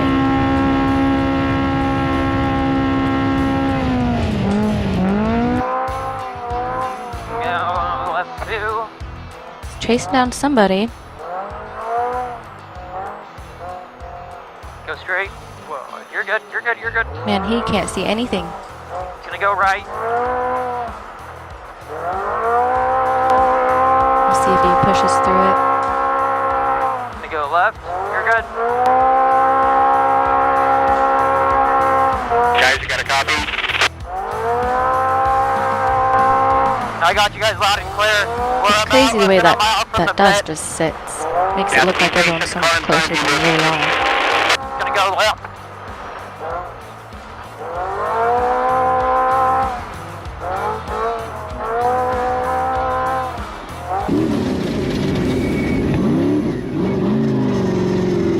Back to Cole Hardin's yellow camera.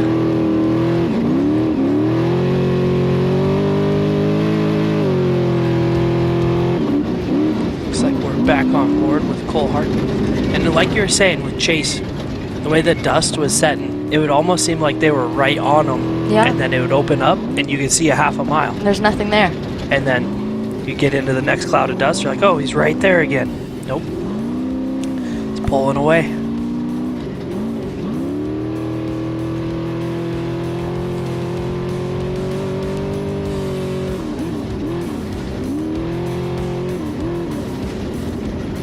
So we are watching Cole Hardin back into the trees. I thought he was out of these things. Nope.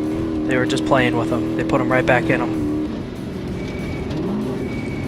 The 6179. It's coming up on race mile 580. Looks like we are getting Bean Smith and Jake Johnson about race mile 600. Our finish is at 610 today. So now's a perfect time to remind everyone, this weekend's live feed is brought to you by Maxxis Tires, Tread Victoriously, Vision Canopy, where excellence comes first, and Northgate Acoustics Inc., your San Francisco Bay Area leader in commercial suspended acoustical ceilings and acoustical wall panels. All of these awesome live streams, the drone footage, all the static cams in the pits, all the hard work from the camera guys is being put together and produced by Starstream Pro, connecting you to the action. Today has been a 249-mile sprint race, Oh, Brent Fox has his helmet off, so that's not good. No, you never want the driver getting out of the car. Seatbelts are coming back on, so. Oh, we got an update on the 6101. He has a broken driveline. Oh no. Thank you, Coach. Coach Collins out there, he is helping this team and keeping us all up to date. We appreciate you, sir. So it sounds like if Brent's getting back in, they must be on the finishing end of changing it. As he loses another position there. Today has been basically a 249-mile sprint race for these guys. They have been wide open from green flag to checkered, and we'll see who plays out as the fastest one.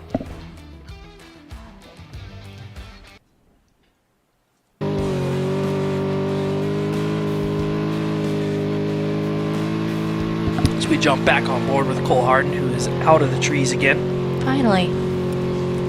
I don't think there's going to be any more. I might be wrong, but don't think there's going to be any more. And that is such a bummer for Brent Fox, as they are changing a drive shaft at race mile 590. Man. Only 20 miles from the finish line. The last 20 or 30 miles is always the most stressful, when you know it's so close and It's usually when the thing. worst stuff happens, Yeah. too. So we watch. That looked like James Moore going through pit 9, I believe it was.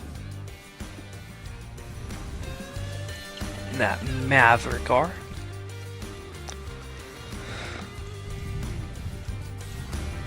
Looks like our lead pro UTVs are getting close to pit 10. Nope, they're through pit 10.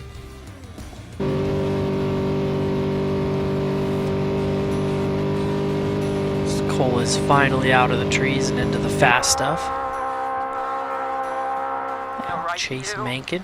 looks a bit rough through there. Yeah, it does. But it's not slowing him down, No. that's for sure. So, our last little timing updates before the finish are from race mile 580, where we have Justin Bean Smith with a total time of 3 hours, 33 minutes, and 50 seconds, followed by Jake Johnson with 3 hours, 35 minutes, and 9 seconds, and then Adam Householder, 3:35:46. So 43 seconds separate second and third place today so far on time. And Connor McMullen at 3 hours, 37 minutes, and 58 seconds. Brent Fox was up there right behind him, but now is changing that drive shaft, so that's going to hold him up a little bit. Let's go take a look at our pro UTV classes. Through race mile 550, Alan Romans in the T831, which is also under the name of Lamaker, are at 3 hours and 3 minutes and 49 seconds. And then Chase Mankin, who we're just watching, 3 hours and 10 minutes through race mile 550, followed closely by Dan Fisher at 3 hours and 10 minutes and 27 seconds. It's crazy after so many miles that it can be within seconds. Yeah, in the same minute is insane. Really comes down to quick pit stops and not making small mistakes.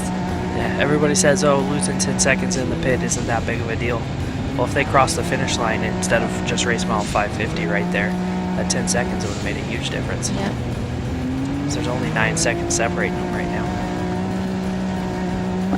James Moore just clocked through race mile 550 at 3 hours and 28 minutes, behind Chad Woodroof, who is at 3 hours and 15 minutes. Michael Mack was stopped for a while, we were just on board with, so they were one of our fastest times for the day until they had some issues that slowed them down. So we're on board with Michael Scafuto, one of our unlimited trucks, who had driven into the trees earlier and was stuck, but is now continued. Brent Fox is back going again. Co-drivers finishing up strapping in. Their 249-mile day is almost over.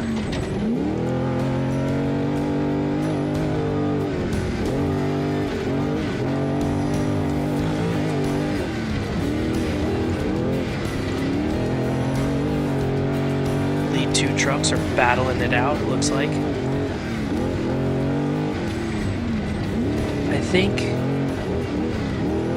Jake Johnson just doesn't want to win on time. He wants to win physically too. So he's pushing. Well, and we are within 10 miles of the finish line. So we're within 10 miles, 240 miles into this day, and they are bumper to bumper battling it out to see who's going to cross the finish line first. So like I said, I think Jake Johnson wants to be the first guy across the line to let everyone know I was here. I beat everybody on time yesterday, and now I'm going to beat you physically today. Really let everybody know what's up. There's Chase Makin's making his way through this tight section here.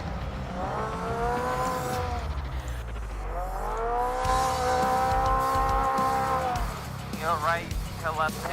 So Chase Makin has gone. Chase Makin has gone from 58th place physical start and passed every single UTV in front of him except for 3. Wow. So they're pushing. Because they DNF'd yesterday, so they were the last car to start. Yeah, they definitely showed up to the start line to prove a point today. Yep. They're going to push the limits of this car, see if they can find another breaking point. And if they aren't, they are going to be one of the fastest cars on course. On time, they're up there. We had Justin B. Smith coming up on race mile 604. Jake Johnson, the same spot.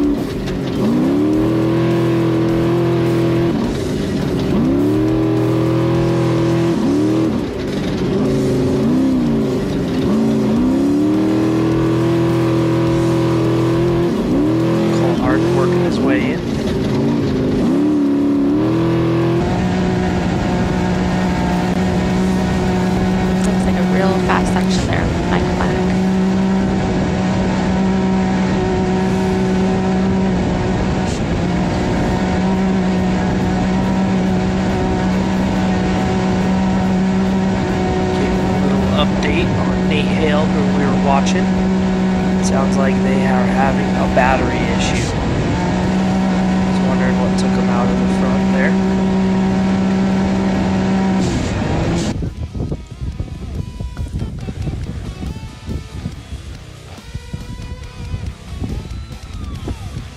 So this is the ground shot of where the leaders will be coming in.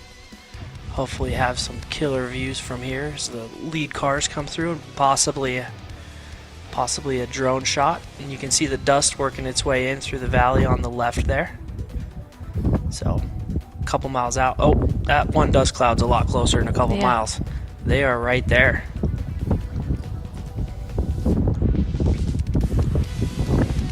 What an awesome shot. Some of these awesome shots, of course, brought to you by Starstream Pro. If you want to have an in-car live feed on your car, get a hold of these guys after this race, and I'm sure they'll help you out. Got some awesome setups. Back on board with Cole Harden. My only question is, when we come back to that feed going towards the finish, is Jake Johnson or is Bean out front? Well, it'll be really cool to see how close they are too. They're fight. These updates are all really close, within 30 seconds, so I feel like if Bean's out front, Jake Johnson is on his bumper. Yep, you can see 2 trucks in the same shot right now. Lead truck on the right and the second truck coming out of the turn right behind them. What an awesome shot this is.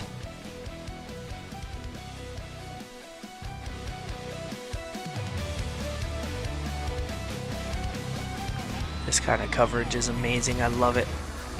Gives us something to talk about. Gives everybody at home a little bit of entertainment. I know yesterday a lot of people were not paying attention at work. They're busy watching this. Yeah, it's hard to pay attention when you have this going on at your desk on race day. Looks like that second place vehicle is just sitting right behind the dust cloud. He is playing it smart. Or he's crossing through it. This is a battle. I'm excited to see this play out.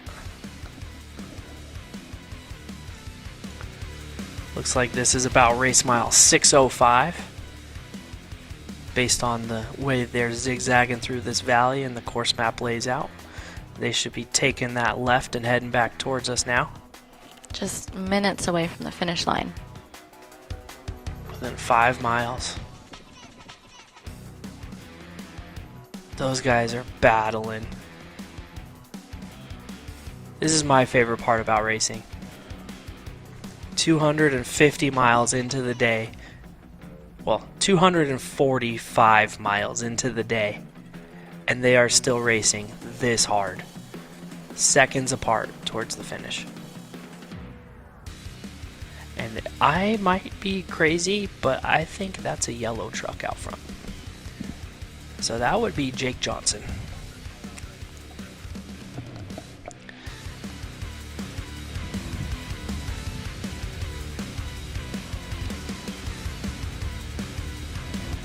Just a reminder, this week's live feed was brought to you by Maxxis Tires, Tread Victoriously, Vision Canopy, where excellence comes first, and Northgate Acoustics, your San Francisco Bay leader in commercial suspended acoustical ceilings and acoustical wall panels.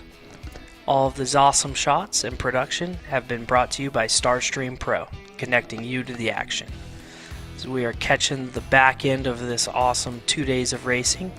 610 miles is all coming down to the last couple miles of this race. These guys are battling to the end. So they're zigzagging through here. That looks like it's too far away to get the truck can't colors. see the color. But that does look like being out front.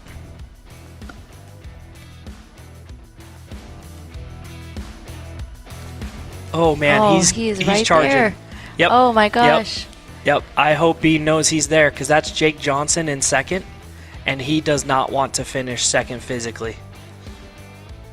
Got Bean out front with Jake Johnson right behind him, absolutely charging. Yeah, Jake is pushing.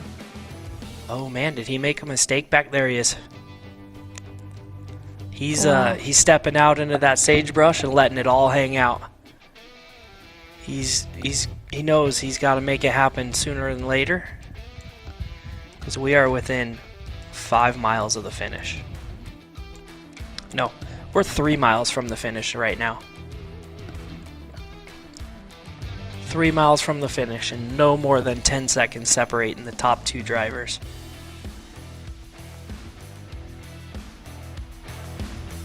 Bean on the gas. There we go.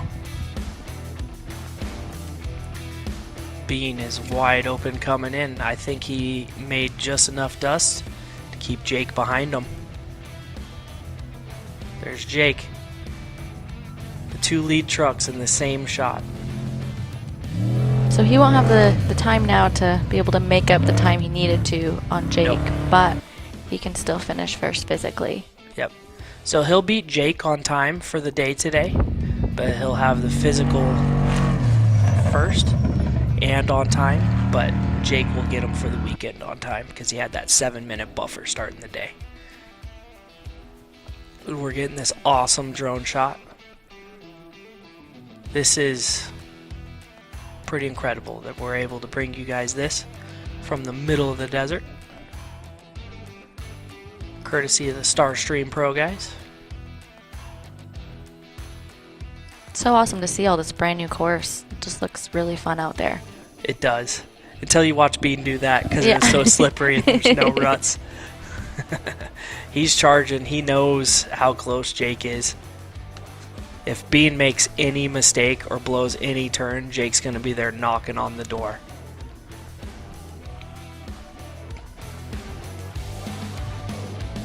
What an incredible 2 days of racing. 249 miles was how long this loop is today. Started in Ely and ending in Ely. All new, never before raced course. And we are watching our top 2 guys coming in seconds apart.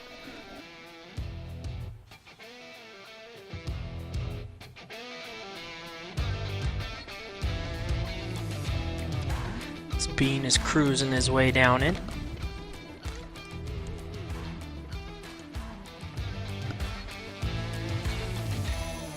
Looks like about a mile out of the finish, give or take. Oh, There he is. So our first official finisher physically, Justin Bean Smith, followed on his bumper by Jake Johnson. What an insane day of racing for these 2 guys. I could not imagine the adrenaline rush being in that truck chasing in that dust. Those 2 dudes were probably losing their minds. Yeah, that was a lot of pressure all day.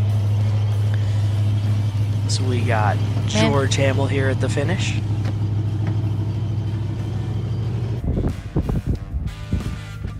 Oh, and here's Householder. He's so charging. He was right there in the mix too.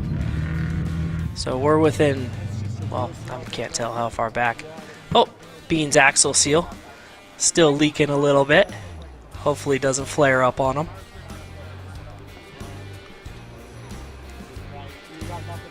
That slowed him down a little bit yesterday. I think they were having to stop and put rear gear oil in the truck every other pit or so.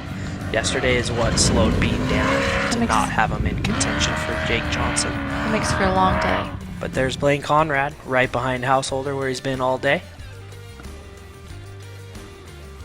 But I gotta just give a huge shout out to Justin Bean Smith, the JBS Motorsports boys, and Butch's Speed Shop. Some local guys making it happen.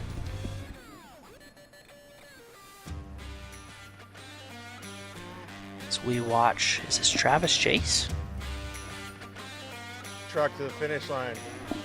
What do you think, dude?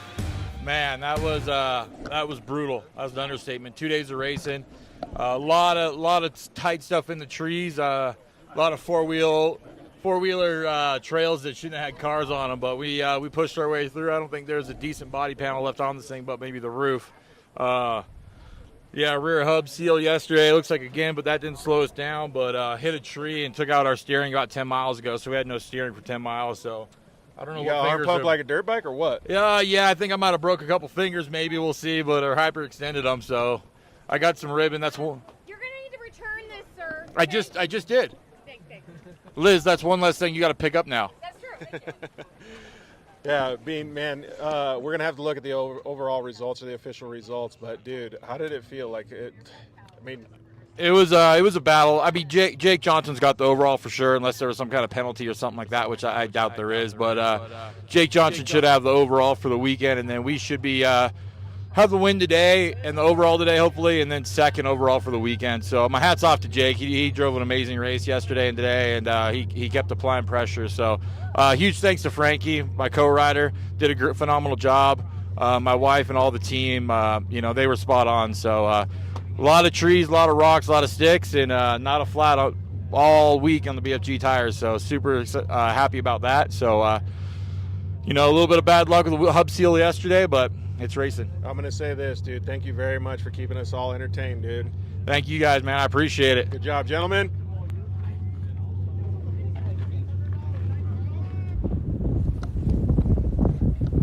Thank you for that interview from George out there in the field. Sounds like Bean had a hell of a day, losing steering there for the last 10 miles and still was able to hold Jake Johnson off of him. Also looked like he lost a hub seal again today, so maybe didn't get him fixed up 100%. Frankie Randell riding with him. Lots of trees in that body and holes everywhere. But not a single dent in that front bumper.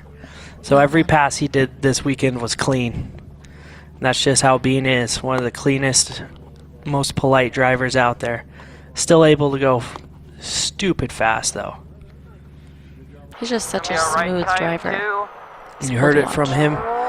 BF Goodrich Tires had 0 flats all weekend. That big truck. Go ahead. Back on board with Chase Mangan. Riding with Tristan. Ooh. Pushing hard in the big holes. That looked like it hurt a little bit. Yeah. No fear, though. Wide open into everything. Looks like watching our 5th vehicle coming in.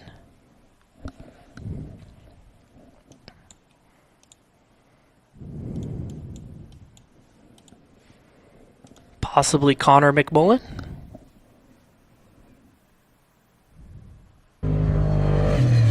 Yep. 6140 with the American flags hanging off the back.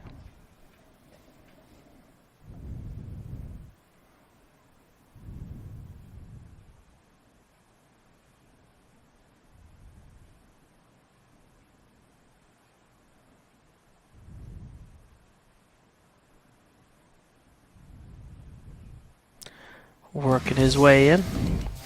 Looks like there's nobody behind him for about another couple miles until we have David Ziegler battling it out with Miles Miller. So there's still a lot of racing going on, 240 plus miles into this day.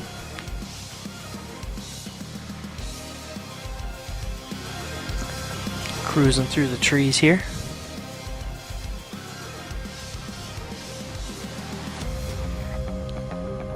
Incredible day of racing on this all-new race course. Never before raced on. Started in Ely, Nevada and ended in Ely, Nevada for day 2 today. Yesterday started in Mesquite and ended in Ely, where they did a cool impound session where they impounded everybody's vehicle until 9 p.m. All the local townsfolk and everybody could come out and hang out. And here we are cutting back to the finish line for another interview.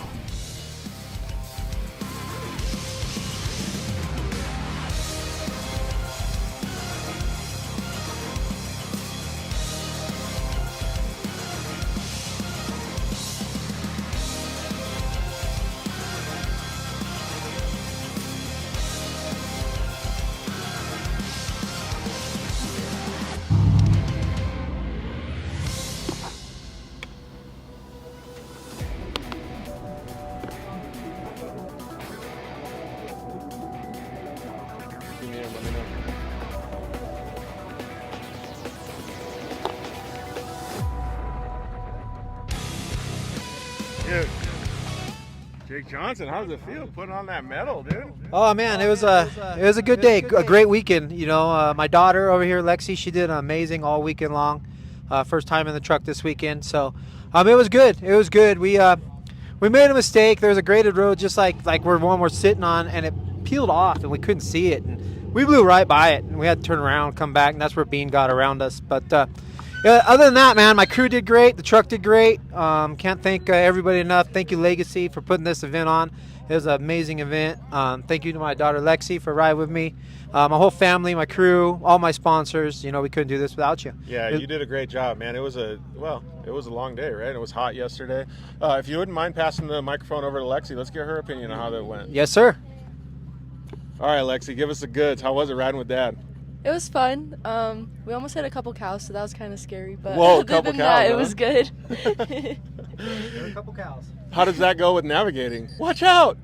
I don't think I really said anything except I was like, uh-oh. She screamed. I did scream at the first one.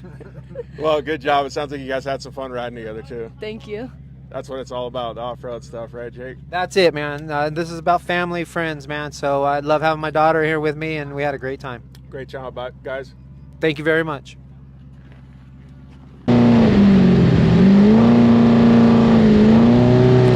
Looks like we are back on board with Michael Scafuto after that interview there with Jake Johnson and his daughter Lexi. Congrats to them. It looks like they are going to have the overall win on time for the weekend. So awesome to see the families racing together like that. Yeah, that's the only way to do it, man. You got to have fun with it.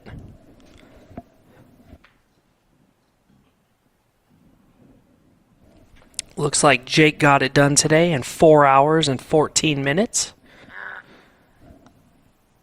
And then Bean Smith got it done in 4 hours and 13 minutes. So, Bean got him by about a minute on the day, but Jake had 7 minutes on him from yesterday starting today, so still going to be Jake's weekend. Adam Householder crossed the line in 4 hours, 15 minutes, and 20 seconds, followed by Connor McMullen at 4 hours, 18 minutes, and 50 seconds for the day. So that was a tight 6100 race today, and all weekend. Except for the runaway Jake yesterday. Everybody stayed nice and tight. Looks like Michael Scafuto's making good time after his adventure earlier today. Same with Michael Mack. Michael Mack had a little bit of downtime earlier. We're not sure why. You couldn't really tell from the in-car cameras. They were working on it. Got it going again right after pit 9. Looks like he's got a good pace going there. Or pit 8, sorry. They're stopped between pit 8 and pit 9. Looks like we have our next truck coming into the finish here.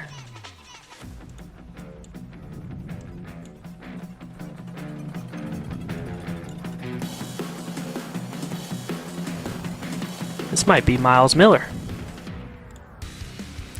Miles Miller or David Ziegler?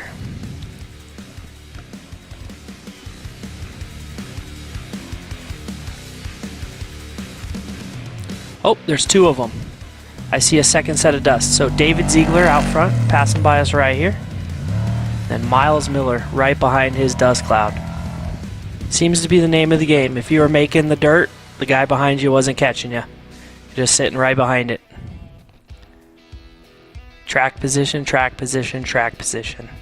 This is when your pit guys come into play. Pit strategy. Maybe you choose to not fuel when you should have, but it gets you out in front of the guy in front of you. Yeah. And then you can go make a dust to bury him back, and you beat him to the next stop with enough time to fuel. It looks like that clean air advantage played a huge part in today's race. Yes, it did. David Ziegler and Miles Miller showing a prime example of that here. Miles kind of sitting right behind the dust cloud. Adam Householder. Looks like we have a finish line interview with Adam Householder coming up here.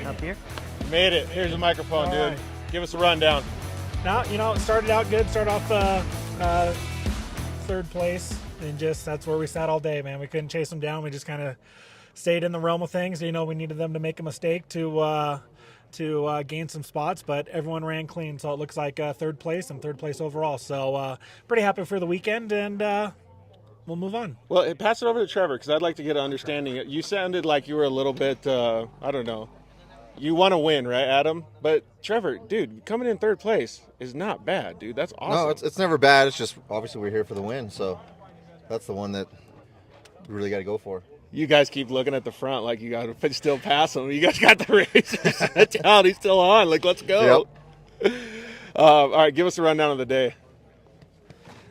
Really, we just took off, and it was all smooth. It was all fast graded roads, which is fun, So, we picked up some time on them. They would gained some time on us in the tight, twisty stuff because we're sitting in the dust a little bit. But other than that, we just kept moving forward, had a flawless pit stop, and we're here. We're going to look around the truck. It looks like the truck's still in pretty good condition, so you drove it smooth, huh? Yeah, it's not bad. It's not bad. We ran into a few trees the last 10 miles. But are you going to blame it on the navigator?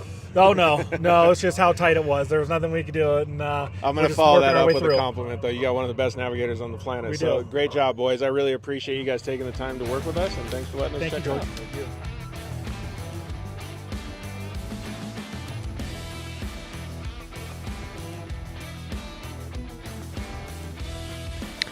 Looks like we're back to our overhead drone shot of the trucks coming into the finish here. I should say trucks loosely because we do have a side-by-side coming up soon.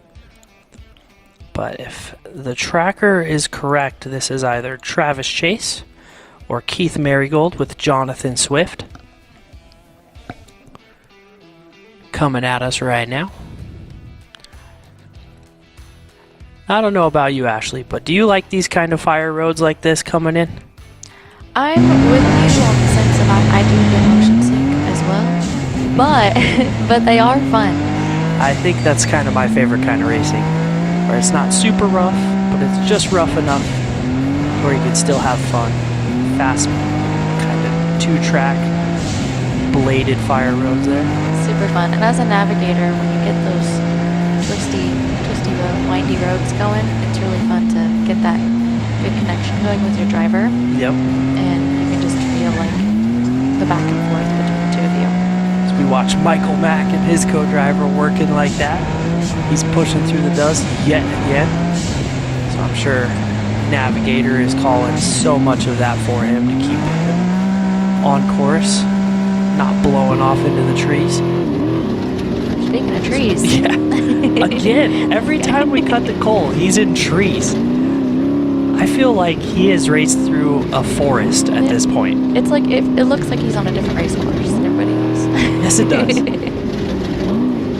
Every time we go to his in-car, he's cutting through trees. And he doesn't slow down. No, this guy's wide open. Here comes that truck we were watching from a little ways out.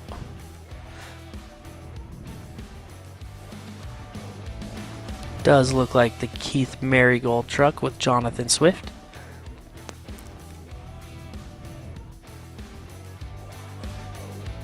And then there's a second truck right in his dust right behind it. That is the name of the game today. Yeah, they're all coming in pairs. Yep. It's and just one of them's got clean air and the other absolutely doesn't. whoever had a flat or was slow in the pits would drop back, and that's about it. As we cut to an interview with Blaine Conrad. Blaine Conrad, dude. We got to watch a lot of him this weekend, Liz. It was cool to see you all through the Starstream system, but man, it looked like a pretty crazy race. Yeah, probably more of what not to do watching mine. I don't know, man. It looked like you were mobbing pretty hard. Yeah, I got a little bit out of control. Give us a rundown. Started 6 on the road today, and got around those two guys, Connor and David back there, and really just I was pushing for the front, but couldn't get around Householder. Well, how was the pace? It was quick. It was quick. Today's course was definitely the buggy was strong.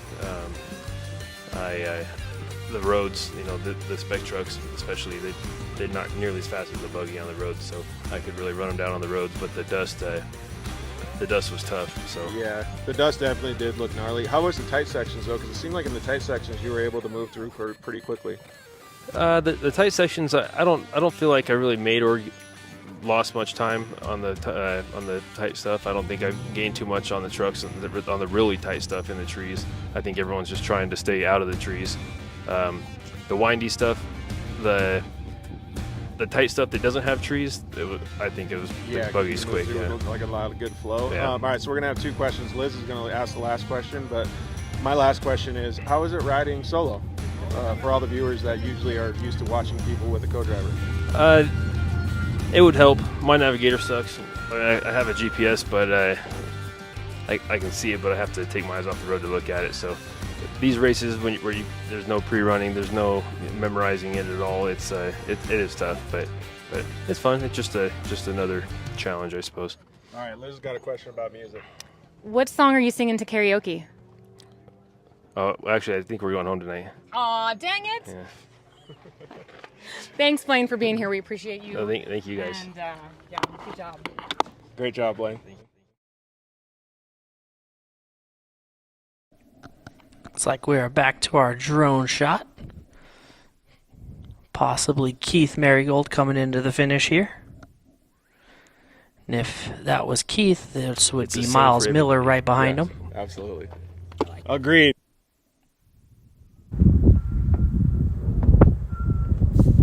It's getting dusty out there. Seems to be hanging now. Cole Harden working his way along. Oh, cows. And there were those cows. Man. Maybe that's what they're talking about. Here's Travis Chase. I could spot that side silver stripe. And there's the finish line right there. So that's the timing loop that he just crossed. So you make that left and you cross the time. So your time stopped there. And then you cruise down to the finish. So that was Travis Chase. And this is Brent Fox. Yep, that is Brent Fox. Oh, we are catching news that our Chase Macon car might be down. Sounds like the motor blew up on him. Oh, Not man. confirmed, but we've been watching that story all day as they chased from the back forward. Sounds like they may have lost a motor. They're Bummer having for those guys. They were fun to watch. They did a good run all day. On board with Michael Mack. Looks like we got an interview with Connor McMullen coming up here soon. Connor McMullen, just dude, putting the freshy hat on. Looks good. Here, why don't you take the microphone, dude? We got a couple questions to ask you. So yesterday was a hell of a day. How was today? Kind of the same. Just a tough day. Trying to fight through the dust and all us guys just kind of going back and forth. The course was just tough, trying to get through it and get through the trees, the tight stuff. But it was fun. It was a good day. At least we ended up, I think, a solid fourth. But, you know, it is what it is, and we'll take what we got and move on to the next one. Yeah, totally. And it looks like your truck's in pretty good condition. Drove a smooth day? Yeah, not too bad. I tried everything I could to not hit the trees, but there's nothing you can really do about it. Let's get a little question from your co-driver over here. Why don't you pass the mic over there? So, I don't think you were in the car yesterday. So that was Jenica, right? Nope. So Jenica and we swapped days today. So Connor and Kevin and all those guys decided to bring me on board, and super thankful for the opportunity to hop on board with them. And yeah, they told me to hop in day 2 and then probably do a few more races. Yeah, so do later two in the things. year. Tell us what your name is, and then tell us how you felt that the day went and how Connor drove. So my name's Jordan Thomas, and I thought the day was pretty good to start off. We were moving pretty good, and then once we got caught up in the dust, 1, 2, 3, 4, and ahead of us, I mean, you know, we just kind of tried to fight through that and see how we can get through that and just avoid the trees and bring it home without totally. No flats or nothing. Gotcha. All right, Connor, so grab the mic again. How was it without Jenica in the right seat? No, it was good.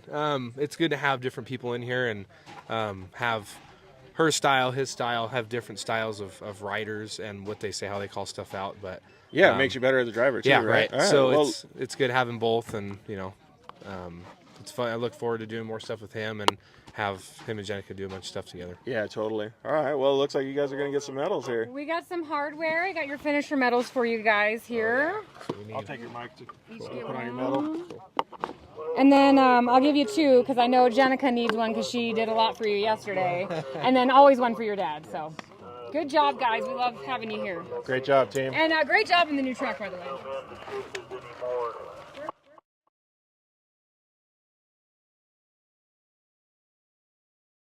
Looks like we are watching the overhead of Cole Harden working his way in.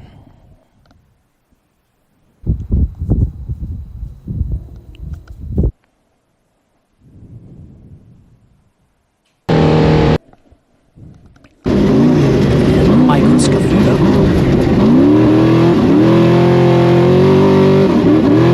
Here's the onboard of Cole that we're just seeing the overhead.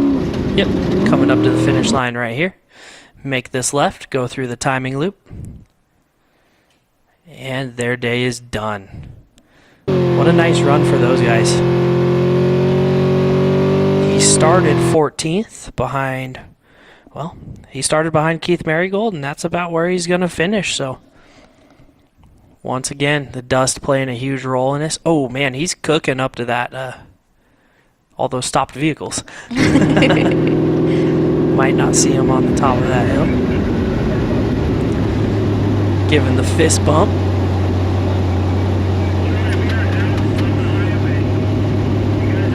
Pulling up behind Brent Fox.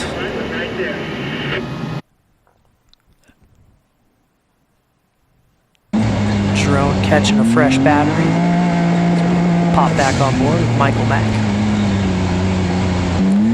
After that Blaine Conrad interview, his time popped up. Thanks to CR Gittery for giving me this heads up. It looks like Blaine Conrad is going to be our fastest vehicle for the day. He did it in 4 hours, 12 minutes, and 50 seconds. And looks like Bean was 4 hours, 13 minutes, and 45 seconds. So he had a minute on him. Within a minute. Yeah, Blaine Conrad was a really fun one to watch all day today. Yes, he was. And obviously charging through the dust paid off. He was the fastest vehicle today. Obviously he couldn't charge forward to go for that overall, but he did it on time. Congrats to Blaine. The only Ironman out there, in a car at least. Yep, the only one I know of besides the two RS1s racing. And it was kind of cool to see Connor switching up co-drivers. I know Jenica's awesome, but looks like he had some fresh meat in the passenger seat with him this weekend. It's the outside of Connor's truck here. It doesn't matter. He seemed excited to have a little bit of fresh blood. It's always cool. He's so monotone, you never know if he's happy or not. He'll win a race and still have the exact same facial expressions. He's always nice, but I don't think he gets too excited. That's why he's such a good driver. He's just calm, collected, makes it happen. That's the best. Watching Michael Mack working his way through the trees. Should be cut to a finish line interview with David Ziegler here soon. Oh, wow. Ooh. There's a lot of cars coming in here. Yep. Everybody stayed pretty tight up front today. They started with 1 minute splits, and it looks like a lot of them are finishing within that same split, which is very rare. But just from this view, I can think of 3 dust clouds. Left, center, and right. Yep. Here we are with David Ziegler. Awesome. Mario had to fix the steering last night and then co-drive today. So yeah. You ready? Yeah. So tell us about yesterday, because you had an interesting day yesterday. How'd your day go yesterday? Oh, yesterday we were having a pretty good time. You know, we had some notes from Silver State, so like that section was really cool, and then it tightened up even more than that, which I didn't know was possible. And about 150 miles before the finish, the steering box started giving us problems while I hit it. So the steering box, I tweaked it, same as today. I hit a tree today. Right, yeah, the steering wheel's 90 degrees. Yeah, so steering box, and then the power steering started giving me issues. And a mile before the finish, we're almost there, it just gave out. Nothing. So then all I could do is turn left. And we're out there doing donuts, and everybody's waving at us like, go that way, go that way. We're like, we're trying. We're trying, man. We want to go that way. And Nothing you can do. And we finally got in reverse and jigger-joggered a little bit, and it went straight. And somehow we made the last mile through the bushes, and wow, it is pretty crazy. But. And then today, obviously, you got the steering box fixed last night? Yeah, no. Mario and Brenthal, they stayed up to 12:30, got it all. New steering box, new power steering pump. Got it driving good today. That last tree section, I did this. So gotcha. So put it back to 90 degrees. Two steering boxes, one race. Hey, whatever. Yeah. But and we got a few fenders. We got wedged in a tree. So, but nothing too bad. Kept it moving. Yeah, no tires for That's the whole awesome. thing. Yeah. Yeah. We didn't even. 610 miles, no flats. Yeah, and yesterday we never even got out of the truck, even though we probably should have got out and looked at the steering. Right. We're like, we're a mile before the finish. We're just going to try that. I was like, we could just go backwards, maybe. Right. You know, get it to straight out, just go backwards. We didn't really care. Well, great job. Way to finish it out and persevere. Okay, thank you. Good job, guys. All right, thank you, guys.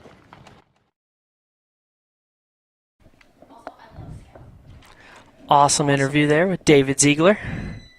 Donald conducting it now. George has passed off the interview duties to the man himself, it seems.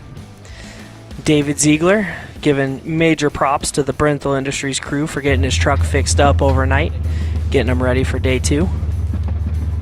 Sounds like he had some off-course excursions that upset the steering rack 2 days in a row. So we're watching, that was Cole Harden talking to Connor McMullen at the finish line there. Just a live overhead shot of interview there with Miles Miller and Wes Leffler.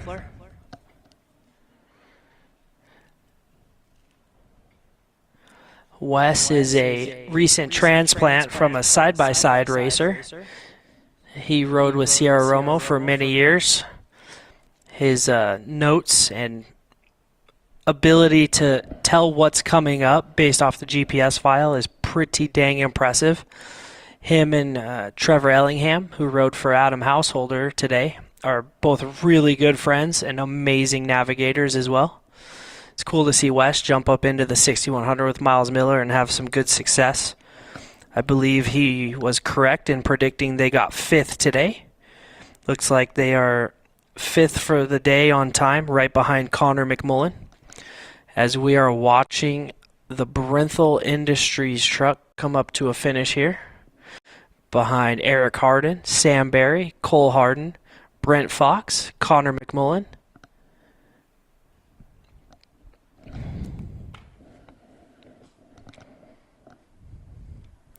It's like the first, second truck going up on the podium. So we pop back on board with Michael Mack here for a little bit. Let's see where he's at. He has to be getting, he did have a lot of downtime, but he might be getting semi-close here. We did get some bad news that Chase Mankin in the T998 that we were watching earlier so much pushed through the field and really kicking butt with Tristan Powell had an engine failure. Miles Miller up on the podium there.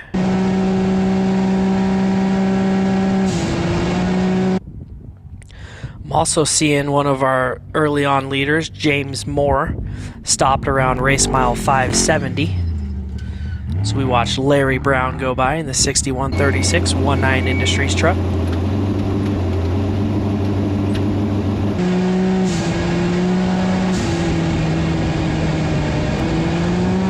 Dan Fisher, Chad Woodruff,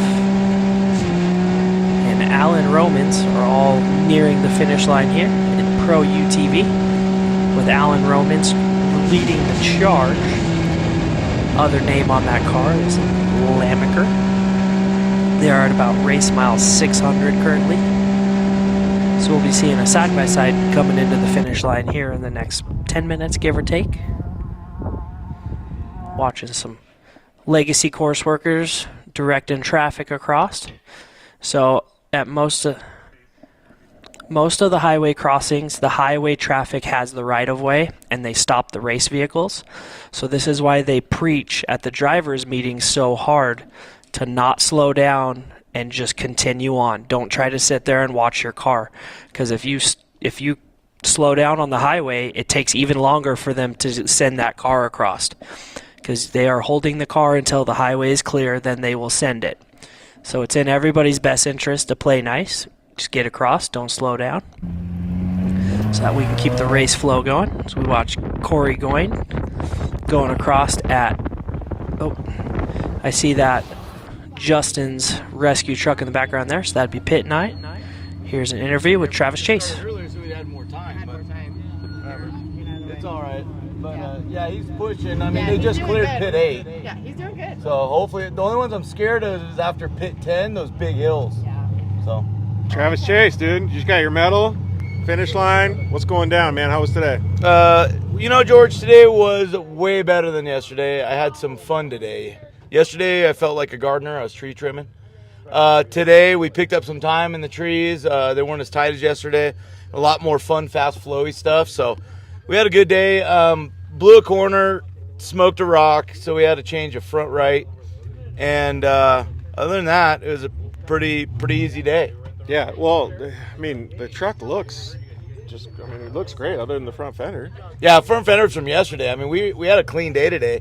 We had a, I don't know, man. It was nice and smooth. I mean, it was a great day, honestly. So I want to ask a question about the family-oriented environment of Legacy Racing. You have another blue, orange, and black car out there. Mm-hmm. Give us a little rundown of how the son's doing. So yeah, my son Becker, he races in Pro NA, and he's actually running second right now, behind Deegan. But he's having a great little season. He's second in points so far and second today. So hopefully he can get it around and finish up in that second spot. How is it coming to all these races together? It's great. It's great. I get a little trouble during school time, but summertime it's awesome. But he loves coming out here, and he's been coming out to the desert as a little kid. So now that he has his own car, and my dad's been involved forever too. So it's 3 generations of off-road racers. Man, we loved it. We love being able to follow along with you guys, ride along in the truck. So first of all, congratulations. Throw a shout out to all of your sponsors, and then we'll get you going. Thanks, George. And also thank you for the Star Stream, man. We were live all day today, and all of our friends at home got to watch it and witness it. So that was pretty cool. We want to thank Mason for building a bitchin' truck.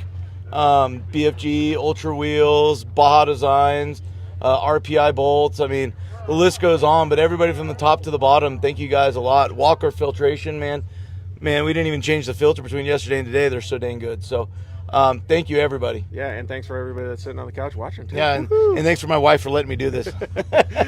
Great job, Travis. All right, George. Thanks, buddy.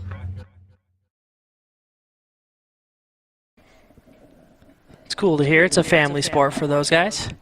Travis Chase and his son Becker the Wrecker Chase racing in Pro NA. Had the pleasure of racing Becker a couple times, and that kid is fast. If he's having a good day, he's hard to hang with. Yeah, he's one to watch out for. And the family dynamic is just one of my favorite things of off-road racing. Yep. Sounds like Travis Chase had a lot better day today. A little bit more speed. Less gardening, as he put it. Yeah, less gardening. So we're watching Nick Eisenhower working his way towards the finish. And he is through the timing loop. So his day is over. Sounds like we're going to get an interview here with Brent Fox. That truck looks like it's in good shape. Yeah, it's not too bad. Little of the corners are torn off, and it looks like driver's side bedside's gone, but kept most of it there.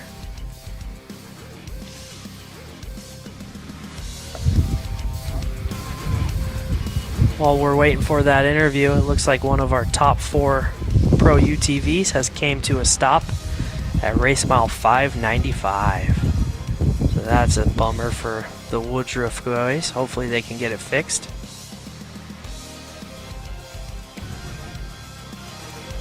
But our lead car is getting really close. In fact, we might be seeing one of them soon. And then my buddy Mac showed me how to. Here is an interview with Brent Fox. Dude, it's like operating a rocket ship now, huh? Yeah.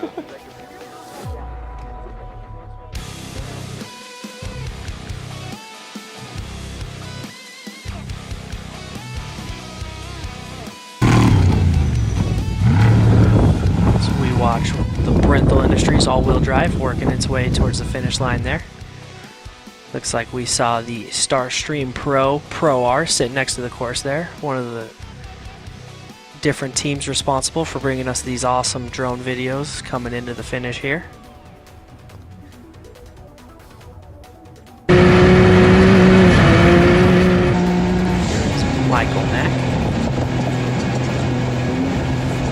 if he's pushed hard enough to make up some serious time.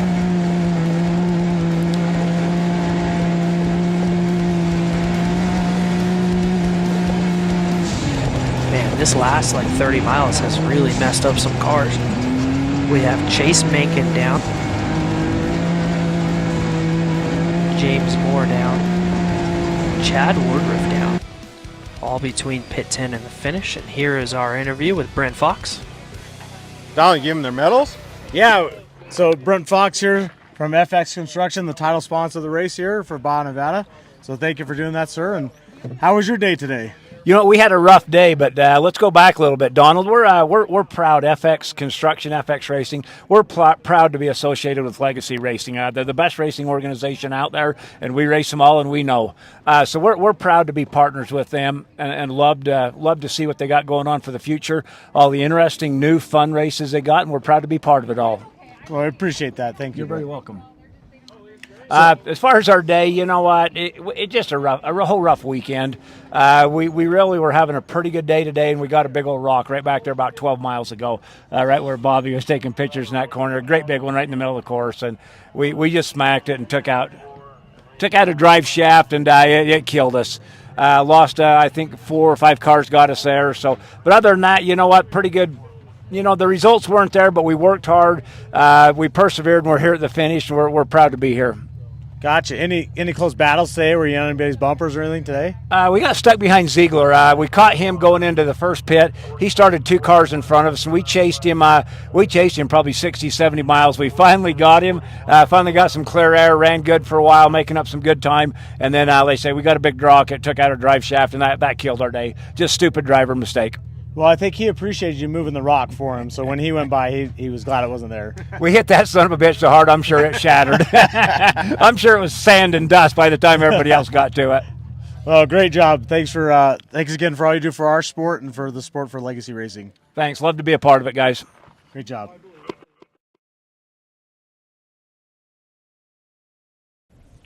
So we cut back to some live drone feeds coming in. Sounds like Brent Fox was doing some rock excavating out there. Maybe he's crushing rocks for his FX Construction company. They do a lot of concrete work, so big shout out to the Brent Fox, that whole team, and FX Construction for sponsoring this year's event. Today was a quick 249-mile sprint. I say sprint, but they were all as fast as they could go, all gas all the time. So we watch. This looks like our lead pro UTV coming into the finish there, which would have been Alan Romans.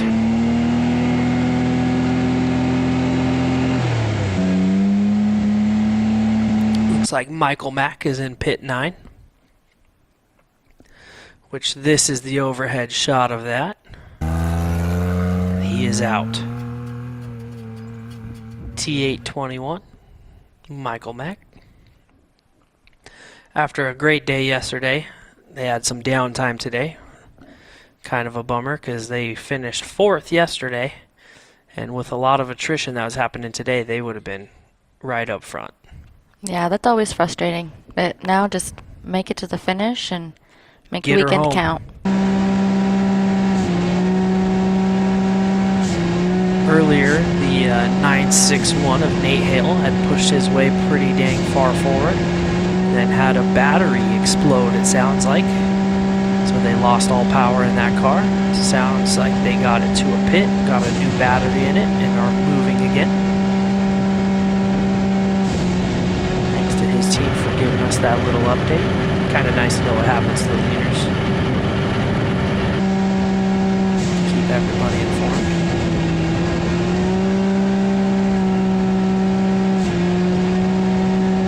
Back down to the finish line for another interview. This time with Cole Hardin. Thank you, sir. Yeah. So a little bit faster today. Yeah, a little bit faster, which was better because I don't really like those trees though. Yeah? Yeah. But you like the wide open roads? Yeah, but I get it. I love what you do. I wouldn't be able to do it, so thank you very much. Well, I appreciate it. We love having you guys, and it's fun for us to be here and interview you at the finish. So Yeah. So day 2 is a lot better than day 1 in your opinion. Yeah, day 2 we just tried to charge hard through that dust. It was so hard. It wasn't really windy that in the beginning. And then we got in the back of someone and the hood got pinned up when I went over like 30 miles an hour. And then they had to rip it off at the pit 1 today. And then from there we just charged hard. And we just tried to fight the dust because that was so brutal. Like we would catch them when the dust was blowing out of our way, Right. and then it'd be a hard 90 left and it'd be blowing right at us. But we finally got by, and then we just tried to push the last 100, 150 miles, and then, yeah, we made it here. So Gotcha. Minus the hood getting in your way, how'd the rest of the truck do? good. No flats. First time I could say that. Oh, so that's awesome. It's very good, yeah. Wow, that's a bonus there. Yeah. Awesome. Yeah, so it's a great day. Yeah. Yeah, this terrain's crazy. 4 weeks ago, there was snow on the ground, and you couldn't race because it was all snowed in, and now it's just dry as a popcorn fart. Yeah, now it's So. just 100 Yeah, out. exactly. Yeah. Well, great job. Congratulations on your finish. Thank you. Thank you Yep. for putting it on. Thank you.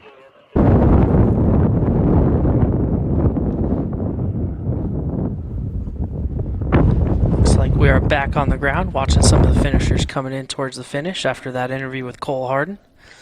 We saw a lot of his in-car today, and his story backs up what we saw. Just in the dust a lot of the time, trying to push where he could, but can only do so much.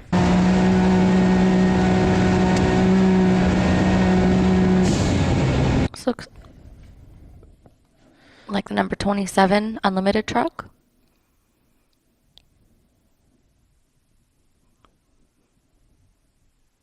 Yep.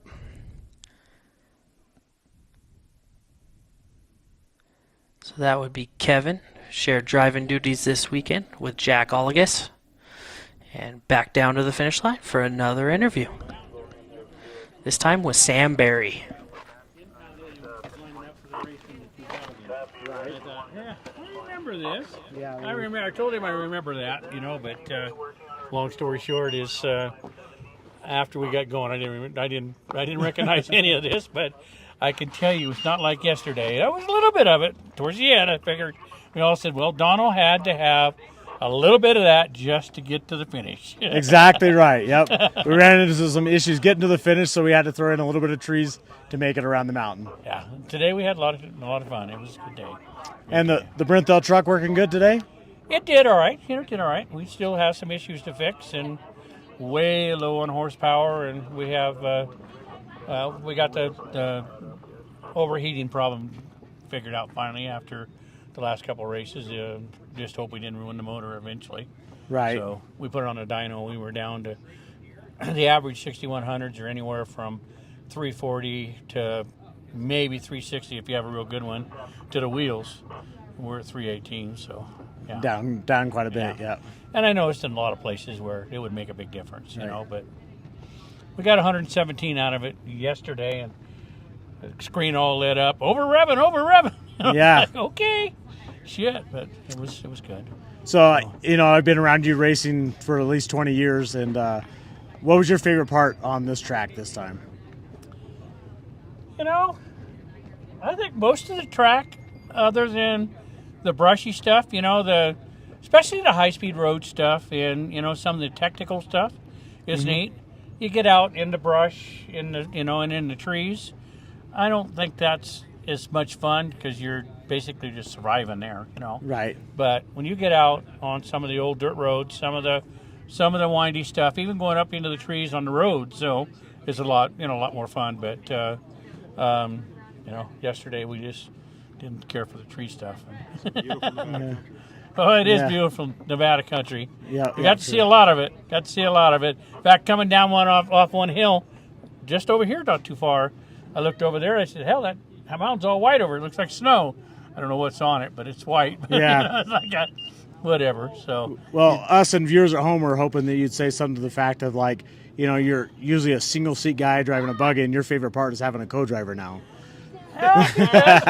It does. Especially when you give them an extra cup of coffee. There you It gets go. on go. That boy, yeah. It gets us all going a little bit. Towards the end here, probably last, I don't know, 75, maybe 100 miles, I told him, I said, I guess we need to get you another cup of coffee. He got a little quiet, but just, I don't know. I think my biggest thing is this is my 49th year of off-road racing, and we're really pushing to get to 50. And I can tell you it's getting tougher. It's getting tougher. And I missed the buggy, but I don't think my body can handle the buggy like it does this truck. And, even just the last couple of years, I'll at least keep running on it going. Well, from us to you, having a legend in the sport racing with us, we're very proud to have you, and let's hope you get to that 50-year mark. You betcha. All right, Thanks, Sammy. Thank Thanks. you, guys. Thank you, guys, what you do.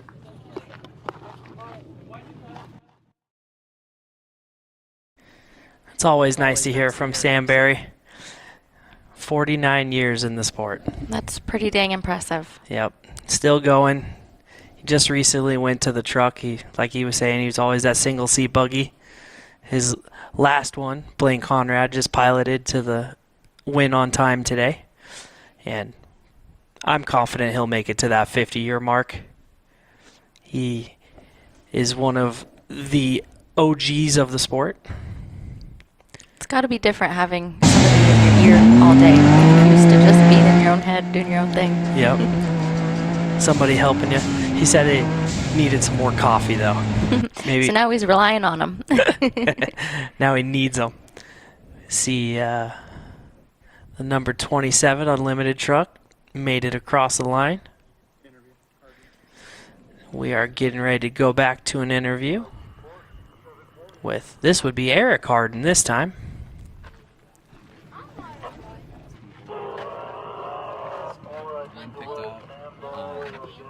Eric Harden. Keep talking, man. The wind picked up? The wind picked up, and it made it a lot of fun. Way more fun. I mean, we had a bad day yesterday, and we're down an hour or hour and a half or whatever it was. We had a bunch of issues, but we weren't going to give up, and we wanted to see this thing through, and we were able to put a finish together, and that's huge. So yeah. We had a lot of fun today. It was really cool. Andrew and me were just talking about it. We're like, wow, till we hit that last force, but luckily it was short. So I was like, dude, 5 miles or whatever it is, I can handle that for sure. And then it opened back up and we got to go fast again. So yeah, do a little motocross type stuff coming in. Yeah, it was really cool coming in. The flat corners, so you could actually dude, it was cool. It was cool, and it's beautiful up here. I mean, I haven't been out here since the Nevada 2000. So I was gonna say, you raced in this area about 22 years ago. Yeah, so. dating myself right now. Yeah, it's crazy. So the good thing is we finished on his birthday. It's Eric's 42nd. Oh, happy birthday! That's amazing. Thanks. Well, congratulations. Yeah, Not only did you finish in one truck, but you finished the day on 2 trucks. So you finished the event with my 2 nephew. trucks. Yeah, my nephew got his 3rd finish. He's raced that truck 3 times. Ever in a 6100, and this is his 3rd race, and he was able to finish all 3 races, and he's doing really good. I'm really proud of him. So that's exciting. It's really cool to just come in together, and then we can take off, and we're done, man. It's fantastic. Yeah. So I noticed something different on your truck. What are those silver hoses that go to your helmet? Those are for we run an air conditioning system. Okay. When it's hot out, so. So that pumps cold air into your helmet? Yeah. So that helps. I mean, today it wasn't bad at all, but for yesterday, it made a big difference. It really helps with the fatigue and all that. And, right. Yeah, the last 25 miles or 35 miles, Andrew took the traction control off for a little bit and we were able to have a little fun and go a little faster. And had a little clean air. Had a little clean air for 10 minutes at a time or 5 minutes at a time. Replant this home little bonsai tree Yeah. Well, that's Nevada mistletoe, just so you know. Nevada mistletoe. Exactly. Well, good job, guys. Thanks for being having here. us. Thank you. Yeah. Great to have you.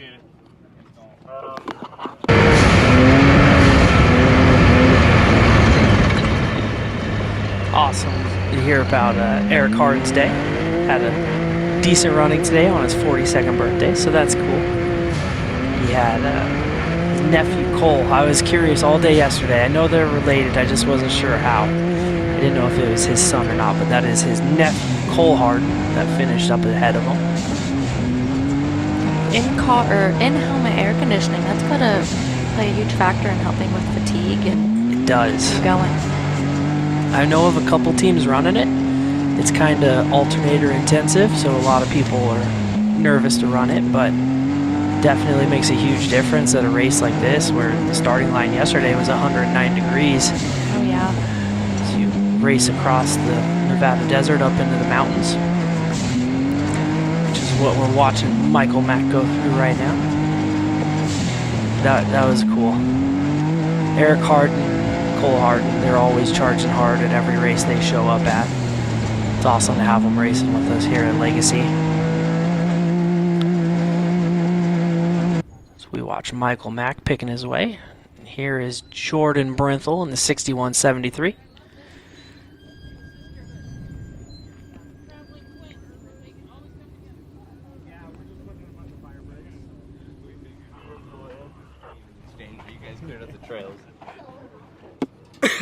Yeah, so Jordan Brinthal, how was your day today? Today was a lot faster than yesterday, and fast is fun. So we had a lot more fun today. It was fairly smooth.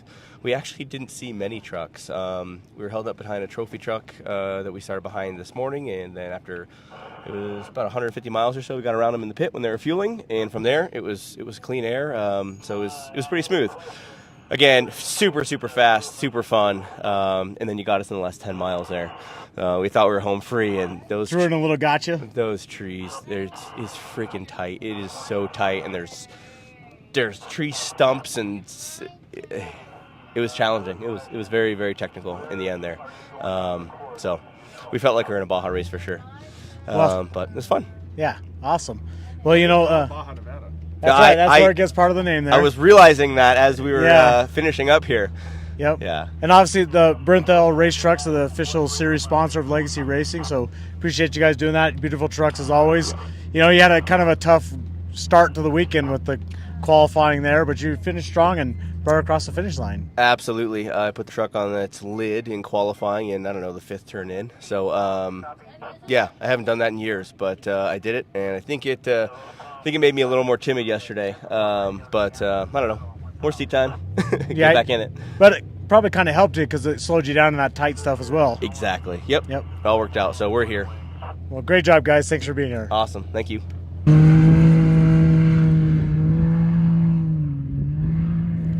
Awesome to hear from Jordan Brenthel there. He did indeed put it on its lid in qualifying. One of the tightest turns of the course, so snuck up on him, but they were able to get that truck back together. From his words, he's a little timid yesterday, which might have been a good thing because people that weren't were pushing hard and blowing out into the trees and hurting stuff. Looks like he had a pretty decent run yesterday.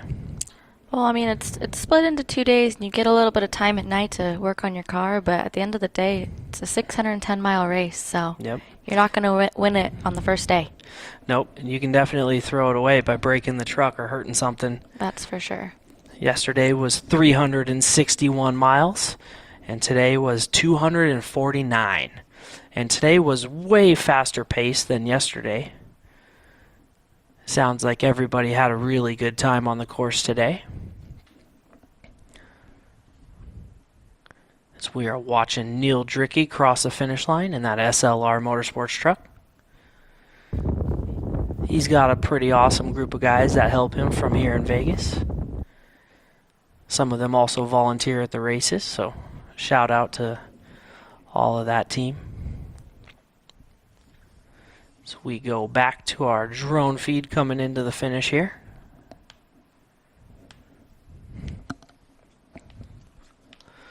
And you can just see dust trails everywhere across this valley. These guys did their homework finding these viewpoints for us.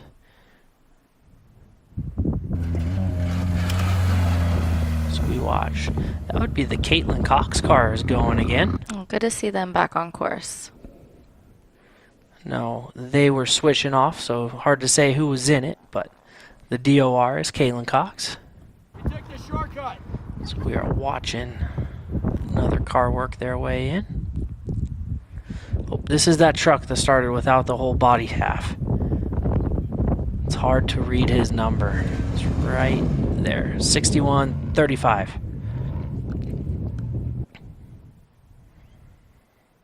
That is Lumsden. making his way in. Now, he started way back. Yeah, 26 off the line.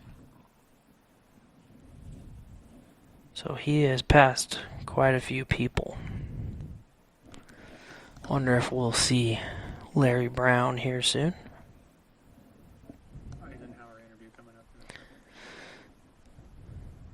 Picking his way through this tight section here. Sounds like we are going to get some words in with Nick Eisenhower here. He's always quite animated, so this should be a fun one. They always having a good time behind the wheel. Yeah, he's one of the fan favorites. Yep. Them boys love playing in the dirt, him and his brother Chris. Both super fast, have really cool vehicles. He has the only 6100 with a working steel cab still on it. So his driver and passenger door are steel and still open. Here's Nick. So, it says Nick Eisenhower on the side, but we know that's not your name. Chris, how was your day, bud? It was good. It was really good, actually. Pits were flawless. We ran the entire race on the same set of tires, so no flats today, which is great. Yokohama's oiled up. The truck ran great, everything like that. No mechanical issues. Fuel stops were good. Everything was good. Evan called all the corners perfectly all day long. No big mistakes. So, great day racing. We had a few comments come through on YouTube saying, we love the way that truck sounds. Yeah, it definitely has a unique sound of that 8-1 exhaust. That's and for I know sure. you guys got a good audience, but some people don't even know that these doors still open up. Oh, yeah. The door's still open. They open and close. And it's registered and insured, so we can drive it on the highway. There you go. If you don't mind passing the microphone over to Evan real quick. Evan, you've driven in the passenger seat quite a bit for a bunch of teams. How was today? Today was great, honestly. I used to ride with Chris back in the day, like early on when I used to start getting into off-road racing. I think you were probably the first real competitive guy I rode with. I don't even know what year that was in. So it was cool. I haven't ridden with Chris in a long time, so it was cool to get back in the truck with him. And today was awesome. Hopefully I get to do it again. Yesterday was okay. We just had a little bit more of a rough day yesterday. Today was awesome. Yeah, that's good to hear, man. Well, you can give it back to Nick. Or excuse me, Chris. And then, easy. Yeah, sorry, dude. Brother, man. I just looked at it and I had to, I was like, dude. It happens all the Chris, time. No throw the worries. shout out to all the people. Yeah, everybody that helps us get here. Heatwave Visual, Method Race Wheels, Yokohama Tires, Rugged Radios, Casey Highlights. There's a laundry list of people. Maxima, Dynamic Converters, like Evan Weller Gears, KDM Shock Technologies. List goes on and on. So without all those people and all their efforts and all their support, we definitely wouldn't be here today running this truck. So huge thank you to everybody on the side of this truck. So. Absolutely. Thanks, Chris. Alrighty. Much appreciated, bud. You're going to get your finisher medals over here. Perfect.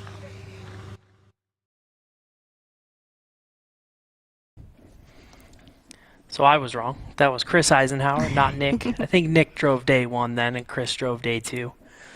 Had a good run there with Evan Weller riding with him. Yes. Evan, one of the more experienced navigators for a lot of different teams. Such an awesome truck to watch. Fast. Sounds awesome. Always putting on a show. Their driving style is always hanging the rear tires out over the berms. So we're looking at the 1967 RMC racing car.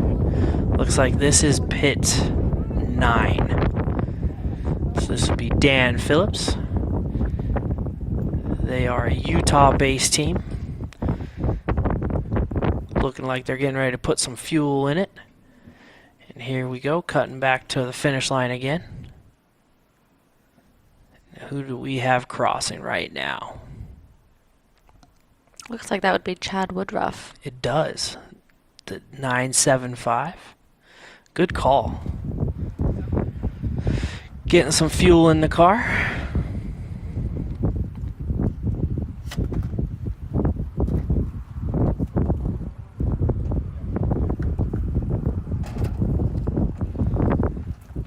He's going to do it. Ready now. As we are looking at Jonathan Brinthal here at the finish line, getting handed some medals from Donald. Looks like we are getting ready to cut to an interview here. Take that bad boy. All right. Donald? Yeah. So how was your weekend?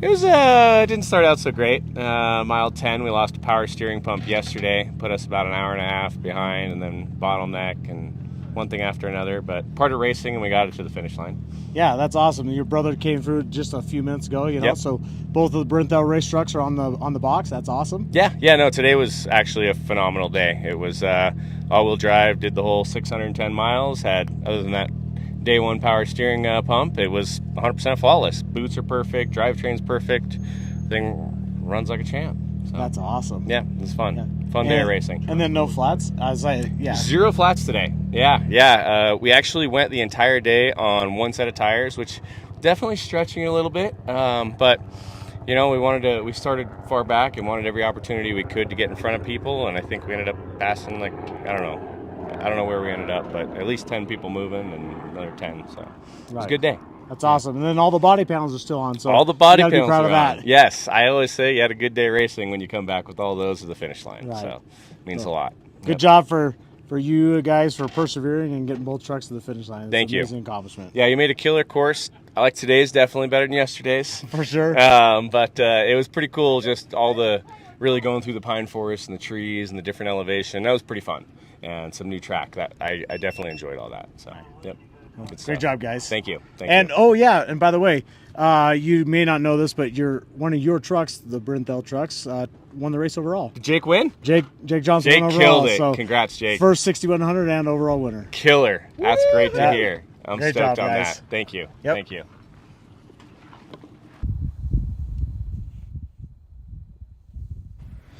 Cool to hear from the Brinthel guys there. I'm sure they're stoked one of their trucks was able to overall the race. And once again, he was saying the all-wheel drive platform, still kind of learning, developing, figuring stuff out. So no better way to test it than go beat it up at a race. Seems like no matter how hard you test at home on the weekends or whatever, you can't replicate what you do on a race day. It's just never the same. Here we have another car coming into possibly pit 9.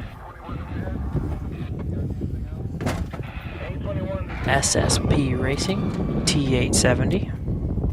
Re-rack a quick tire. First UTV across the line. Tony, what's up, man? This is actually Jason. Jason. Tony started the race. Tony started the race yesterday? Tony started the race So, yesterday. Jason, how was your day, man? It was a good day. Today was an awesome course. It was a lot of mix, a lot of fast stuff. Put us into the trees, got us some windy stuff again, just like yesterday. But it was a real fast course. Yeah, what was the most exciting part of the day for you guys? Probably going about 100 miles an hour and hitting a roller and sailing it to the other side. That's pretty fast. Yeah, in a UTV. Yeah, that was exciting. That was right back there. All right, so Co-driver. It was good. It was good. Tony, car owner, and Foster Parnell, they started the race and they hauled ass, didn't make no mistakes. Got the car to us at pit 8, first UTV, and we got in and just continued on, run fast but smart. Try not to make no mistakes, try to keep the tires on it, out of the trees, and just move forward as quickly and safely as possible to get a good finish. Well, I think we did that, and I hope we did that, so we will see when the times come out. Yeah, Jason, it was you guys got here pretty quick, so did today go by fast for you? Today was nice. Like I said, like Eric said, Tony gave us the car in first place, so we didn't have dust. A couple times Gilbert was off to the side, so then he got around us. We ate his dust a little bit. We caught up to Olegas. I don't know if he was having issues, but he pulled over for us. Yeah, other than that, a big courteous thank you to Kevin McGilvery driving Jack Olegas' truck today. We caught him after the last pit and gave him the push to pass, and he went a little ways and he pulled over and let us by. You know, he wasn't racing us, we weren't racing him, but he let us by to continue on, and that was very courteous of him. Yeah, Eric, dude, it doesn't get any better than that. No, not at all. Again, we passed Gilbert's. We're having a problem, maybe changing a tire. They were pulled over. We seen him, and we watched, and we ran as hard as we wanted to. He caught up to us, and we let him by before some fast farm roads, and we knew he was going to check out. So we let him by, So just give and take, Jason, did they give you any idea of how the times were with your crew? Actually, when they were trying to radio in, Eric was calling out. I just kept telling him to mute them. I didn't want to hear it. I was so focused on him giving me call outs that any other talk on the radio, I'm like, what's going on? What do you want? I love that. The true focus of a race car driver. I was focused on him. Every now and then he'd be like, "Are you listening to me?" I'm like, "Yes, I'm totally focused, but I'm driving and I'm listening." That makes all like the people that were watching today and the people that are listening right now, like you were in the zone. Like they know that feeling too. Yeah. You get in the zone. I didn't want to talk at all. I was retaining everything he was telling me. There was a lot of times he was telling me stuff I could see, and it just goes in one ear and out the other. But when I couldn't see anything, I was completely relying on Eric. Eric, that wavelength is awesome to have in the car. Yeah, you got to gel, and even though he can see stuff, I'm still calling, and I'm still calling it. You see it, I'm calling it. Calling the turns. We get into tight stuff. We were I had the lead now, but you're kind of on your own because it can't zoom that far. So, when you're zigging and zagging a car length in between the trees, it's a little tough, but we got her done. All right, Jason, throw a shout out to all your man. We had a great pit crew today chasing us. We haven't had this car's new to us, so we haven't had a lot of time for testing and doing pit testing. But they really stepped up and did a good job. Eric did an awesome job co-driving for me. 34 years ago, we did our first desert race together.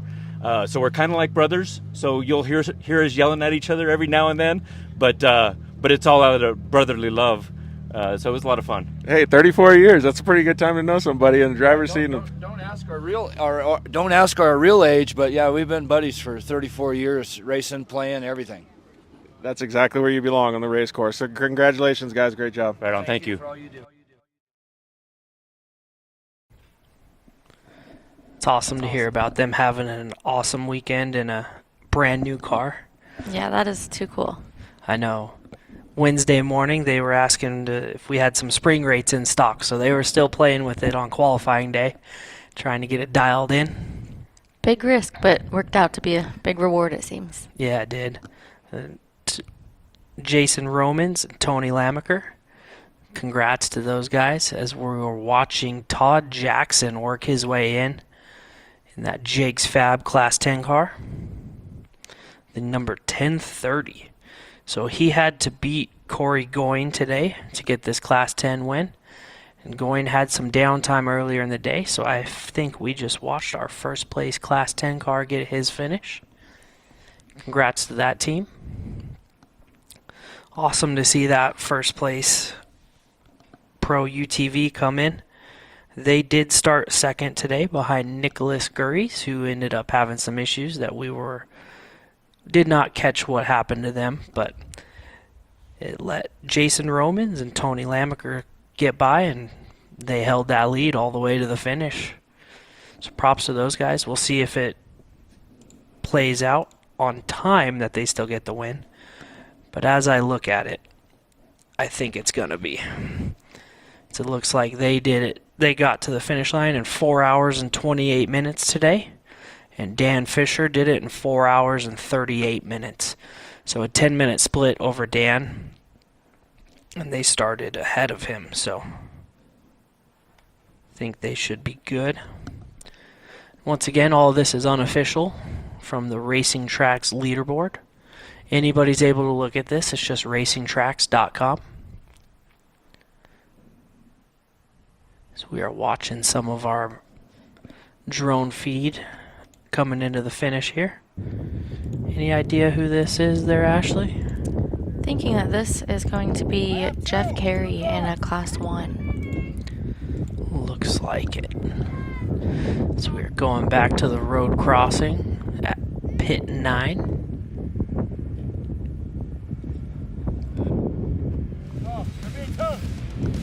Here is one of our RS1 entries. Bruce Robb and Hayden Robb. Oh, they are towing each other. Oh, man. That's the family spirit right there. The drone? So they come from quite a ways away. Are you running audio on that? They have raced everything from Jeep Speeds to short buses. Everything in between. Not many people can say that, huh? No. And they are not unhooking the strap. So are they going to tow that thing all the way to the finish? Looks like we have one of our Class 1 cars. The 1592 coming in here. So that is Jeff Carey. Jeff Carey.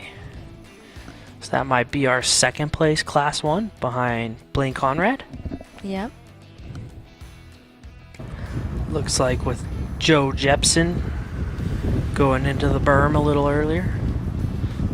Oh, man. It looks like he's had a long day. Look at the dust. He's been getting towed for a long time.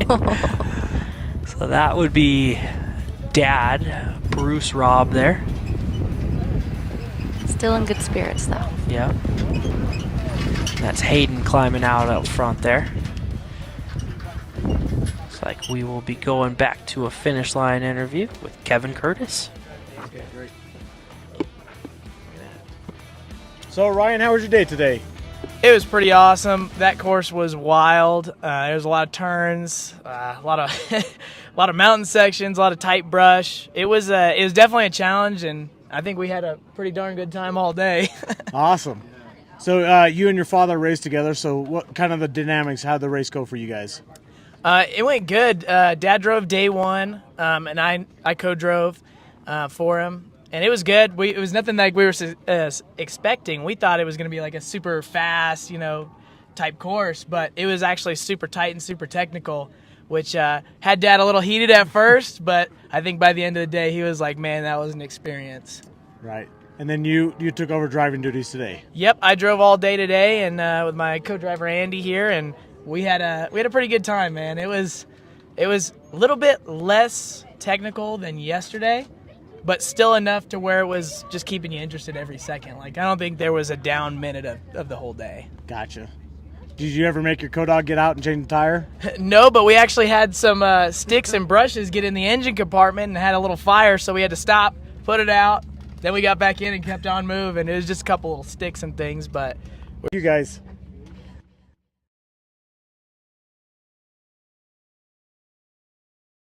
Interview there with Ryan Curtis in the 6192.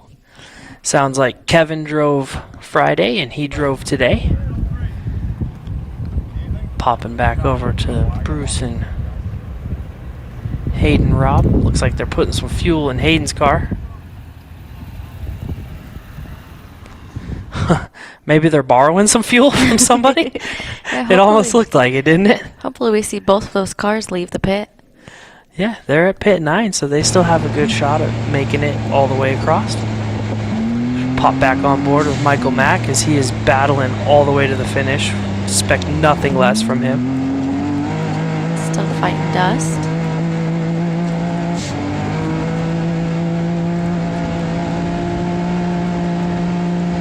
It's the story of the weekend, all the dust. And that was funny to hear Ryan Curtis say that they had an engine fire as well, but it was just brush and sticks getting up in there. So this course was so brand new, and it had gotten so much rain over the last couple of years. All the vegetation had just grown up on the roads, and it just packs in the engine bay, and next thing you know, it's on fire. So they're stopping, pulling over, putting it out, getting back in, trying to keep going. Yeah, it's not really something that I've heard of much before, but now we've got at least 2 cars that have had that problem this weekend. Yeah, I've never heard of it before either.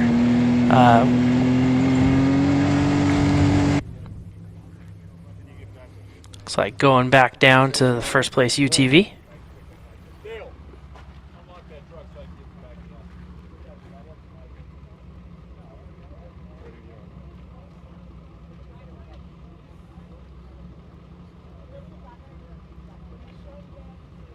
All right, Jason. So we were talking a little earlier how your day went and whatnot, and you guys had solid 2 days here.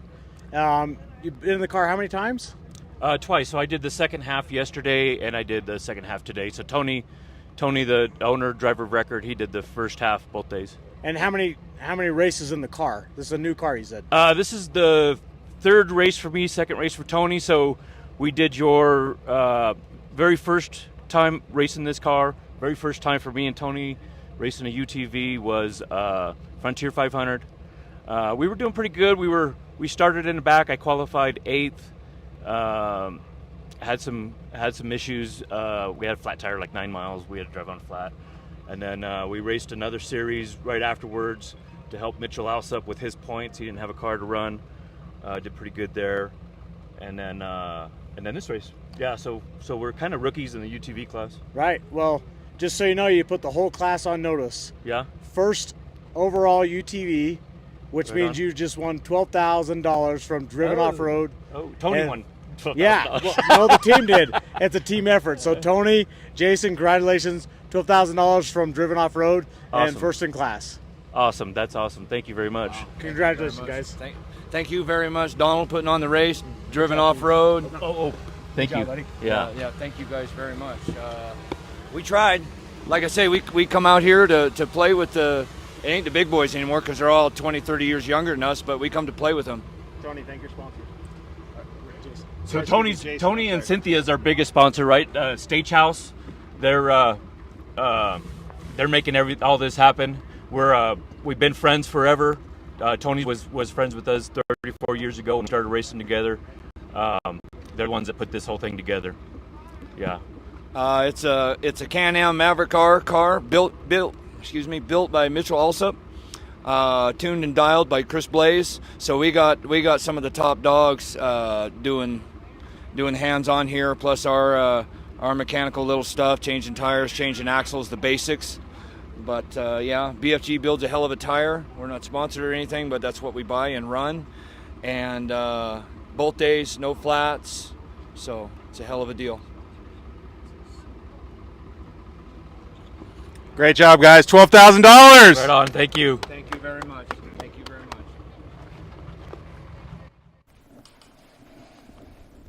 It's awesome to hear they won $12,000 in their first outing in that car. Oh, for sure. You put so much into making one of these weekends happen, so to walk away with something is huge. And on the first race in, it's even more Yeah. special. I want to thank everyone for joining us for an action-packed second day at the 2024 FX Construction Legacy Baja Nevada, presented by Brenthel Industries. Today was a 249-mile point-to-point loop, starting and stopping in Ely, Nevada. My name is Robert Campbell. Colton Gubler was with us earlier in the morning.